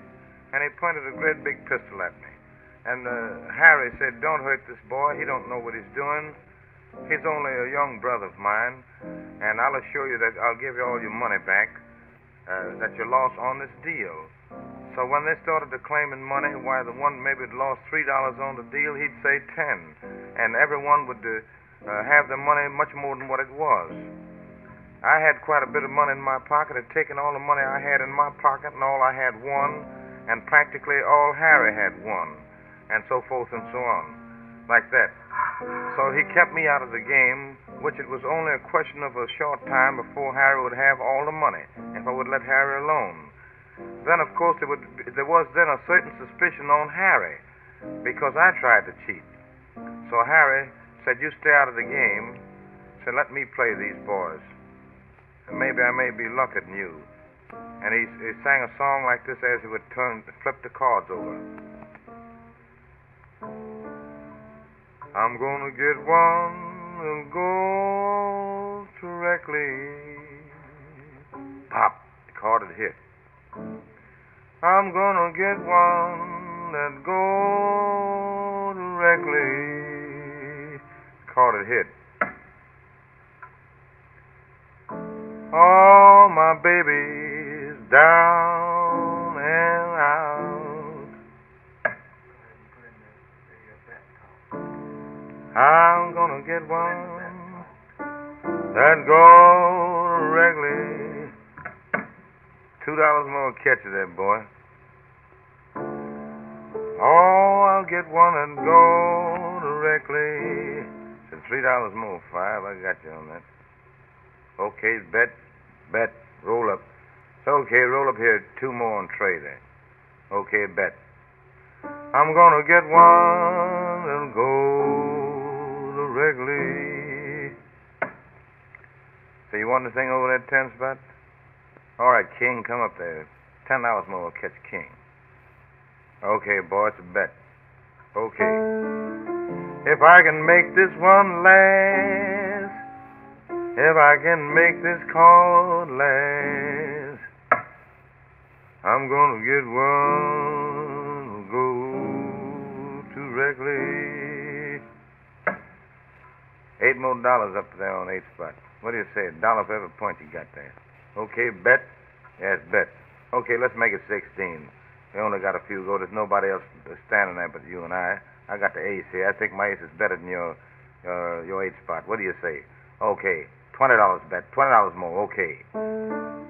I'm gonna get one and go directly. The 8 spot fell and Harry taking all the money. And we finally got out of the place safe. It was a tough thing for me, though, I'll tell you this. Thanks a lot. Harry Dunn was the fellow's name.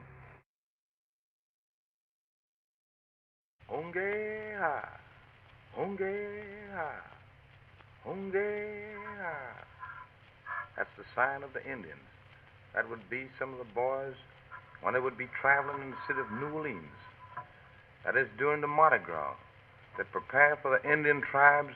I never known any more than 4 or 5 tribes in the whole city, of all the thousands of people that there were there. As these people, they had the idea that they wanted to act exactly like the old Indians did in years gone by, and they wanted to live true to traditions of their style.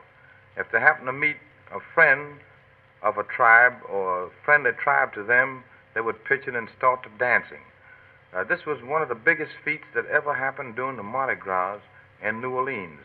Even when the parades that cost millions of dollars would be coming along, if a band of Indians was come in, why the parade wouldn't have anybody there. Everybody would flock to see the Indians. They would dance and they would sing and they would go on just like the regular Indians. They would be armed with fictitious spears and tomahawks and so forth. And incidentally, sometimes some of them would break the rules and have some real material to fight with steel and so forth and on. Some even had pistols. And I have known many cases where there have been killings in the city of New Orleans with the Indian bands. Now, here's the way they would sing when they would be dancing. They'd form a ring, and one would get in the center, and he'd start his kind of an Indian dance. And he'd be singing, throwing his head back and downward and stooping kind of over and bending his knees and doing a kind of a jug dance, I'd call it. And they would say, two-way back away, and the whole bunch would answer back, hootande, two-way back away, hootande, two-way back away, hootande. See, they'd have a kind of a rhythm with the heels, like this. Two-way back away, hootande, two-way back away, hootande, two-way back away, hootande. I like Kayoko, I like Kawo, oh, two-way back away, hootande, two-way back away, hootande. When they would say other things, they would stop for a minute and throw their head back and say, I like Kayo, I like Kawe. Two-way back away, two-way back away, two-time-day, two-way back away, two-time-day. Now, there would be, from time to time, if they did meet a friendly tribe towards them, which I thought when I was a child, it was really Indians. I thought they had the paints and everything else on them, just like the Indians would, and some with the blankets, and so forth and so on. Women never was in these masquerades at all. They'd meet a real enemy. The enemy would walk up to, that is, what you call the spy boys. They would use them about 2 blocks ahead. I had a little experience in it myself. I happened to be a spy boy. There was always kids that did the spying. These were real men that did this Indian dance and played the Indians. And their main object was to make the enemy bow. And they would use this word. When the spy boys would meet another spy boy, they said, bow wow, bow wow. Oh, no, bow wow. I don't remember all the words they used to use, and they'd point their fingers to the ground, bow wow. And if they wouldn't bow, then they'd use the Indian call. And when they'd use that Indian call, why, that was the call in the tribes. And then many a time in these Indian things came up, there'd be a killing. The next day there'd be somebody in the morgue.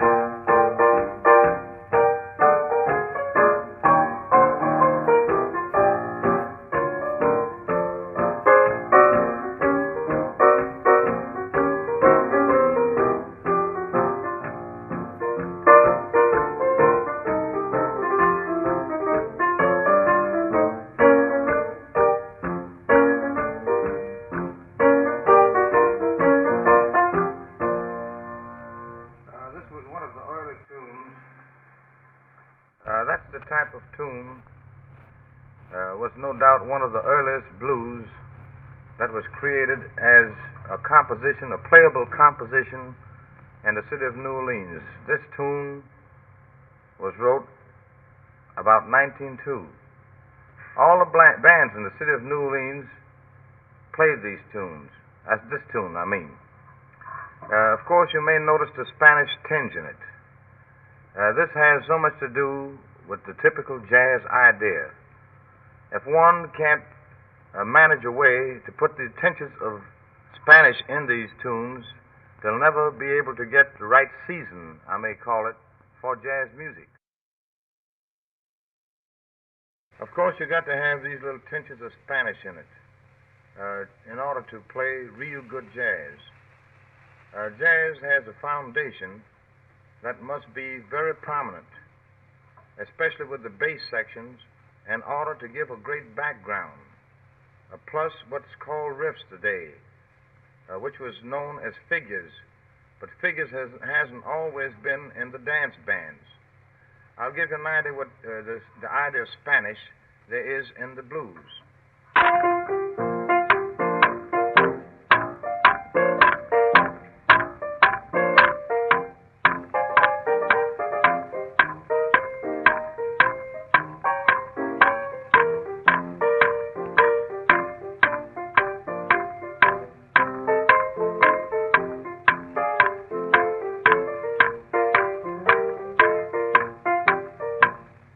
This particular tune, I wouldn't be honest if I said that maybe the whole tune belonged to me, although my name is on it.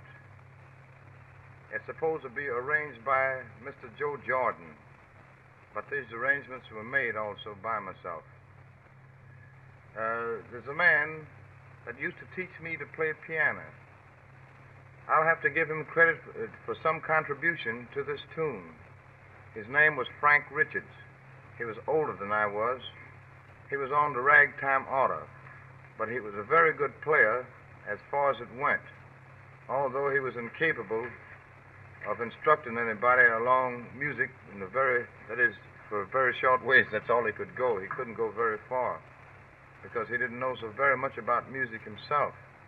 But at least in the early days, in my beginning on piano, he was the first one that started my instructions, and I thank him greatly for that. His name is Frank Richards. I mentioned it before, but I want to be sure that you get his name correctly. Frank Richards. What part of the blues did he contribute? Well, I claim that his contribution was more in the perfection way. The melodies were all mine, but I believe that he could do much better than I could with it, because he made a lot of corrections that probably would have gone maybe haywire. And of course, I've kept the tune ever since. It's one of my first tunes. As I before said, maybe you may be able to notice the Spanish tinge, but you must have a powerful background. For instance, those days they used La Paloma, was one of the great Spanish tunes. You know, New Orleans was inhabited with maybe every race on the face of the globe. And of course we had Spanish people, there are plenty of them, and plenty of French people. Of course, I may demonstrate a little bit of La Paloma to show you that the tinge is really in there. Take it easy.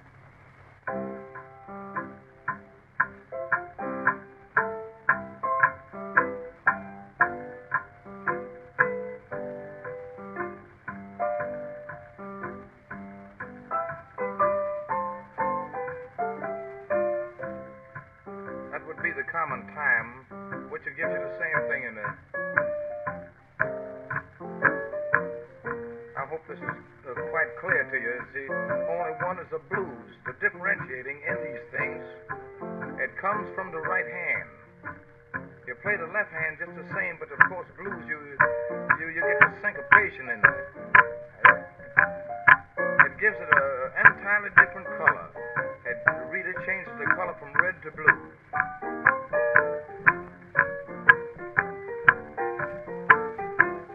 Maybe you can notice this powerful bass hand.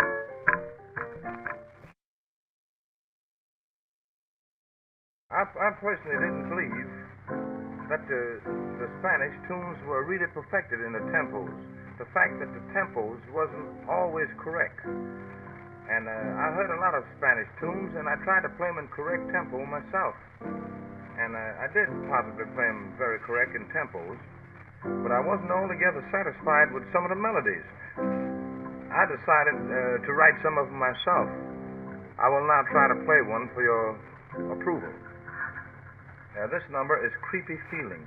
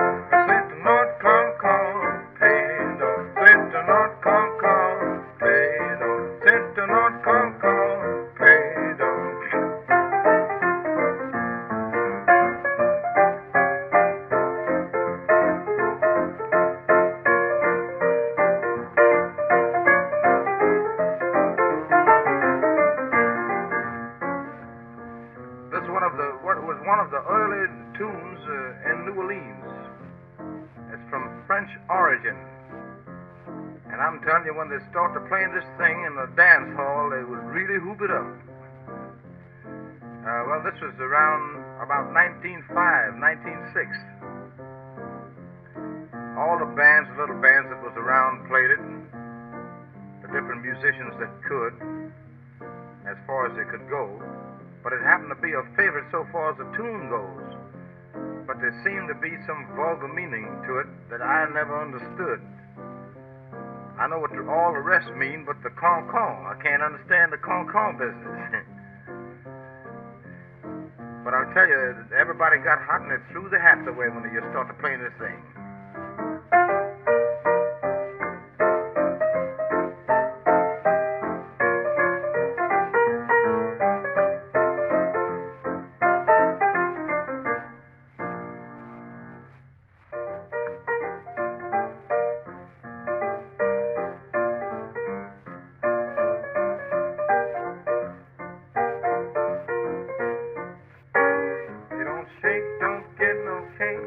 If you don't rock, don't give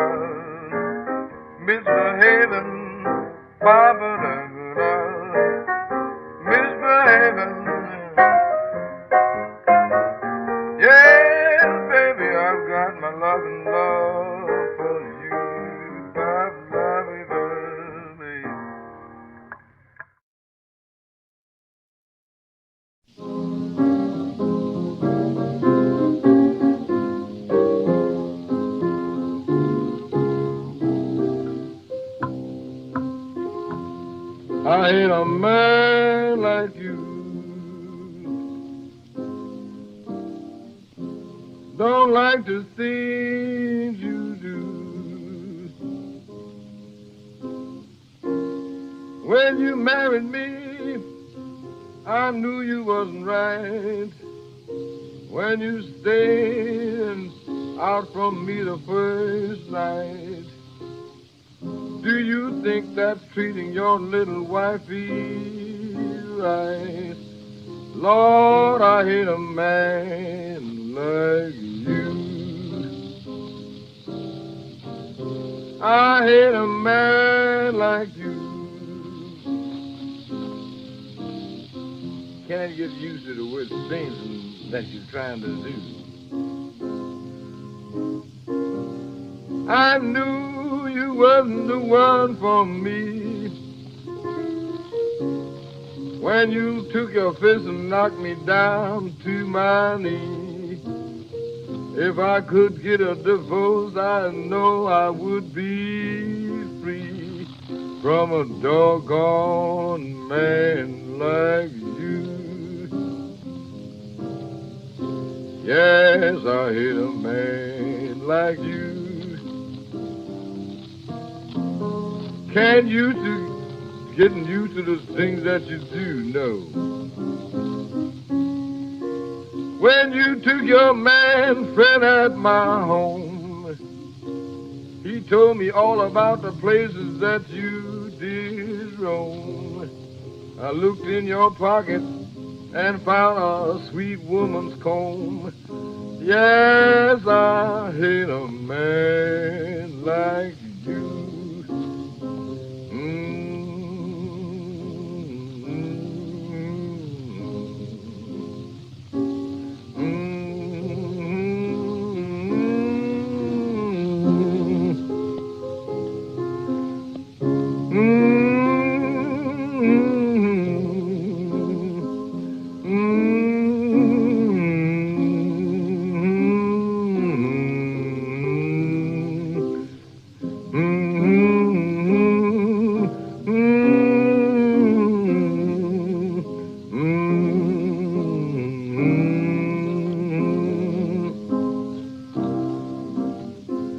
I hate a man like you.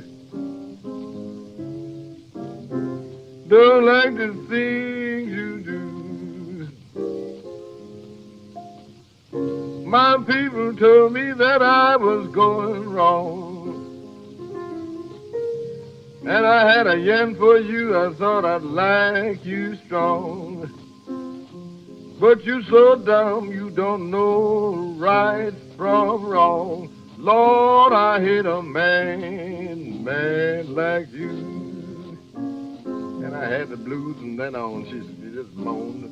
It was a shame the way that man treated that woman. And this happens to be an even true song. The music was wrote on account of this happening. Of course, I played some blues to kind of pacify the young lady. She's a beautiful thing, too. I played some rolling stuff like this.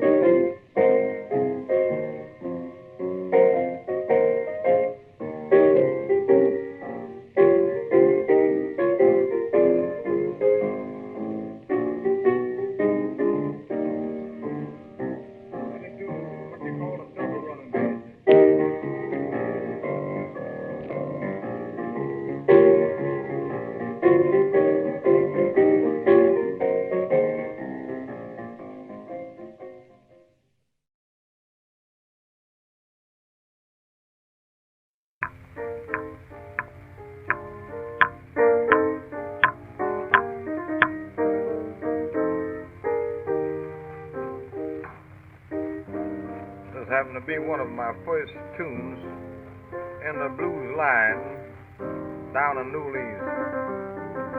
In the very early days, when people first started playing piano in that section. Of course, when a man played piano, the stamp was on him for life, the femininity stamp. And I didn't want that on, so of course, when I did start to playing, the songs were kind of smutty a bit. Not so smutty, but something like this.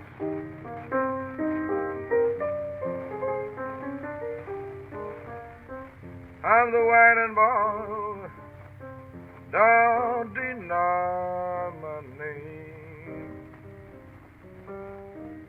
Oh, the whining ball, don't deny my name.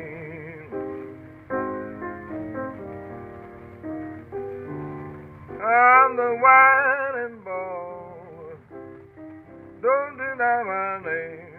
I can pick it up and shake it like stays and chains. I'm the whining ball, don't deny my name.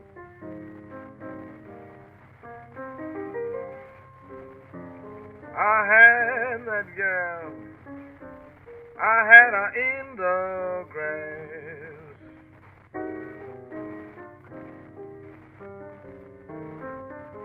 I had that bitch, had her in the grass. Yes, baby, I had that bitch, had her in the grass. One day she got scared and a snake ran up her big ass. Yes, I'm the whining ball, don't deny my name.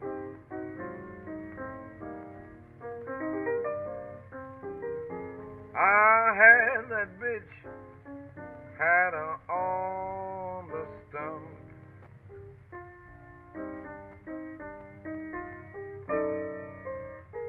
I had that bitch, had her on the stump.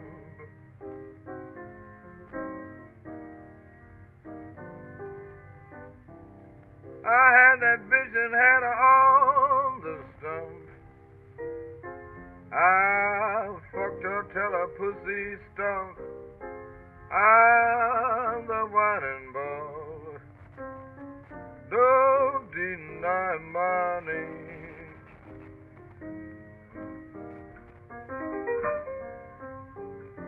Nickels worth a beefsteak and a dime's worth a Lord, Lord, Lord, Lord. Nickels worth a beefsteak and a dime's worth a Lord.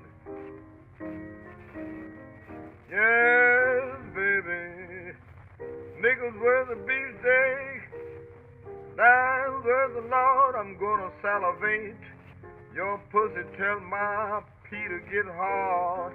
I'm the whining ball, don't deny my name.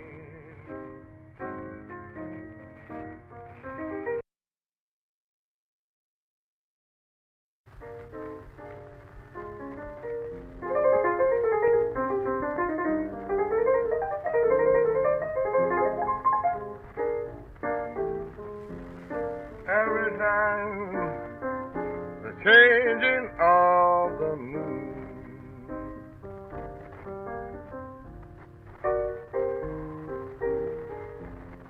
every time the changing of the moon. Yes, baby, every time the changing of the moon. The blood comes rushing from the picture's wound. I'm the whining ball, don't deny my fucking name.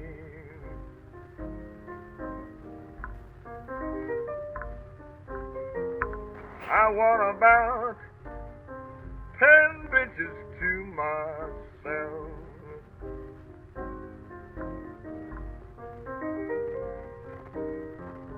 I want about 10 sweet bitches to myself.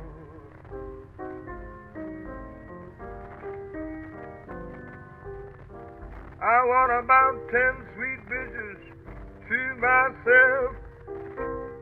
The one I like, I'm gonna keep a fool myself. Winin' boy, don't deny my fucking name.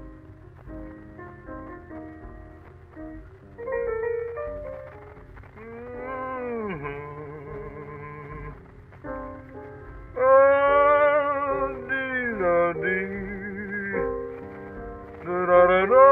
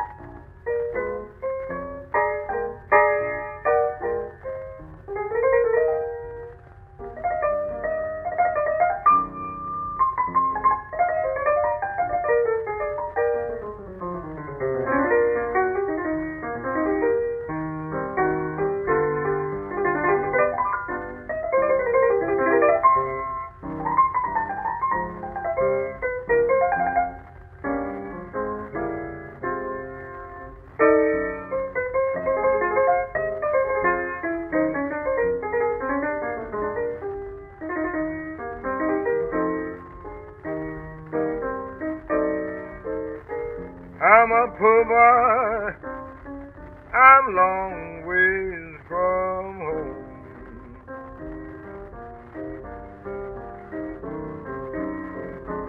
I'm a poor boy, long, long ways from home.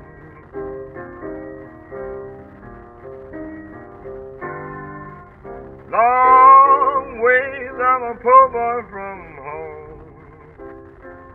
I'm gonna try to never roam or roam.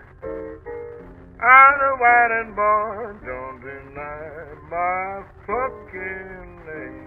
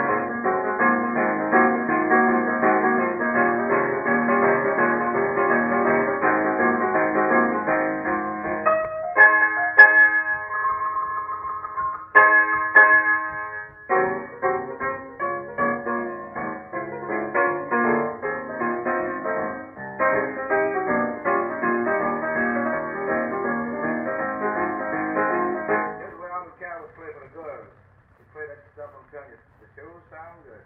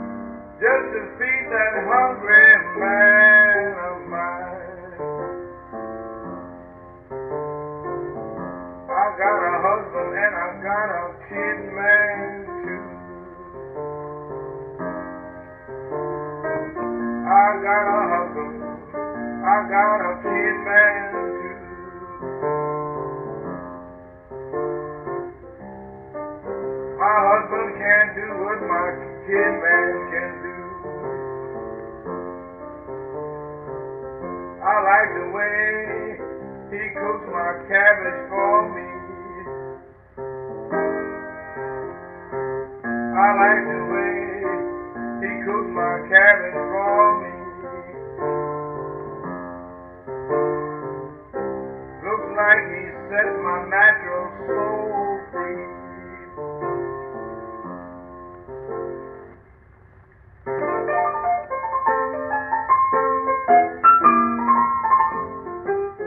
This is the way the upliftment of the real blues when it was made into tunes.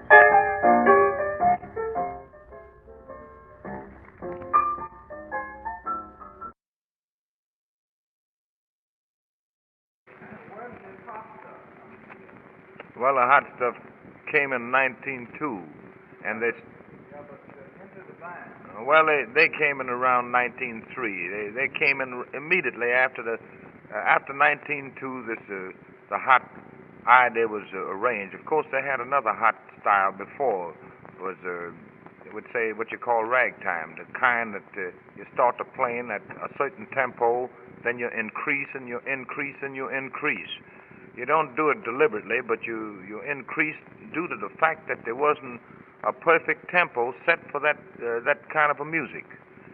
Yeah, but the tunes that you play in those bands, how would they go now? Well, for instance, they'd go like this. National anthem, see? For instance, yong, dong. Well, here's the way they start. The drums would be going rump, rump, rump, rump, rump. And the trumpet would pick it up, they'd be going right along. Rump, rump. Trumpet say, doo-doo. And when it say that, the drums would say, rump, rump, rump, rump, boom. And then it'd start, see? Yong, dong, da-dong, dong, dong, dong, dong, dong, dong. For instance, we say, Stars and Stripes Forever. They played on the style. Dum da da da da da da da da da da da da da da da dum da da da da da da dum dum dum da da da da da da da. Then pick up the next strain and play like this. Da da da da da da da da da da da da. Da da da da da da da da da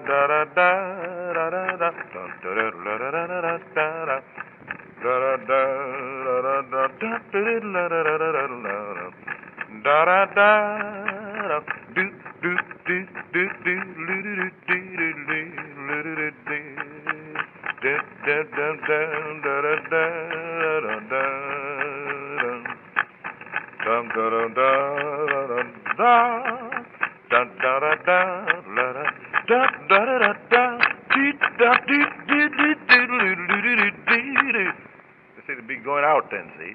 Sometimes it start going out a half a strain.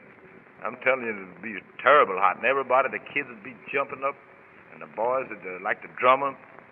He'd be throwing his sticks up in the air and catching them, throwing them on the ground, bouncing them up there as they walk and catching them. And he'd better not miss because the whole bunch would razz him. The bass drum player, he'd have his bass drum beater just twirling it around in the air. And the boys usually that played trombone, I used to do it myself. If they had a slur used to make these slurs. Dum, dum, dum, dum. You wouldn't keep up with the music. You'd stop while the slur would be going on and catch up later. You'd shove one foot out there and stop while the slur said, and then walk. See? Oh, it was tremendous, and everybody would raise a lot of sand, and everybody seemed to like it very much.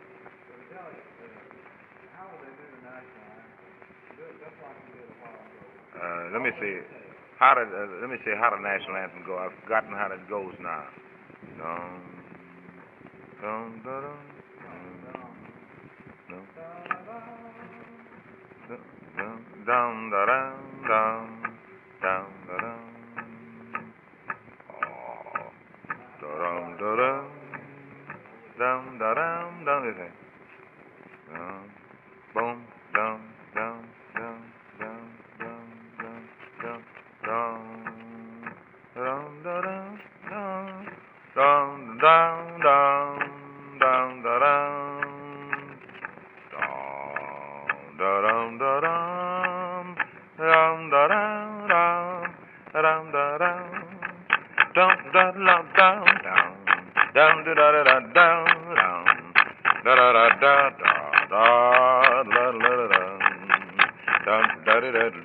How did it go to da da dum?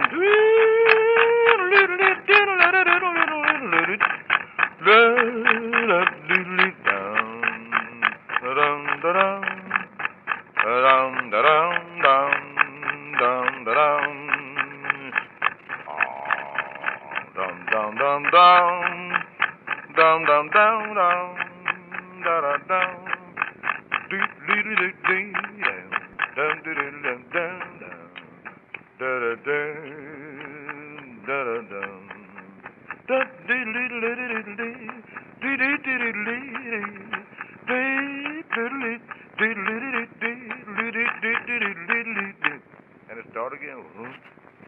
Drum. That's where the drums are going.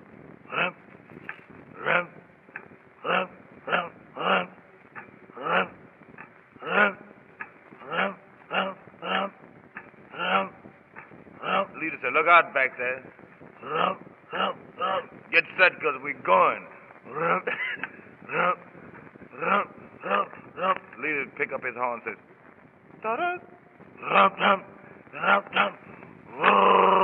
boom, and then it starts. I used to play a number, it was kind of late, like Alexander's Ragtime Band coming. I used to play that. National anthem, naturally go with it. Dum, dum, dum, dum, dum, dum, dum, dum, dum, dum.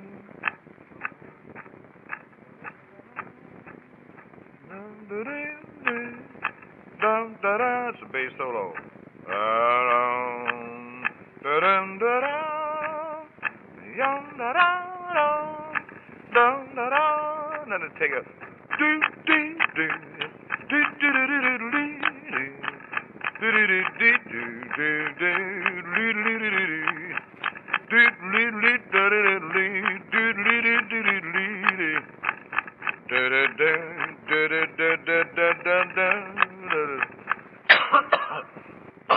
oh boy, I think about drinking that beer, I can't help it. Look like I'm drunk now.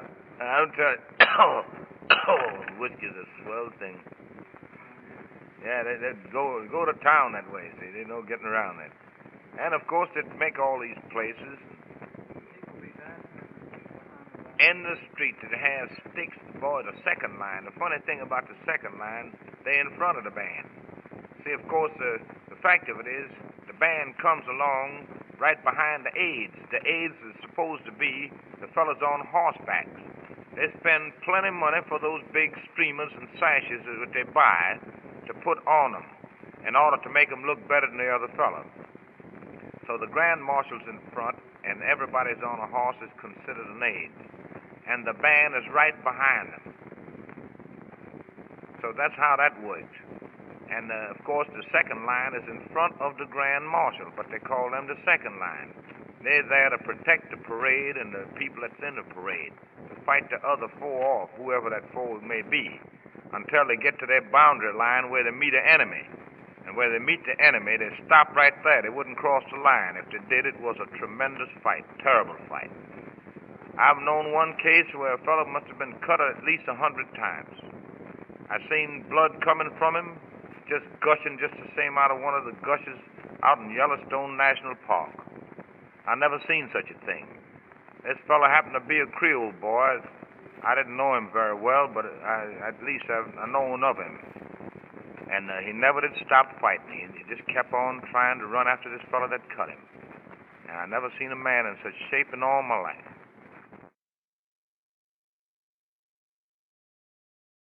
When were the first hot arrangements written, Billy? Well, the first hot arrangements that ever was in existence. And I've played most all the popular tunes throughout the country, including the marches, was about the year of 1912 in St. Louis. After I got out of William McCabe's minstrel show in 1912, early part in January, I think, I finally was able to pick up a little job. I first went to work at a club there. A fellow by the name of George Reynolds was playing piano. At that time, I kind of figured I was a pretty good singer, which it was way out the way, but I figured it anyhow. And I had a way that I'd never play in any city until I heard all that was there played. The fact of it is, I had been in St. Louis from time and again, but they had a lot of newcomers, such as Walter Farrington, Bob Hamilton, and different fellas like that. So I'd taken a job at singing. And when I'd taken the job singing, I tried to correct George Reynolds, the pianist that was playing for me. Instead of him trying to stand correction, he wasn't an able musician, and he couldn't read at all. He criticized me and demanded that I should play for my own self. I was a bit angry, so I told him that I could play for my own self, and I would. After I played, he'd become very much elated. Then they had a lot of music around there. He couldn't read it, but he just had it, I guess, for the singers to learn the words. Daddy White was one. That's really the fact. That's what they bought. They bought the music to learn the words and let somebody else play the tune, maybe Audie Matthews. Then they would copy it. So Daddy White was there with me and another fellow named Red. There wasn't no women entertainers and myself. And it seems to be George Reynolds' main object to crush me. And I needed the job very bad, and my intention was to stop him from trying to crush me. So after I played for a while, they brought the music around, and I started playing the music. And then they started to try to test me, because there was a bunch of new fellas that didn't know me. Did I? Yeah, well, all right. So I finally got a job anyway, away from this place, out in a section, a kind of a German section, and they wanted some more musicians. Well, there weren't an awful lot of musicians to pick from, outside of the piano, the guitar, and mandolin, and drums.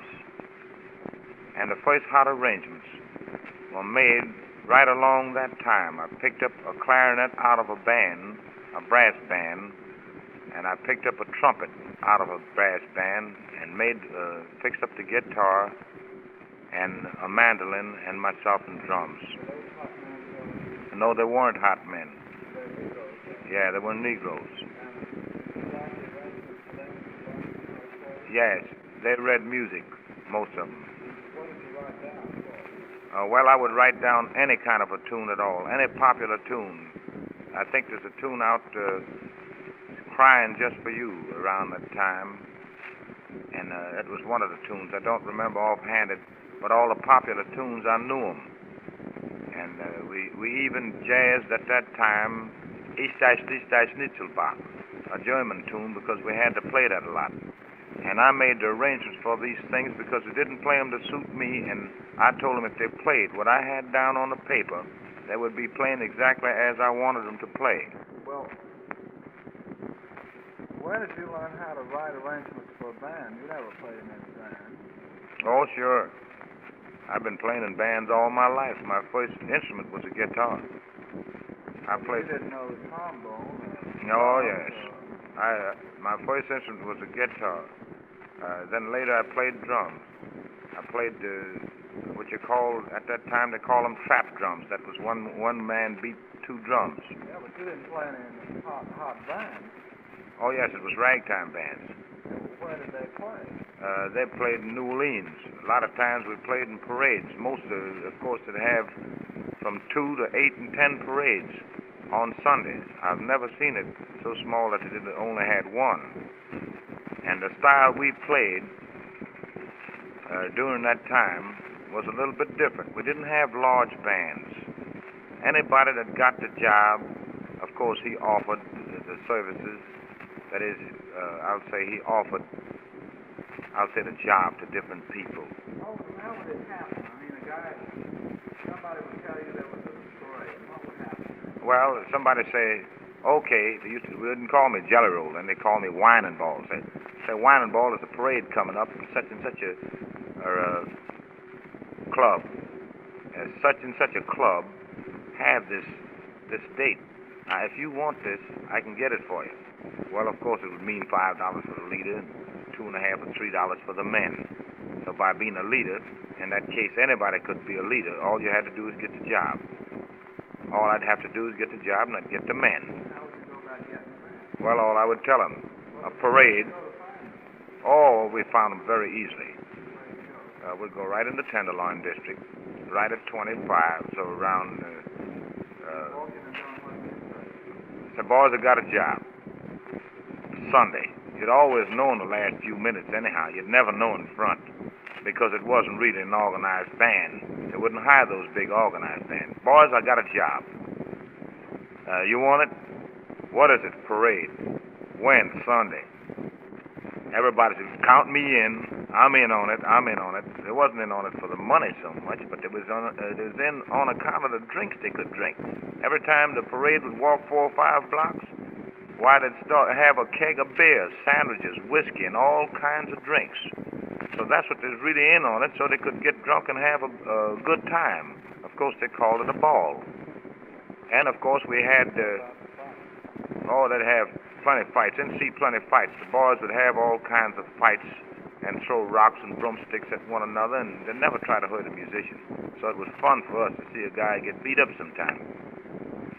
So all we had in the band, as a rule, would be composed of a bass horn, 1 trombone, 1 trumpet, an alto, and maybe a baritone, a clarinet, and a bass drum and snare drums. About 7, 8 pieces would be all we'd have.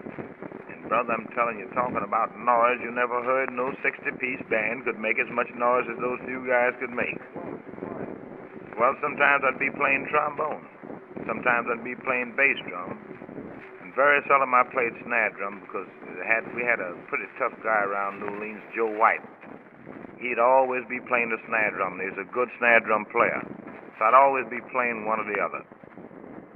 And of course, every time we'd get a few blocks, we'd have plenty to drink and so forth and so on. I didn't care so much for the drinking part.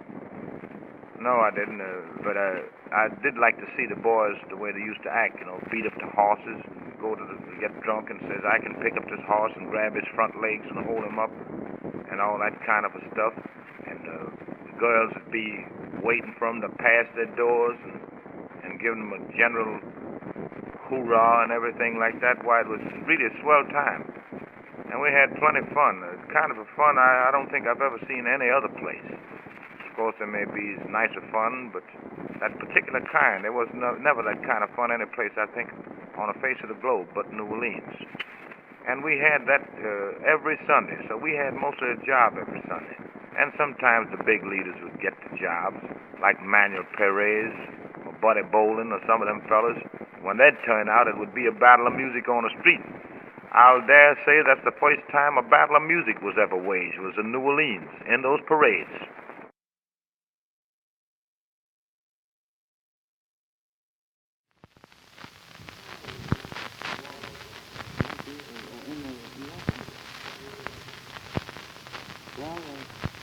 Los Angeles playing the cattle. So you know, let's call it 1917. Let's call it going to Los Angeles playing the cattle.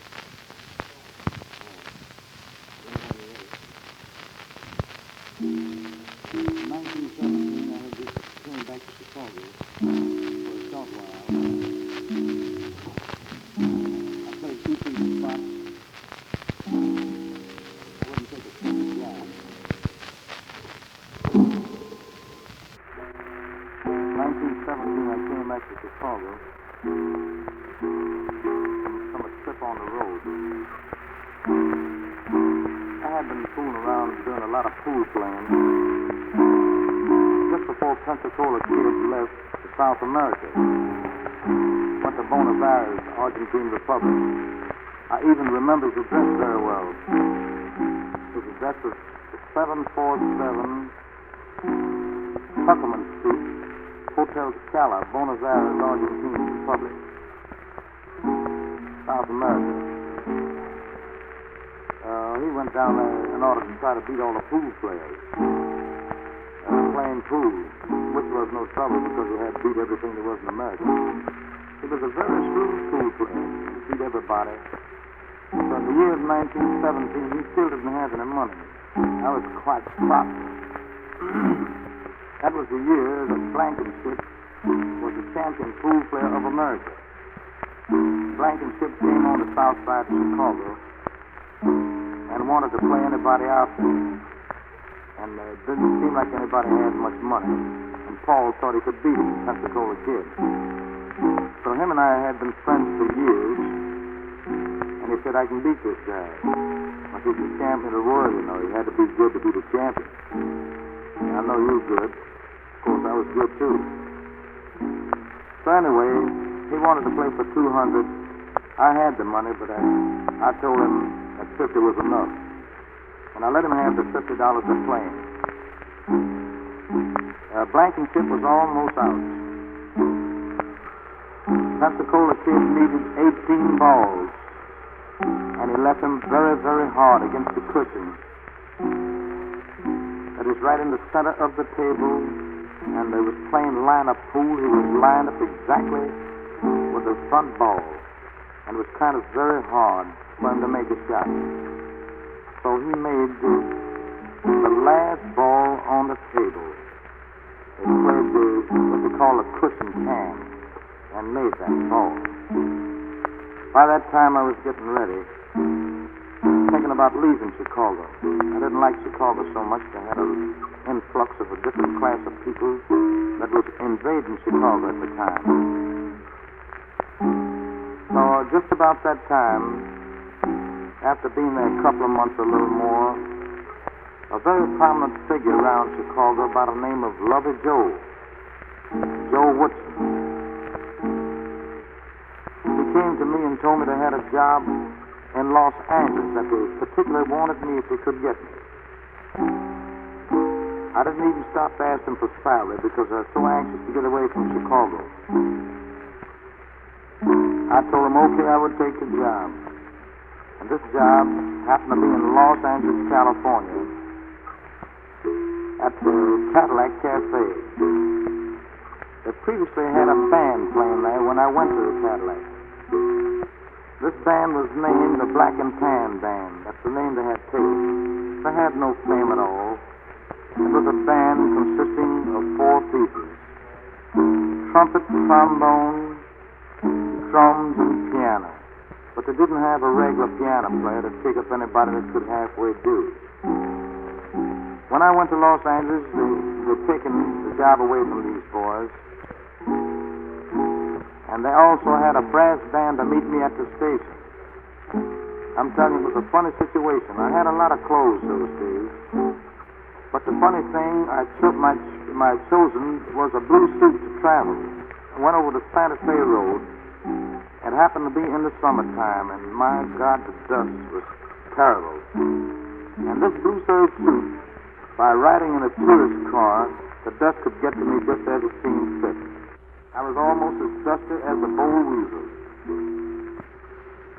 When I got to Los Angeles, having a big brass band to meet me at the station, when I got off with all that dust, immediately the newcomers that didn't know me wanted to know, was that the hot jelly roll they was talking about? So the first thing this guy needs to do is go to the cleaners. So he's got a dirty suit of clothes on. And it was a fact. It was terribly dirty, but it was a new suit, and it looked swell when I left Chicago.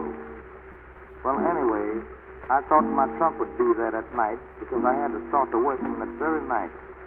But instead of my trunk coming, it was delayed for 3 or 4 days, and I had to wear the same suit. Then they were sure that I didn't have anything at all. And I was under very, very tough criticism from the beginning. But I was very well up on the piano. And a lot of the entertainers there knew me. We had about 10. I remember a few of them. We had Albertine Pickens, and had Ross and Rucker. One of them was a comedian, one was a singer. Had Bricktop, and some of them was from out there in California. So they thought it was very strange because I had been a very good dresser. They come there with only 1 suit of clothes. Of course, after my trunk got there, I like to turn the town out. They thought I was one of the movie stars. I had so many clothes. Well, anyway, on my opening night, They had to have the police department to stop the crowd. I guess it's pretty well advertised. And things went on that way for quite a while. And then the movie star trade started in. They heard about me, and we didn't have anything but movie stars for I don't know how long. As long as the place ran there. As long as I stayed there until I got in an argument with Big Top. Big Top, I've known her since she was a kid, born and raised in Chicago, much younger than myself. But she had learned the art of the average entertainer. That was when she got a big bill to switch it and put a small bill in its place. And I had my eyes on them. In those days, I never looked at the keys and never turned around. I always looked at the entertainers. For every move they'd make, I had them. Whether they were singing or whether they were stealing, I had them both ways. So, Big Top went south in a stocking with a $10 bill. After we was there quite a little while, and I seen her, and I demanded from the boss that she come up out of her stocking. The boss says, well, I'll pay the $10 bill. I said, don't you pay it. I want to make her come up with it. I said, you paying it will only encourage her to steal further. And he didn't want to do it. So Big Top, know Hageman very well, Lucille Hageman's husband, the former blues singer of the Columbia Records.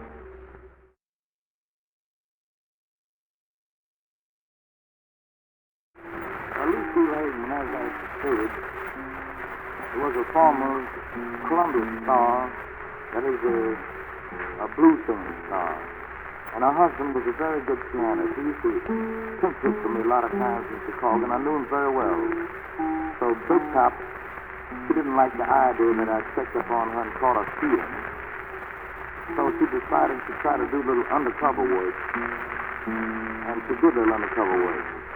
Had sent for Hageman. I believe Hageman was at the time in New York City.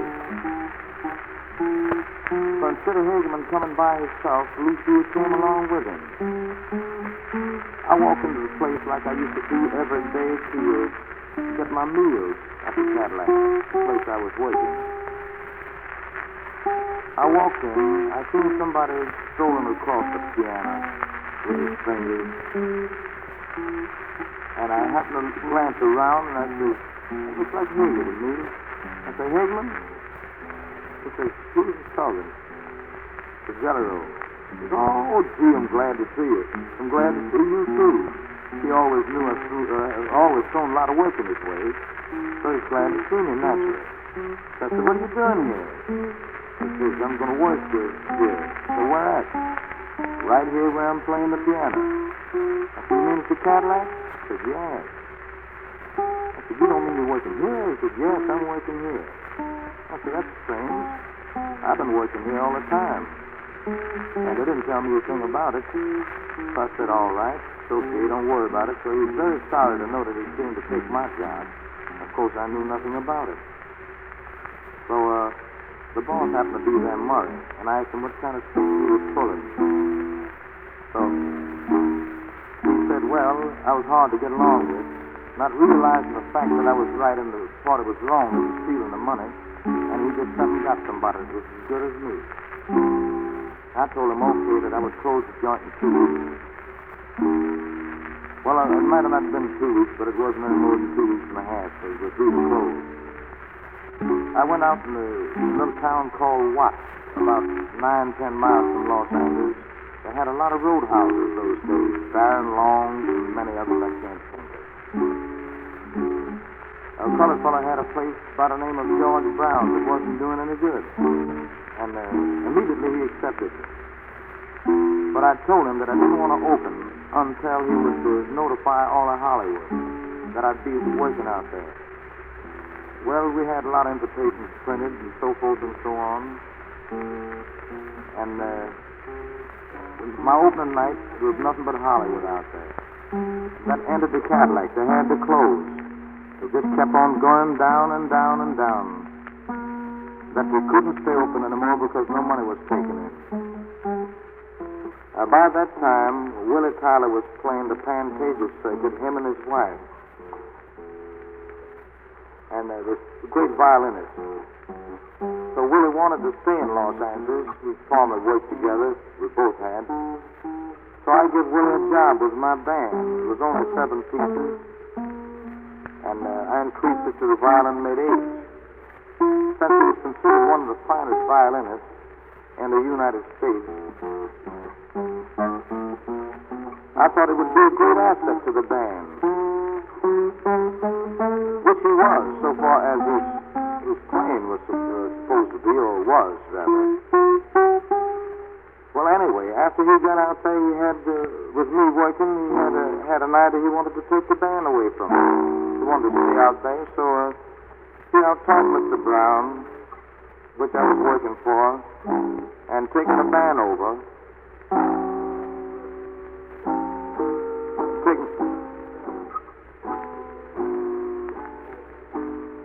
Of course, wanted to take the band over, and Mr. Brown gave him an opportunity to take the band over. He told him he could produce a better band than me, which he had a very fine band. And again, I found that Hageman was the stumbling block in my way again. He took Hageman on the piano, and that left me out without a job again. By that time, the Cadillac was quite sure that I was the man. So Murray got in touch with me and told me if I would come back to the place, he would give me half interest in the place. So I went back, taking the Black and Tan band, forming this organization of 4 pieces, and run Browns out of gas. Took all the movie stars again with 4 pieces, and they had 8. Which was considered the best band in town, no question about it, and they must have had them. So Brown found he couldn't do any business in Watts. So he decided to come in Los Angeles and try to get what they call the overflow trade. He moved a half a block from the Cadillac on the corner of 6th and Central. And we was in the middle of the block of Central between 5th and 6th, pretty close to the Southern Pacific Depot. Well, anyway, he came up there with this tremendous bunch. My brother-in-law was playing the drums for him at the time. Dink Johnson. Well, anyway, they did fairly well for a little while, but all the trade drifted right back to the Cadillac. And we had the trade that everybody wanted to be around, the movie stars. So, pretty soon they started cutting off. At that time, Wood Wilson was the boss of the band. It changed from the violinist to Wood Wilson, the bass player. So they started cutting off different pieces. They cut off the trombone, then later they cut off the violin, then they cut off the trumpet, they cut off the clarinet. It worked down to bass, piano, and drums. That's the combination they had. I'll tell you that in a second. So finally, Wood Wilson being the boss, he couldn't fire the drum and just keep himself in the piano there, so the boss let him go, and it worked down to drums and piano. And they finally let the drummer go, which was my brother-in-law, and they kept the piano, which was Hageman. And they finally had to let him go and close the place up. I also told him the same thing that I told Murray, that I would close the place up. Then the Cadillac was again in bloom, in first-class shape. The tunes we was playing out there, we couldn't play the tunes like we could in New Orleans because we didn't have the ability, the same kind of ability, I'll say, out there. So we had to play what we could. We played numbers like the Russian Rag was quite popular, and maybe Black and White, Grace and Beauty, Maple Leaf Rag. Of course, we had some very good men, and things like that. They had some very good tunes. They sang a song, Daddy Dear, and let's see, trouble of it, I can't remember offhanded on account of the years I get mixed up. When the Midnight Choo-Choo leaves Alabama, that was one they were singing. It seemed like they'd hold a number a long time. They would sing a number maybe for a year or two. I'm Crying Just For You. Melancholy Baby was quite prominent still at that time. 1917. And that's all the year 1917 was happening. And there's a number they used to sing Frisco. but he was down in Los Angeles at that time. Da-dum-dum-dum-da-dum-dum-dum. Da-dum-dum-dum-da-dum-dum. I'm trying to remember the name of the thing.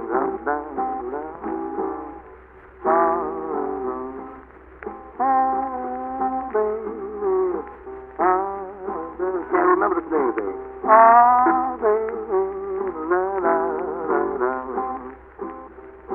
It was a kind of little comedy song. The whole coast went for it.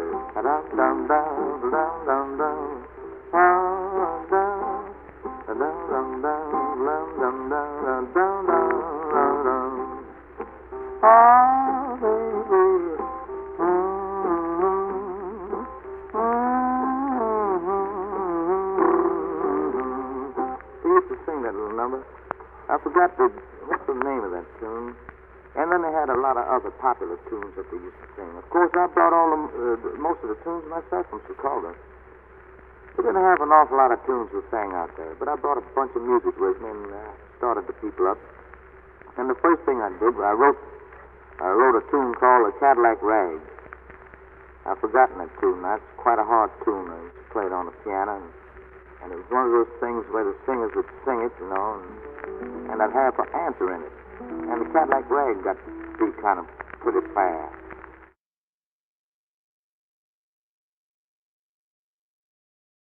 Singing, "Oh, Liza, little Liza Jane, little Liza Jane, little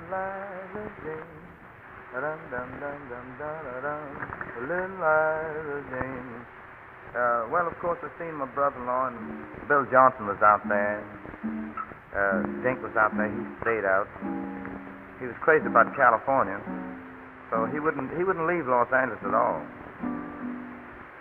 I would constantly ask him where Anita was, and he would never tell me. So finally, I run upon the old lady. I found where the old lady was staying, her mother, and she says, "Oh my, how Anita would like to see you." And she got me in touch with Anita. At that time, Anita was down in Nevada. She had bought a saloon business in a little town called Las Vegas, Nevada. The place was named the Arcade, and she had made a lot of money down there, plenty of money in saloon business. So anyway, somehow or another, her mother notified her I was in Los Angeles, and she got in touch with me. She came up to Los Angeles to see me, and we went back together. And she decided then to let the saloon go unless I wanted to come down there. I went down there, and it was too doggone cold in the winter, and it's too hot in the summer. The fact of it was, I'd rather be around those palm trees myself in Los Angeles. So Dink went down, her brother, and when he came back, he was able to buy a McFarlane automobile, and it was plenty high those days. So anyway, Anita decided to stay in Los Angeles, so she went into a small hotel business. She bought a hotel on the corner of Central near 12th in Los Angeles and named it the Anita. By that time, I had several little businesses branching out myself again. I was connected with a dance hall, but the dance halls, you could only run till 12 o'clock. And I decided if I went out in Watts County, the same section where I had worked for George Brown, I would be able to run a night spot all night long, which I did. They had a place called Leaks Lake, and that's the place I'd taken, and I named it Wayside Park. I had a partner out there with me. His name was Woodward. He was a trombonist. That's the place that King Oliver made such fame in the Pacific Coast in. So we went along and we made a lot of money together. Money was no object. I had plenty of clothes, plenty of diamonds. I also become in possession of a club, a gambling club, next door to the hotel, which was on the corner, right across from Watson Burns. Watson Burns was considered at that time one of the greatest billiard players in the world. We had become to be very personal friends. And there was a lot of money made in this gambling place. I had a fellow running the place for me from New Orleans that I had a lot of confidence in. He was the first fellow that played the part of Tarzan in the moving picture. A great big black fellow, standing almost 7 feet high, and he must weigh at least 300 pounds, all solid meat. His name was Zach Williams. I trusted Zach to run the dice game for me. And, of course, Zach was looking out for Zach. He made a lot of money, but still and all, he always wanted some more money. And I ran the club along and did pretty good until once I'd taken a trip to Frisco on the train, and I had a $2,000 bankroll down there. That was for him to mostly use for change and occasionally call a bet when nobody else would call the bet in order to keep the game going. Everything was trusted up to his honesty, which I found it shouldn't have been because he wasn't trustworthy. As the wire reached me before I was to Fresno, going towards Frisco, that the bankroll was lost. And I know who it was lost to. It was lost to a fellow that he palled around with, named Slick. So when I came back, I just got rid of the club. And that left Zach out in the cold because he'd lost his movie job. He's such a big star that he would go to work any time he got ready. So we went along and made a lot of money. Zach was a very expensive help to me. Every morning he demanded a steak that would cost $1.25 raw. They had a market right under our place, the hotel. I couldn't stick with him because he's stealing my money. Well, I didn't know that at all. I didn't know that he was so crooked. I was trusting everything to his honesty since he was a homeboy, and I had always known him, well, maybe to be straight. Maybe I didn't know how crooked he was. So Zach was a tough man to get along with because he had those $1.25 steaks. And I didn't care so much for steak, especially those big ones like he did. And my wife used to cook them for him. Every morning when he'd come to work, he had that steak. But we had a lot of money, and money was no object. In fact, I used to keep a top tray full of bales of bills. Sometimes there were ones and twos and fives and sometimes tens, but they'd be in bales.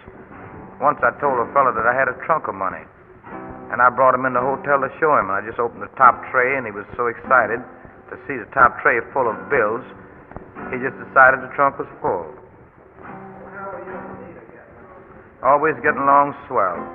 It's a day that I don't like to bring back because I never realized how happy I was until after I left her. There was nothing under the sun that I ever wanted that I didn't get during that time but two things. And those two things, one of them was a yacht and the other was a cow. A cow. I never did have a cow. I wanted that, see, and I wanted a yacht. But after I looked up the prices for yachts, I said, well, I couldn't handle a yacht. And the expense, the upkeep was tremendous, so I couldn't think of that. But outside of that, everything was swell. We finally moved around the corner, 12th and Central to Pico Street. We had a private apartment there because her mother didn't care for the hotel so much, so I always lived with her and her mother. It was the group because she personally looked out for her mother in spite of the fact that she had 7 other brothers. But they always depended on her to look out for mother, and which it was always done in fine style. Anita had about 3 or 4 fur coats all the time. The reason I say 3 or 4 because sometimes the old lady would take one. I mean her mother. So if she had 4, she'd have 3 left. And of course there's nothing too good for the old lady, and she realized it. And she would sometimes pick her best apparels to ask for, and she got them. Anita loved her mother very much, and I thought an awful lot of the old lady myself for a very long time. She was devoted to me more so than she was to her mother. If I told her to do something, she realized I was her husband, and she respected me as a husband, as few women today respect their husbands. aside from that, Anita was a very beautiful woman. And she dressed very handsomely. And plenty diamonds to elaborate the conditions generally. She listened to everything that I said do. I couldn't wish for a finer woman than Anita. Personally, I don't believe there ever was one born any finer than Anita. And I think that I've missed an awful lot by leaving her. Of course, it was all a mistake, but nevertheless it happened. So finally, I was doing such good business that a fellow by the name of George Brown, that was in the club, the gambling club, and having the roadhouse outside of town, and in town I had the dance hall that couldn't run any later than 12 o'clock, and he was a big politician. So he said to me one day, with a fellow by the name of Pops. Pops was a partner of mine in the dance hall business. He says, you put up 600, I'll put up 600, and let Jelly put up 600, and we'll control this campaign, and we'll run this town to suit ourselves. I said, well, I wasn't so interested in running a town. All I was trying to do was make some money.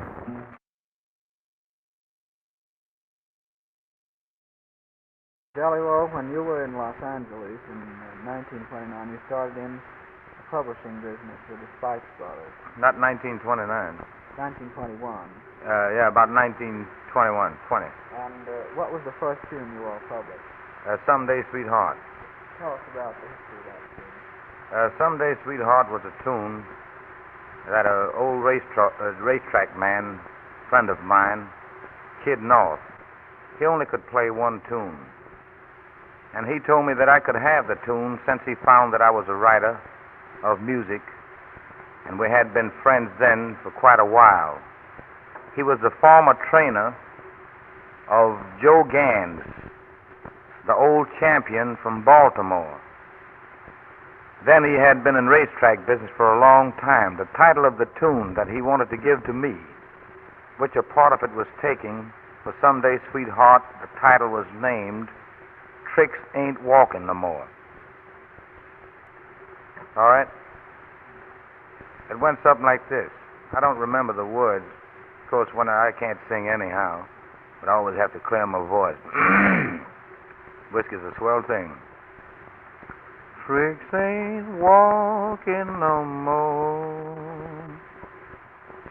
Tricks ain't walking no more. Every time I see that woman, she meets me. I'm gonna tell you, she's got that lovely feet, but tricks ain't walking no more. Why, they're passing right by that whore. I've never seen things so bad before, 'cause tricks ain't walking no more. I'll tell you, tricks ain't walking no more. Oh, da da da, da da da. That's the voice. Oh, I want you to be mine if you'll come with me and be with me. I love you all the time, so won't you be mine? I'm gonna take you to grind. Just then her man would come and I would run. That will be the end for me, 'cause tricks ain't walking no more. Oh, tricks ain't walking no more. Every time you see a man coming down the street, he won't stop, he'll pass her door, babe. Tricks ain't walking no more. She can't get a dime, that poor whore. I never seen things so tight before, because tricks ain't walking no more. I mean it, 'cause tricks ain't walking no more. That was the thing that Kid North used to do. He played a little piano, and he had a kind of a little house there. He was a single fella, and he kept his house mostly to lure the girls until he got married to a beautiful girl named Helen. He particularly named this place the Lion's Jaw. Says, anytime I catch 'em, boy, when they go into the Lion's Jaw, they're clinched. Says, I'd never let him get away. He's a funny sort of a guy. He always made a lot of money, and he was a very swell dresser, and very tight across the chest. He wouldn't give $1.50 for a diamond as big as anybody's head. That was one of his words that he would say all the time. After that, he was a swell guy. He finally went with Kid North, with Bob Rowe, and he coupled up with him in the racetrack business. He never spent a dime on those horses. It was all Bob Rowe's horses. But Bob always wanted somebody to be with him because Bob was kind of sickly. And, of course, Kid had the big front as the owner. At one time, Bob had a very fine racehorse that really made him. The fact of it is, he was a dead horse when Bob bought him. I think he paid about $300 for him. A horse Cofield made an awful lot of money for him. But anyhow, Kid was a smart fella, and I'll say that he's very much instrumental in some parts of the tune, Someday Sweetheart. And I was the one that used to play the tune around. Of course, my name doesn't appear on the tune, and I'm not jealous about it. I hope the boys would write 10 million other ones like that. But since it happens to be a thing of, like the archives that you're supposed to give facts, I think the facts is something that really should come out.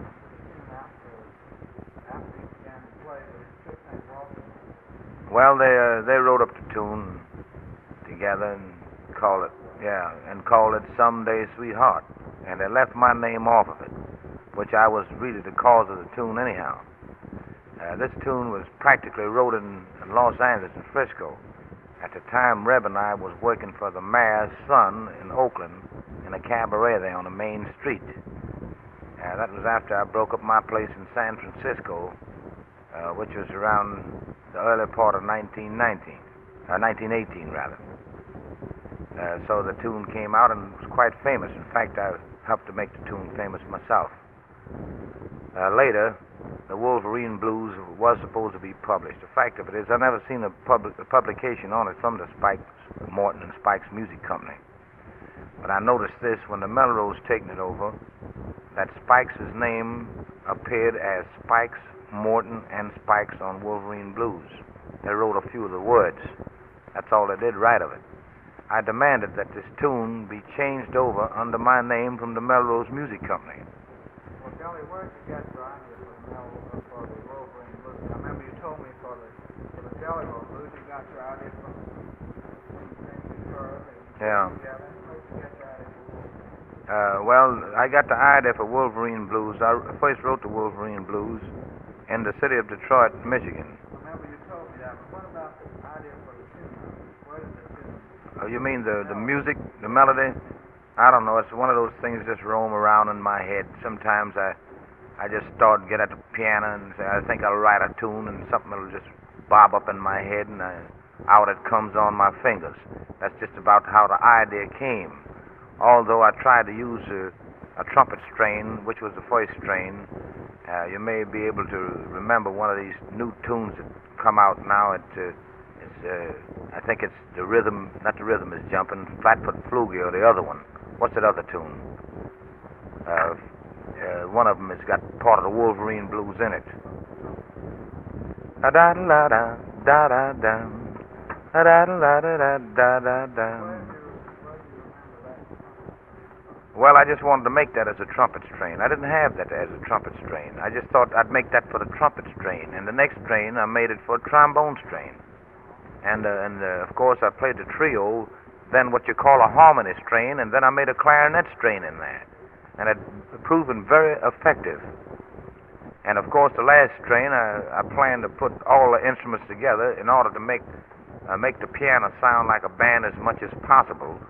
Then of course, I blasted away on the last strain, which we'd call a triple forte. Of course, jazz, when you're playing jazz piano, it must sound like a band. If you don't make it sound like a band, you're not playing no jazz piano. And that was the idea for it.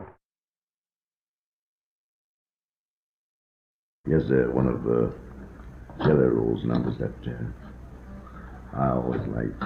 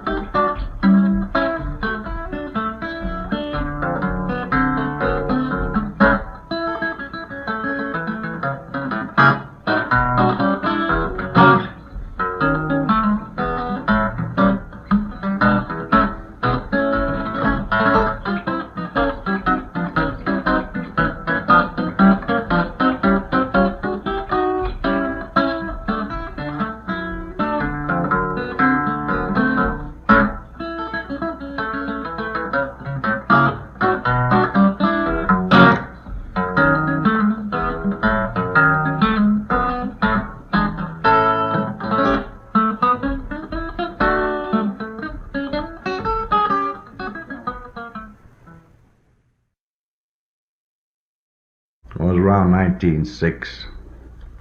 I used to go around the different dance halls in the red light district to listen to the different orchestras.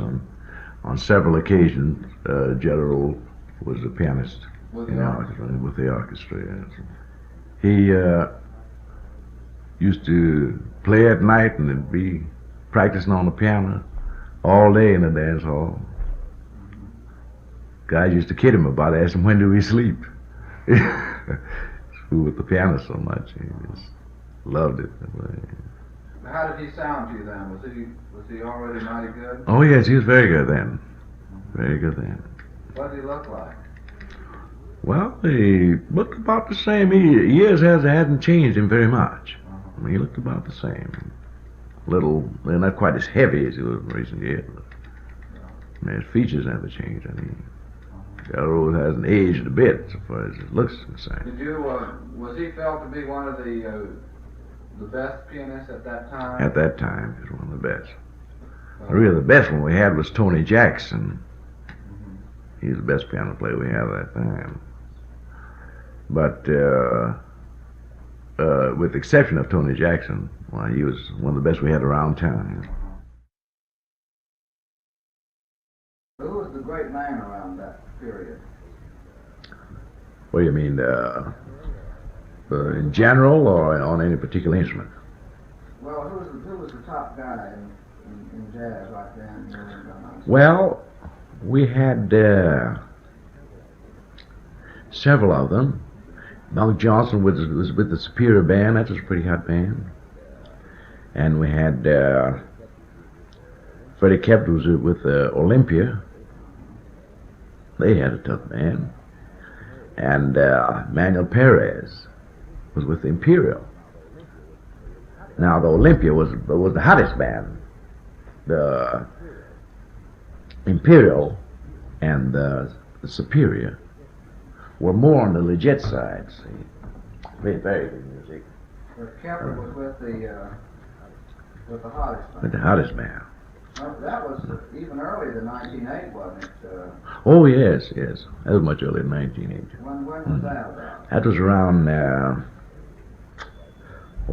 as far back as I remember, it's around 1904. And back around the face, real hot band, to my knowledge, was back around 1900 as a Golden Rule Band. You never hear no talk of those people. Never heard of them. There was something about their playing that it just was irresistible. They were actually so hot. I'm writing an article on them. They were actually so hot that they were barred from certain halls. At the old timers wouldn't let their daughters go where the Golden Rule Band was playing. They said the music had a tendency to excite them emotionally, so that they was doing vulgar dances and all that kind of stuff. See? That's just what effect that music had on dance clubs. And this guy was playing real hot breaks on the piccolo. Yes, sir. That's something new. Absolutely. They weren't a parade band. They were a Regular dance, what do we call dance orchestra? 7-piece band. We didn't use a piano, and you didn't miss it. And the rhythm was perfect. Were they playing ragtime too? Absolutely. What? They were originators of ragtime. Maple Leaf Rag and... All the Scott Joplin numbers. And I guess they had some Creole tunes of their own, as it were. Well, no. Those Creole tunes come up in the later years. And to my knowledge, we had lots of Creole tunes during that time, but the bands never bothered with them. They were all trying to play the popular numbers. What do you mean? Who played those Creole tunes then? Our people used to just sing them. I'd get a bunch of Creole. Creole are noted for good times, you know. On Sundays, they have what we call a Cowan in Creole, the turtle dinners. It was famous around the Creole section. Until today, there's quite a few of them still have those Cowan dinners. And they have their wine and their beer there, and there wasn't as many musicians then as they have now. And those babies would get out there and get happy, and they'd get to singing and clapping. People be dancing. Hey la ba, hey la ba, hey la ba, hey la ba, hey la ba, hey la ba, hey la ba, hey la ba. Moi laissez la vie dauphine, rejoindre c'est Joséphine. Les glisser sur un gros bobine et les casser saucisson fin. Et là-bas, et là-bas, et là-bas, et là-bas, et là-bas, et là-bas, et là-bas, et là-bas. Mon aller là-bas, pour aller saucisson. Il était pas gain de saucisson et bon moins peu de poisson. Et là-bas, et là-bas, et là-bas, et là-bas, et là-bas, et là-bas, et là-bas, et là-bas. No, man, I don't consider that no singing. That's great for me. I wish you could think of some more of those Cowayne tunes. So, man, I'm getting close to 60 now. There's lots happening in my life since then. And so much other music, you know, there's more developed, complicated music I've played since then. It's hard for me to remember. Johnny, don't you think they took some of those old Creole tunes and made their riffs and their breaks out of them? They used them for Lots of them they did. Yeah, I imagine they did. I couldn't just put my finger on any particular number, but they'd get them. A lot of those riffs and breaks from those old tunes. Oh, they had a variety of musicians, you understand, old-time musicians that I never seen it even in the Jazz Foundation and none of none of these books, you understand. I remember that there was such as a man that they used to call Hewlett. He used to be a great violin player. Adolphe Moret. Old time, I mean before I was right small, a little bit of boy, you understand? That's way back. Now they had what they call the Fonzami Hall. That's right on Robertson Street. Now it's no more hall. Now he used to play Mr. Moret. Adolphe Moret. Then they had George Moret. Then they had Nene Moret. All them is people that used to be old-time musicians that actually way beyond these people that you talk of. That's further back, I believe, than Bolden. You understand? But they never played that jazz music. Well, they played the violin, cornet.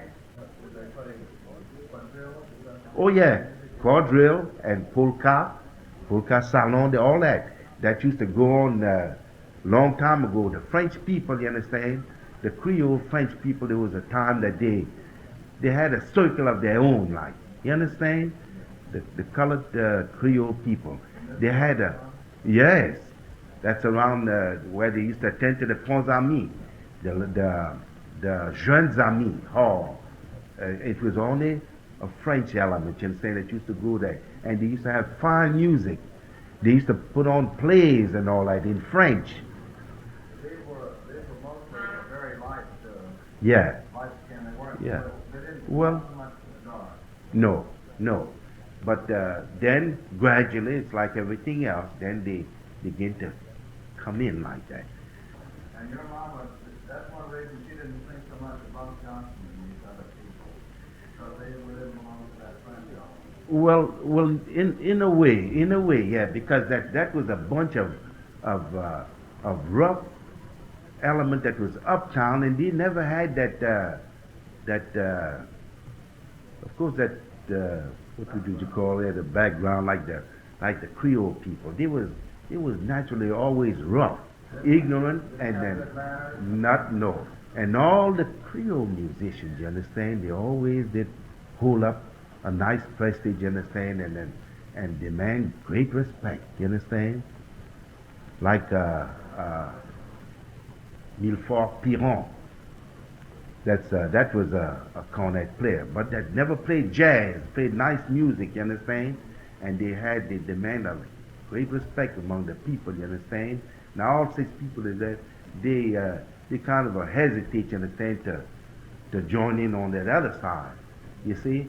But there was a time that when the Manuel started playing jazz so good, that used to draw such a crowd from uptown that these fellows began to shake them up, and they started, you understand, like wild.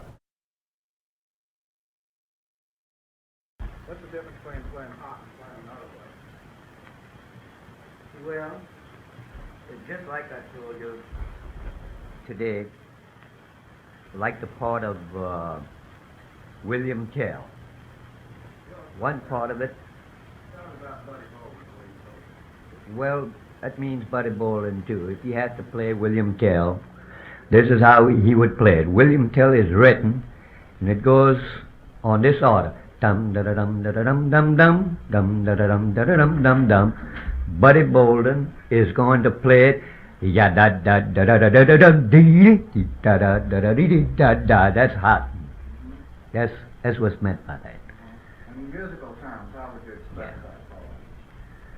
Well, I wouldn't know what word to use for it, but it's just a make-up of their own.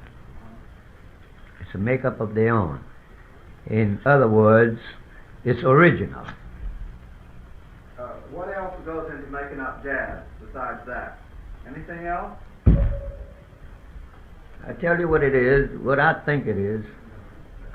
It's no more than an addition to the bars that you have. If you have 4, 5, 6 note or 8 notes to one bar, you put 16 to it. Is that what you say, Pacu? That's what it is. That's what it is. And when I played with Buddy Bowling, Did you play with bowling? sure, and we never did use a piece of music at all.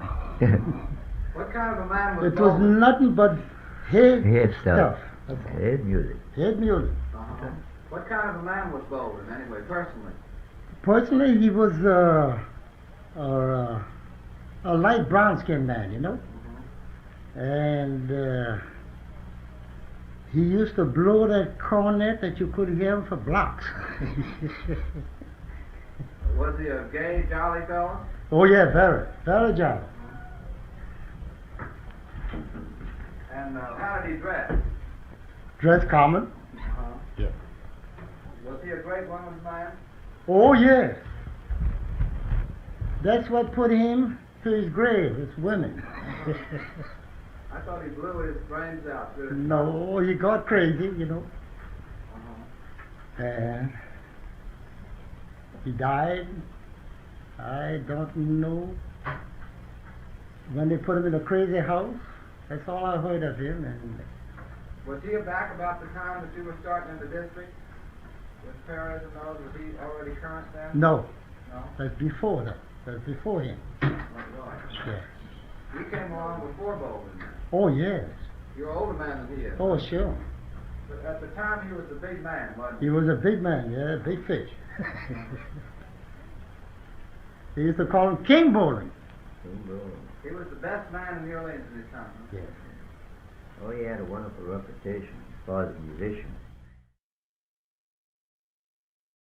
This is High Society, played by Alphonse Picot and Paul Dominguez. The composer of High Society is going to play High Society, Alphonse Picot.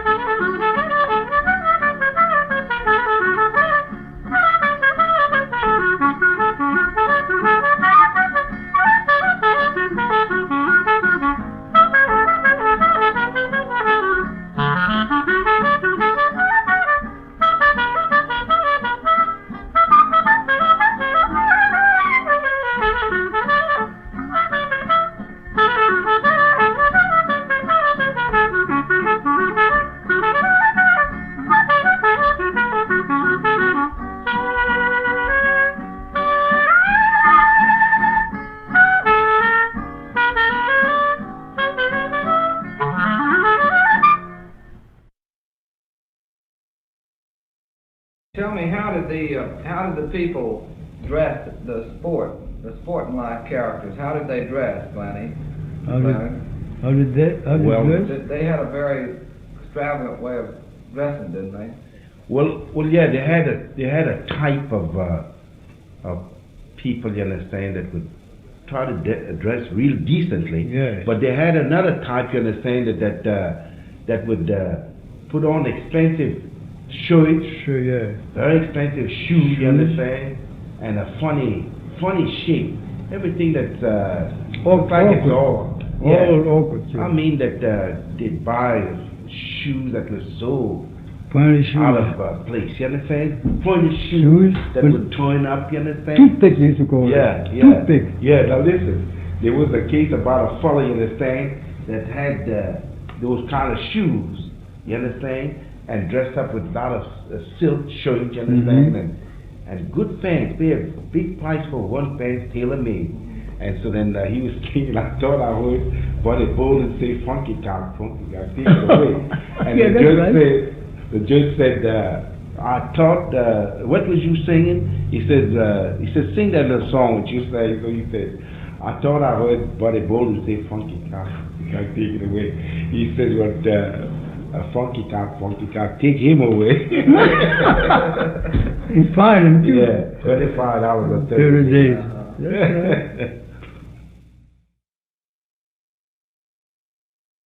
Did you play with Bolden a while too? Oh yeah, I played about 3 years with him every team move. I used to play with him every Sunday and Saturday. Then the band, I tell the colored band I ain't played yet in the city of New Orleans, me. You played with Perez and you played with Robichaud. John Robichaud, played with him too at the Boston Club. Well, tell me, what was the difference? What would you say was the difference main difference between Perez and Bolden in the way that music was? Well, Perez had a pretty good band, but he didn't jazz so much. But he was a trumpet player. He used to play trumpet clean. Yeah. But Bolden played ratty, you know what I mean? Yeah, they put it off. All kind of words, you know, all kind of, they call out of foolishness, you know. Wow, wow, wow, wow, all that, you know. He was putting in all kinds of funny stuff. Yes, sir, all kind of funny What kind stuff. of a fellow was Bolden anyway? He was a fellow about my color, but tall as me. He was very like, well, that's about my color, yes. Drinks plenty though. Oh, yeah, drink. That's what got him killed. Got poisoned. They say a woman, yeah, over a man had plenty of women. What? You see, he had plenty of women. Yes. What kind of a disposition was he? Jolly fellow? Oh, yes, he was a very jolly fellow. Yeah, he sure was. How did he dress? Well, he always, have nice clothes on.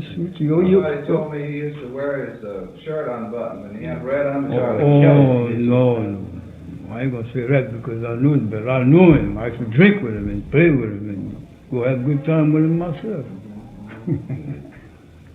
I heard that Bolden blew his brains out. He went crazy, didn't he, at the end? No, he died in the crazy house. He died in the crazy house. He went crazy, but he didn't. He drank till he actually affected his brain. Yeah. But he sure was a trumpet player, though, you know, what the people like, that ragtime. We had to go through all that old rough stuff, you understand? Just like Sid actually went through. And You said to get the benefit out of jazz? I think you got to play with a variety of people, you understand, until you get to the one that you like to be with, you understand. There's so much, you understand, to gain. But the most of the jazz players, you understand, like say some of the Creole musicians, you understand, that didn't like the idea of mixing up with them, they never went too far. Now you see Pico is a very good clarinet player, but that ain't a hot clarinet player. All he can play is that high society. He plays music, but he brags so much about, he claims that the high society. That's what he claimed, that's his. But you think that Sidney got to be good because he mixed up with the Yeah, I think so. What did he learn from them anyway? Well, listen, he learned you have to play real hard when you play for Negroes. You understand? And when you play with Negroes. That's true. You got to play, the Negro, you got to play hard, you got to go some. Because they, to avoid any criticism, you understand, You understand? Now, if you happen to be a little different from them, you got to come up to the mark. And I do believe, you understand, that that's the only thing that you gain. You gain that, what they call that, to go to it. Yeah, that drive, you understand? Persistent and to, of course, to achieve, you know, what their ideas, you understand? To get. Bunk was like that. Well, Bunk was like Buddy that. was like that. Yeah. Now you see. Was Manuel Perez like that? No, that wasn't like that. Manuel Perez was a good ragtime player, you understand, but not like that. He didn't have that drive. No, not like that. He couldn't play uptown. Well, Not so well. he would play, you understand, but these people, you understand, they feel like they're killing themselves, you understand, and then that's a kind of an effort that they're putting in there that it's, to tell you the truth, I consider more artificial, you understand? Well, Sidney puts it in. Well, listen, but Sidney puts it in with ease. Yeah. Sidney puts What that. about Louis? Well, Louis got it in with ease Now, too. wait a minute, just one other. What about Freddie Kemper? Well, Freddie Kemper, now watch. Now, no, Freddie Kemper, that's different. They strain, they puts on, you understand, just like that Louis Armstrong. All of them is people, you understand, that, well, all right then. We might say now that he done achieved the point that where that he can make those high notes with so much ease and all that. But, brother, did they work for that, you understand, did they? Well, did Kemper have this drive? Did Kemper have this drive you're talking about? Well, yeah. Did he play hard? Yeah. Play hard. Well, he was a light-skinned Creole boy. Well, yeah, Freddie Kemper. Well, now, no, that was more an American style. I wouldn't call him no Creole, you understand? He's a boy of more of American style and belonged to that rough element. Oh, he did? Yeah, he didn't belong to, yeah. He was just like that Bolden. Just say he was a little light, you understand? But he belonged to that Bolden bunch there. How do the Creole people feel about jazz today? Oh, well, they like it now, yeah. Oh, yeah, they really feel, you understand, that's good. But like you say, that jazz music, all that's gonna help, you understand, to get this misunderstanding among the race, you understand, straightened out. Because it has some kind of bearing, you understand. It's bringing a certain group of people, anyhow, the better class of people, you understand, is they're getting together, you know.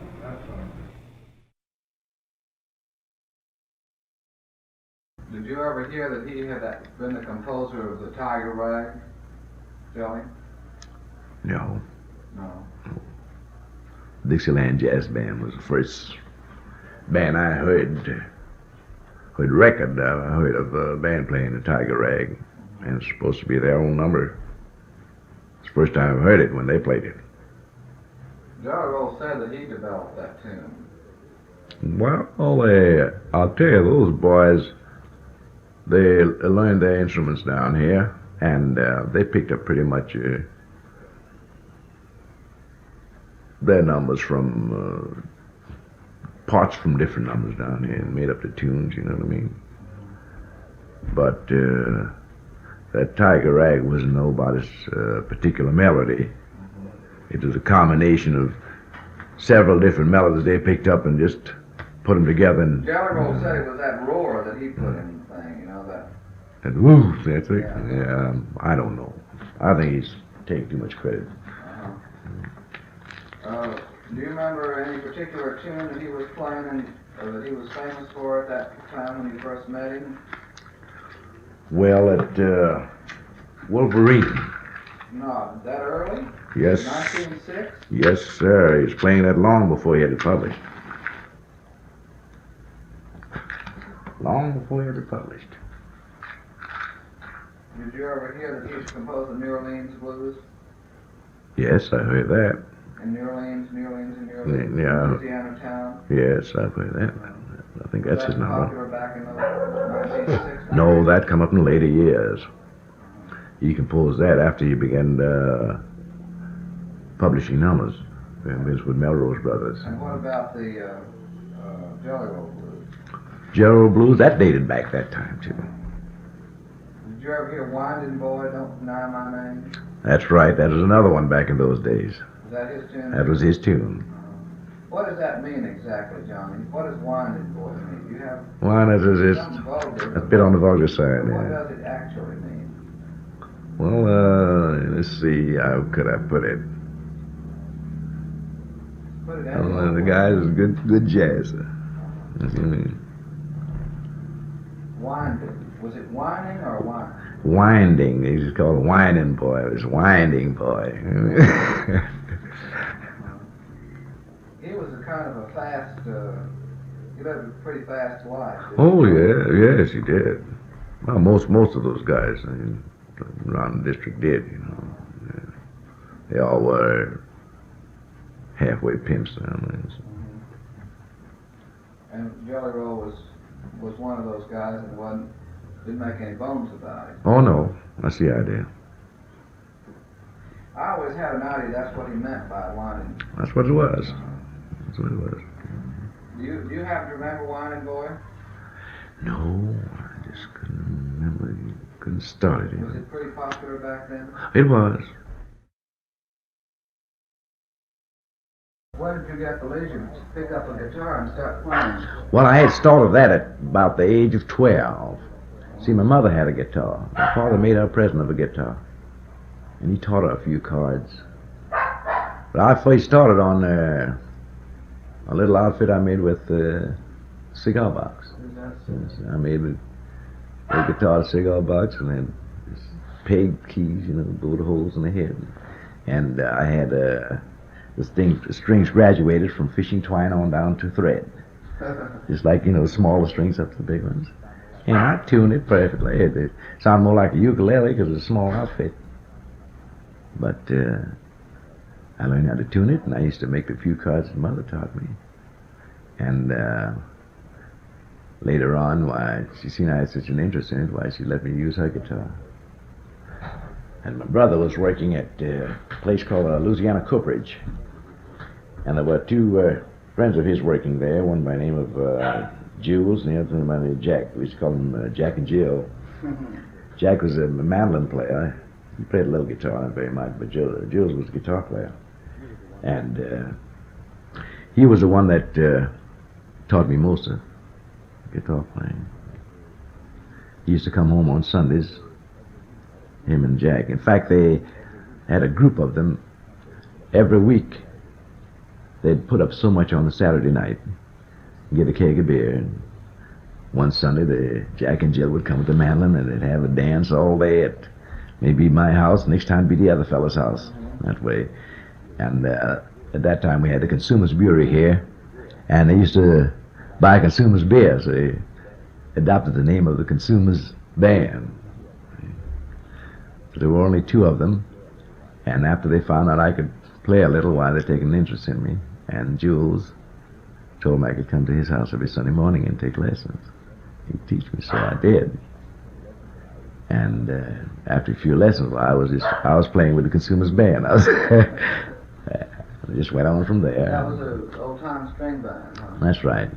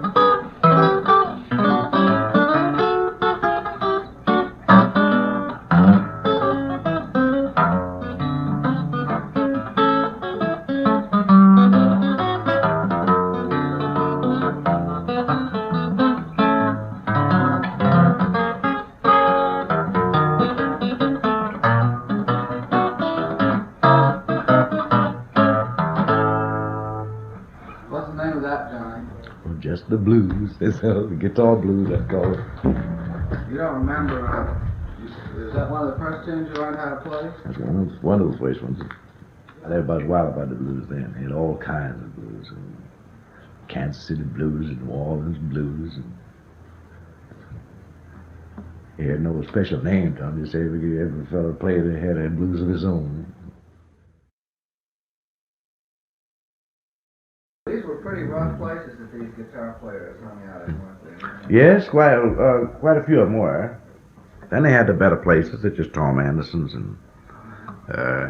Some of these honky tonks you could get drug out of there with no trouble. Oh yes, lots of bad characters there. Did you remember hearing about somebody named Aaron Harris?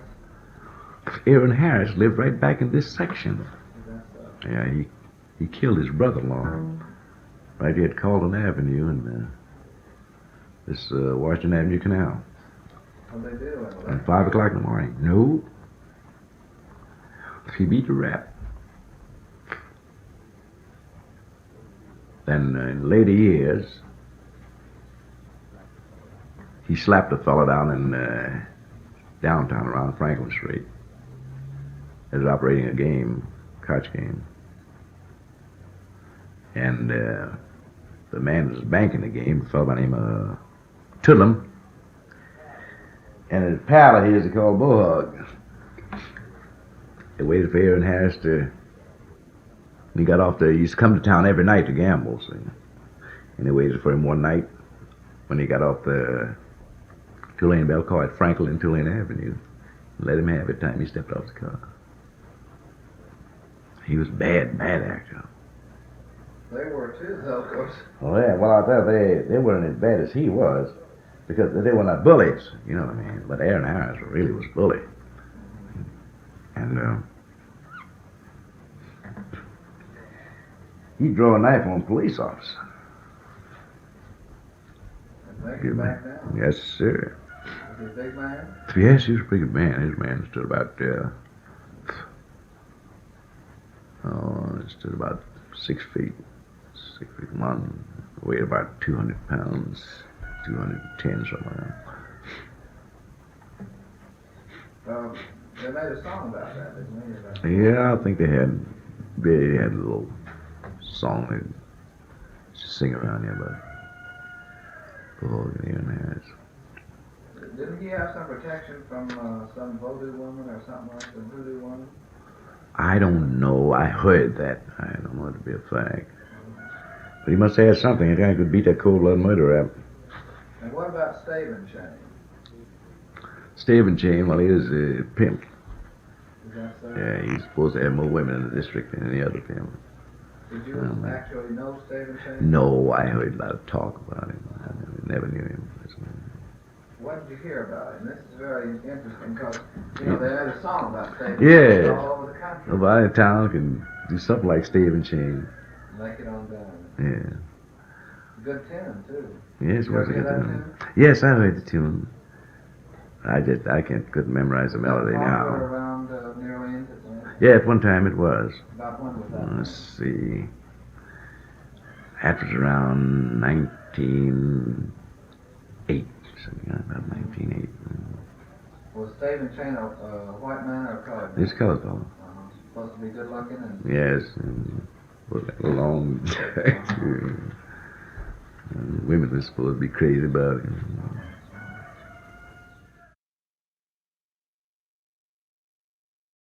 I used to play on in a nightclub at Very and Iberville. And they had a woman, colored woman, working there.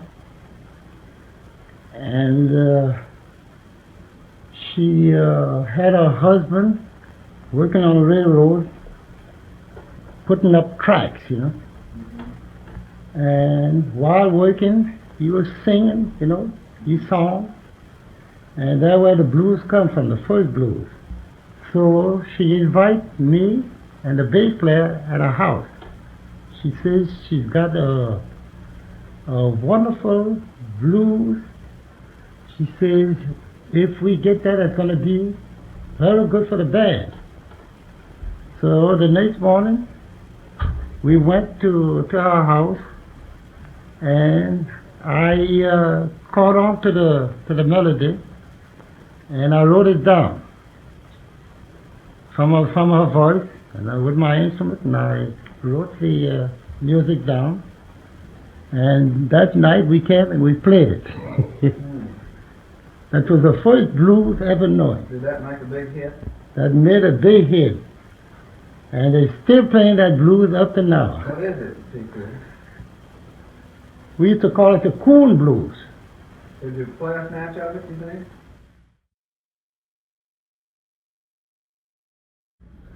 Yeah, we're going to play right now the first blues that was ever written in New Orleans. We call it the coon blues. First blues.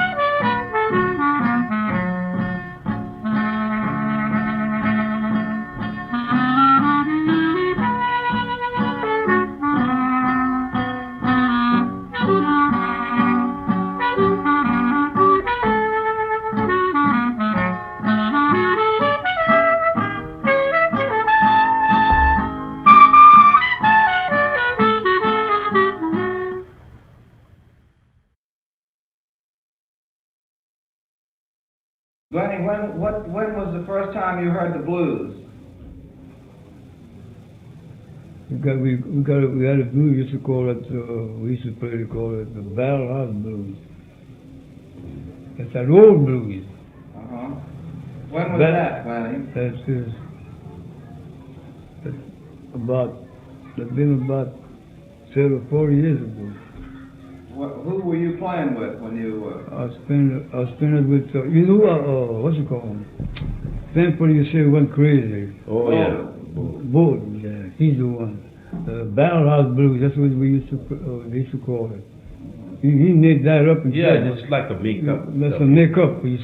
Sometimes you sit down there and all I know is you pick up this corner and tell you you're going to play something. Then you make that up and start your little way to stop that starts and the people get crazy about it. Just sit down and think about it, come to him. Then you tell us for the watch I'm going to come and see you. Just watch it. That's when it starts. Just watch it. Just watch me. You couldn't even ask them the key or nothing. No, because they didn't know. That's right. They didn't know. He's the one. Was that one of these Blues that had 3 repeats and then a final one at the end? Is that the way it went? No, we had 2, we had 2 parts in there. That's all. 2 parts. Yes, sir. That's right. Mm-hmm. Nothing else in but the blues. Well, didn't they have that music down along the riverfront and those honky tonks down along with the longshoremen down there? Isn't that where they had that music? Like say around the Globes Hall he's talking about. Oh, around the Globes Hall? Yeah, that's where you had that. Yeah, had the Globes Globes Hall right by the auditorium. Oh, by the auditorium. Anytime you wanted to go to a honky tonk place, you go over right there. And then where the most of the jazz people never did play. You know, right when there. you consider that you was going to play jazz, they'd have to find you at the Globes Hall. Yeah. That's the old time. Yeah. When you started out playing, Glennie, they had brass bands here. Yes, sir. And they had these string bands like you played with. Yes, sir. Which was the oldest? Did they have more brass bands or? They had the Excelsior Brass Band. They had the Onward. They had the Excelsiors, Pickwick Brass Band. The 3 bands they had. That's all I know. That's when you started out playing here? Yes, sir. And those bands were the ones that played for the parades? Parade and Fume. Now, who was the I leader used to play myself one day. Who was the leader of the Excelsior Band? It's George Baquet, George Baquet's daddy. George Baquet's daddy, huh? Yes, sir. And what did he play? Cornet. Beef flat cornet. Baquet played what kind of music? Sousa marches? And yes, and Fumes marches. This Excelsior Band, did they read music? Oh, yes. They all played for music? Yes, sir. They had music on the instruments? When yes, they yeah, sure. Yeah. I see. And that was an all-colored band, huh? Colored band, yes. Now, what about the Pickwick Band? Who was the leader of that? Oh, this is a Spanish fellow. Cucho. That's what he was before. Cucho. Cucho? Yeah, that's his name. Yeah, he was a Spanish fellow. He was from here. You know, I mean, he's a musician. What did he play? Cornet, trumpet. He was the leader of the band. And did they play for music too? Yes, sir. Oh, yes. How many pieces did they have? 12. In the old brass band is 12 pieces. I see. But they didn't play hot? No, sir. Not in them days. They didn't even play ragtime? Huh? No.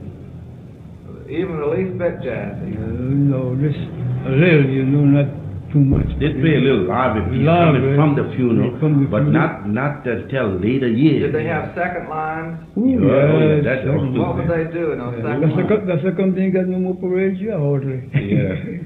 They'd hold each other, you understand? What happened with the second line? Well, they jumped and cut up so much and fight, you know. Disturbed them much parading. Yeah. So the second line they would marched in the front? No, they'd march on the side. On the side. They'd follow you, you dance, and dance. That's when they're coming back from the funeral they do that. But as long as the funeral is gone, the one coming back, that was they start to dance. Now they'd go to, for instance, those that was down here would go to a certain distance. As soon as they hit a certain line, they'd meet up with those American ones that would maybe be mixed up, you understand? That's right. That other element, then it would be a general fight. That's it. That's right. People get hit with bottles. Well, that's bricks right. and sticks and all that. Yeah, that went on. That's right, to tell them the truth. That was a lot of fun, though, wasn't it? Oh, yeah. Some of the policemen had their fun with them, too. Yeah.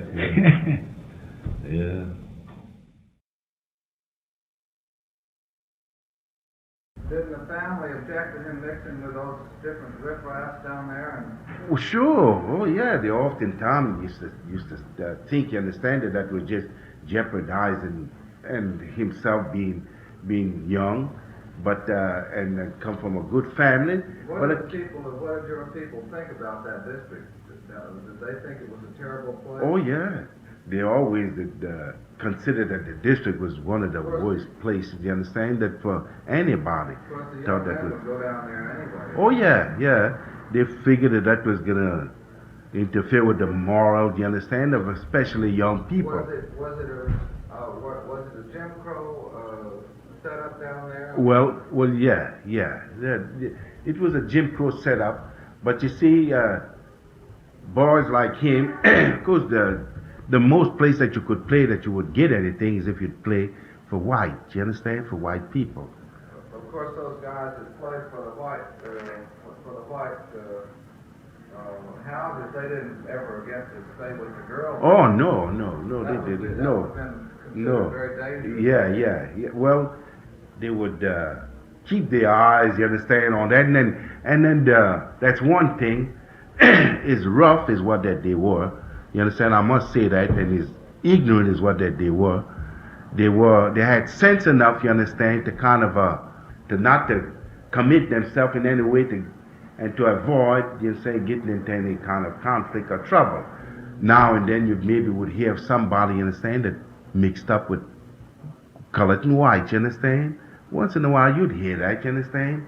Because sometimes you'd hear of like arrests, like raids and things, because the police, you understand, the law was kind of always very hard on the Negro, you understand, about them trying to mingle, you understand?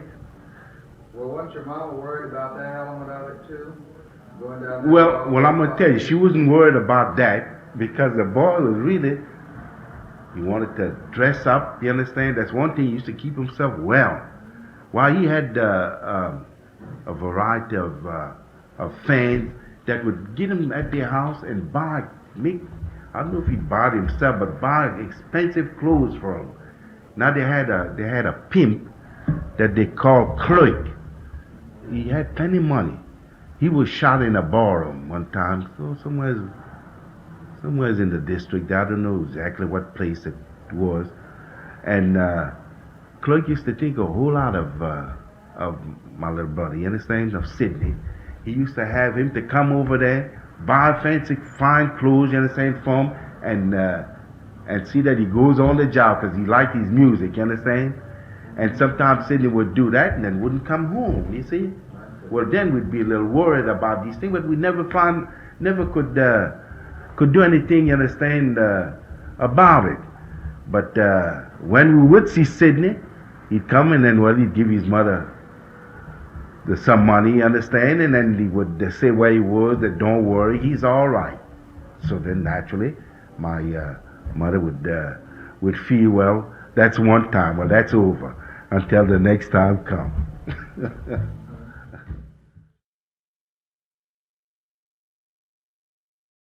Glennie, what do you think is the main idea in jazz anyway? What's the main feeling in jazz? It makes it different from other kind of music. You know, if you dance, and you know what I mean, it gives you more pep. Forget your trouble. Trouble, all that. You understand? That's what it is. And I like to play that way. I like that jazz. Me, I'm telling you. What was the main change that you said you and your band helped to change the music from old-time music to jazz? What was the main thing that you all did to make the change? Well, we just come up to ourselves that way. You know, we got a piece, if we play a piece we like, then we understand that, that's too big. Let's pick up on it. That's all. Let's pick up on it. Then we find out it was better, more appreciated. That's it. When you start at one tempo, would the tune get faster and faster? Faster, yes, sir. You know, then we start that, you know. Then we just hold it and see how it's going to be, you know. If it takes, well, we got it, and it's gone. How would you all learn to play your parts together? Would you play them over and over and practice a lot, or? You know, sometimes we on the job we do that. How would you manage to make your instruments conform to each other, though? Well, we understand one another. You understand? We work together. You see, it's the same thing if you me and you work together without knowing how are you going to know what's in my mind when I'm playing cornet and you're playing? Well, with the Janet, you'll be that together so long, you understand, that comes to you natural. You observe what I say? It's like mind reading. Yeah. Well, of course, it's like playing music professionally. You have everything right before what you're going to play. Sure. But that way of playing like the jazz, they just say, just watch me. That's all. Yeah. That's it. And I'll tell you, you don't know what they're going to come out with. That's right. But if you used to that fun, well, It comes out, I'm telling you. It comes out, He's got to right? be careful and be right on the spot. And he'll hit it, you understand, and they're gone. And as soon as he get one or two measures, that's finished. So true. Yeah. Now I'm going to tell you about me. And like I told you before, I play with the best and the worst. You see that piece of music there? All right. He's leading this band. He's the leader. You play. I never see that before. I don't know. Of course I know a little bit, but so little I know about music. But I'm going to tell the truth. You can get any piece of music you want, and you play it. I never see, I don't know what you're going to play. You just say, I don't actually what key you're going to play or not that kind. I know all you got to do, start out. Right. I'm right here with you. Maybe I ain't going to make no mistake. Explain what you had said about the WPA when they was Yeah. testing you out. Yeah. That's very interesting. Yeah. How they did. When When the director, you understand, Yeah. called on these different men, Yeah. and that's what they knew about music. Yeah. And they said they did know how to play, and when they started to play, they put him out. That's This it. fellow said he didn't know how to play about music, but he can play. You was going to tell me some little tale about Joey a while ago, I think, when you first started this record. Oh, yes. Jelly's a great talker, you know. He'll talk himself into $1 million proposition and talk himself right out of it. And he's dearly in love with Jelly. Out of all his mother's children, he loves Jelly the best. I remember an incident at Melrose Publishing House. He came in and he was playing one of his latest compositions on the piano. It's a very good number. I just remember just what number it was. It was one of his brand new numbers. And he looked over at Mr. Walter Melrose and he says, how do you like that one? So Melrose said, that's good, Jelly, that's good. And Jelly said, good hell, that's perfect. In the meantime, the guy walked in, felt like getting his kicks, and I said, Jelly, they tell me you're the best stomp piano player in town. Jelly said, best in town? I'm best in the world. He was just like that, too, you know. Was he like that in New Orleans as well as in Chicago? Yeah, always was. That's his attitude. Uh-huh. Yes, indeed. He's nobody to sell him. He'll sell Jelly.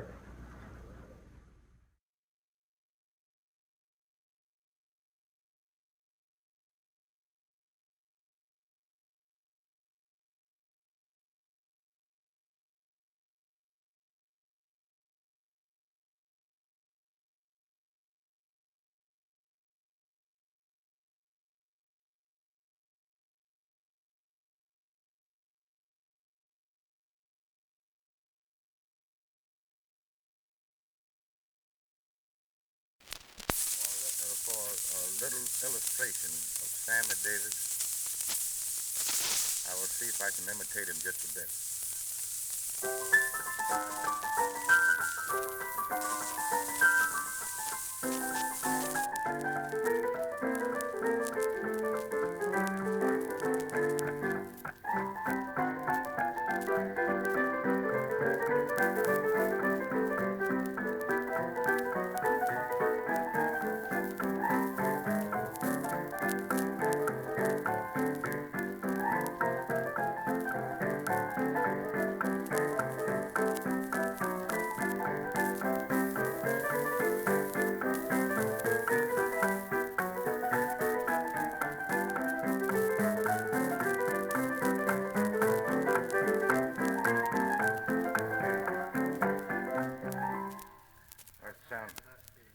I don't know the name of this tune. I only remembered a little bit. Of course, it's been years since I've seen Sammy. Is that a ragtime tune? Yeah, that's considered ragtime. That was one of his styles. Most everybody had a different style. And among them we had, no doubt, according to what I can understand from throughout the country, Tony Jackson always frequented this place. And Tony was considered, among all who knew him, the greatest single-hand entertainer in the world. His memory being something like nobody's ever heard in the music world. There's no tune that would ever come up from any opera, from any show of any kind, or anything that was wrote on paper that Tony couldn't play by memory. One of Tony's great tunes that he wrote some years ago, about the year of 1913 or 14, was Pretty Baby. I guess we all remember Pretty Baby, all right. It was $1 million hit in less than a year. I'll demonstrate a little bit of it.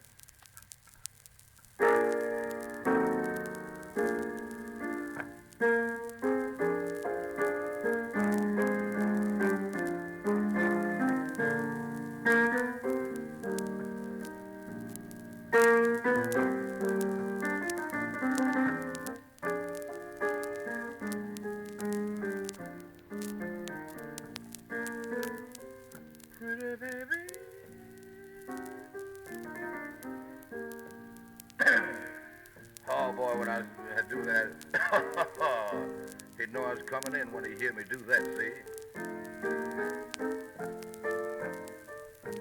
And he'd sing it. You can talk about your jelly rolls, but none of them compare. Pretty baby, you're mine. Pretty baby,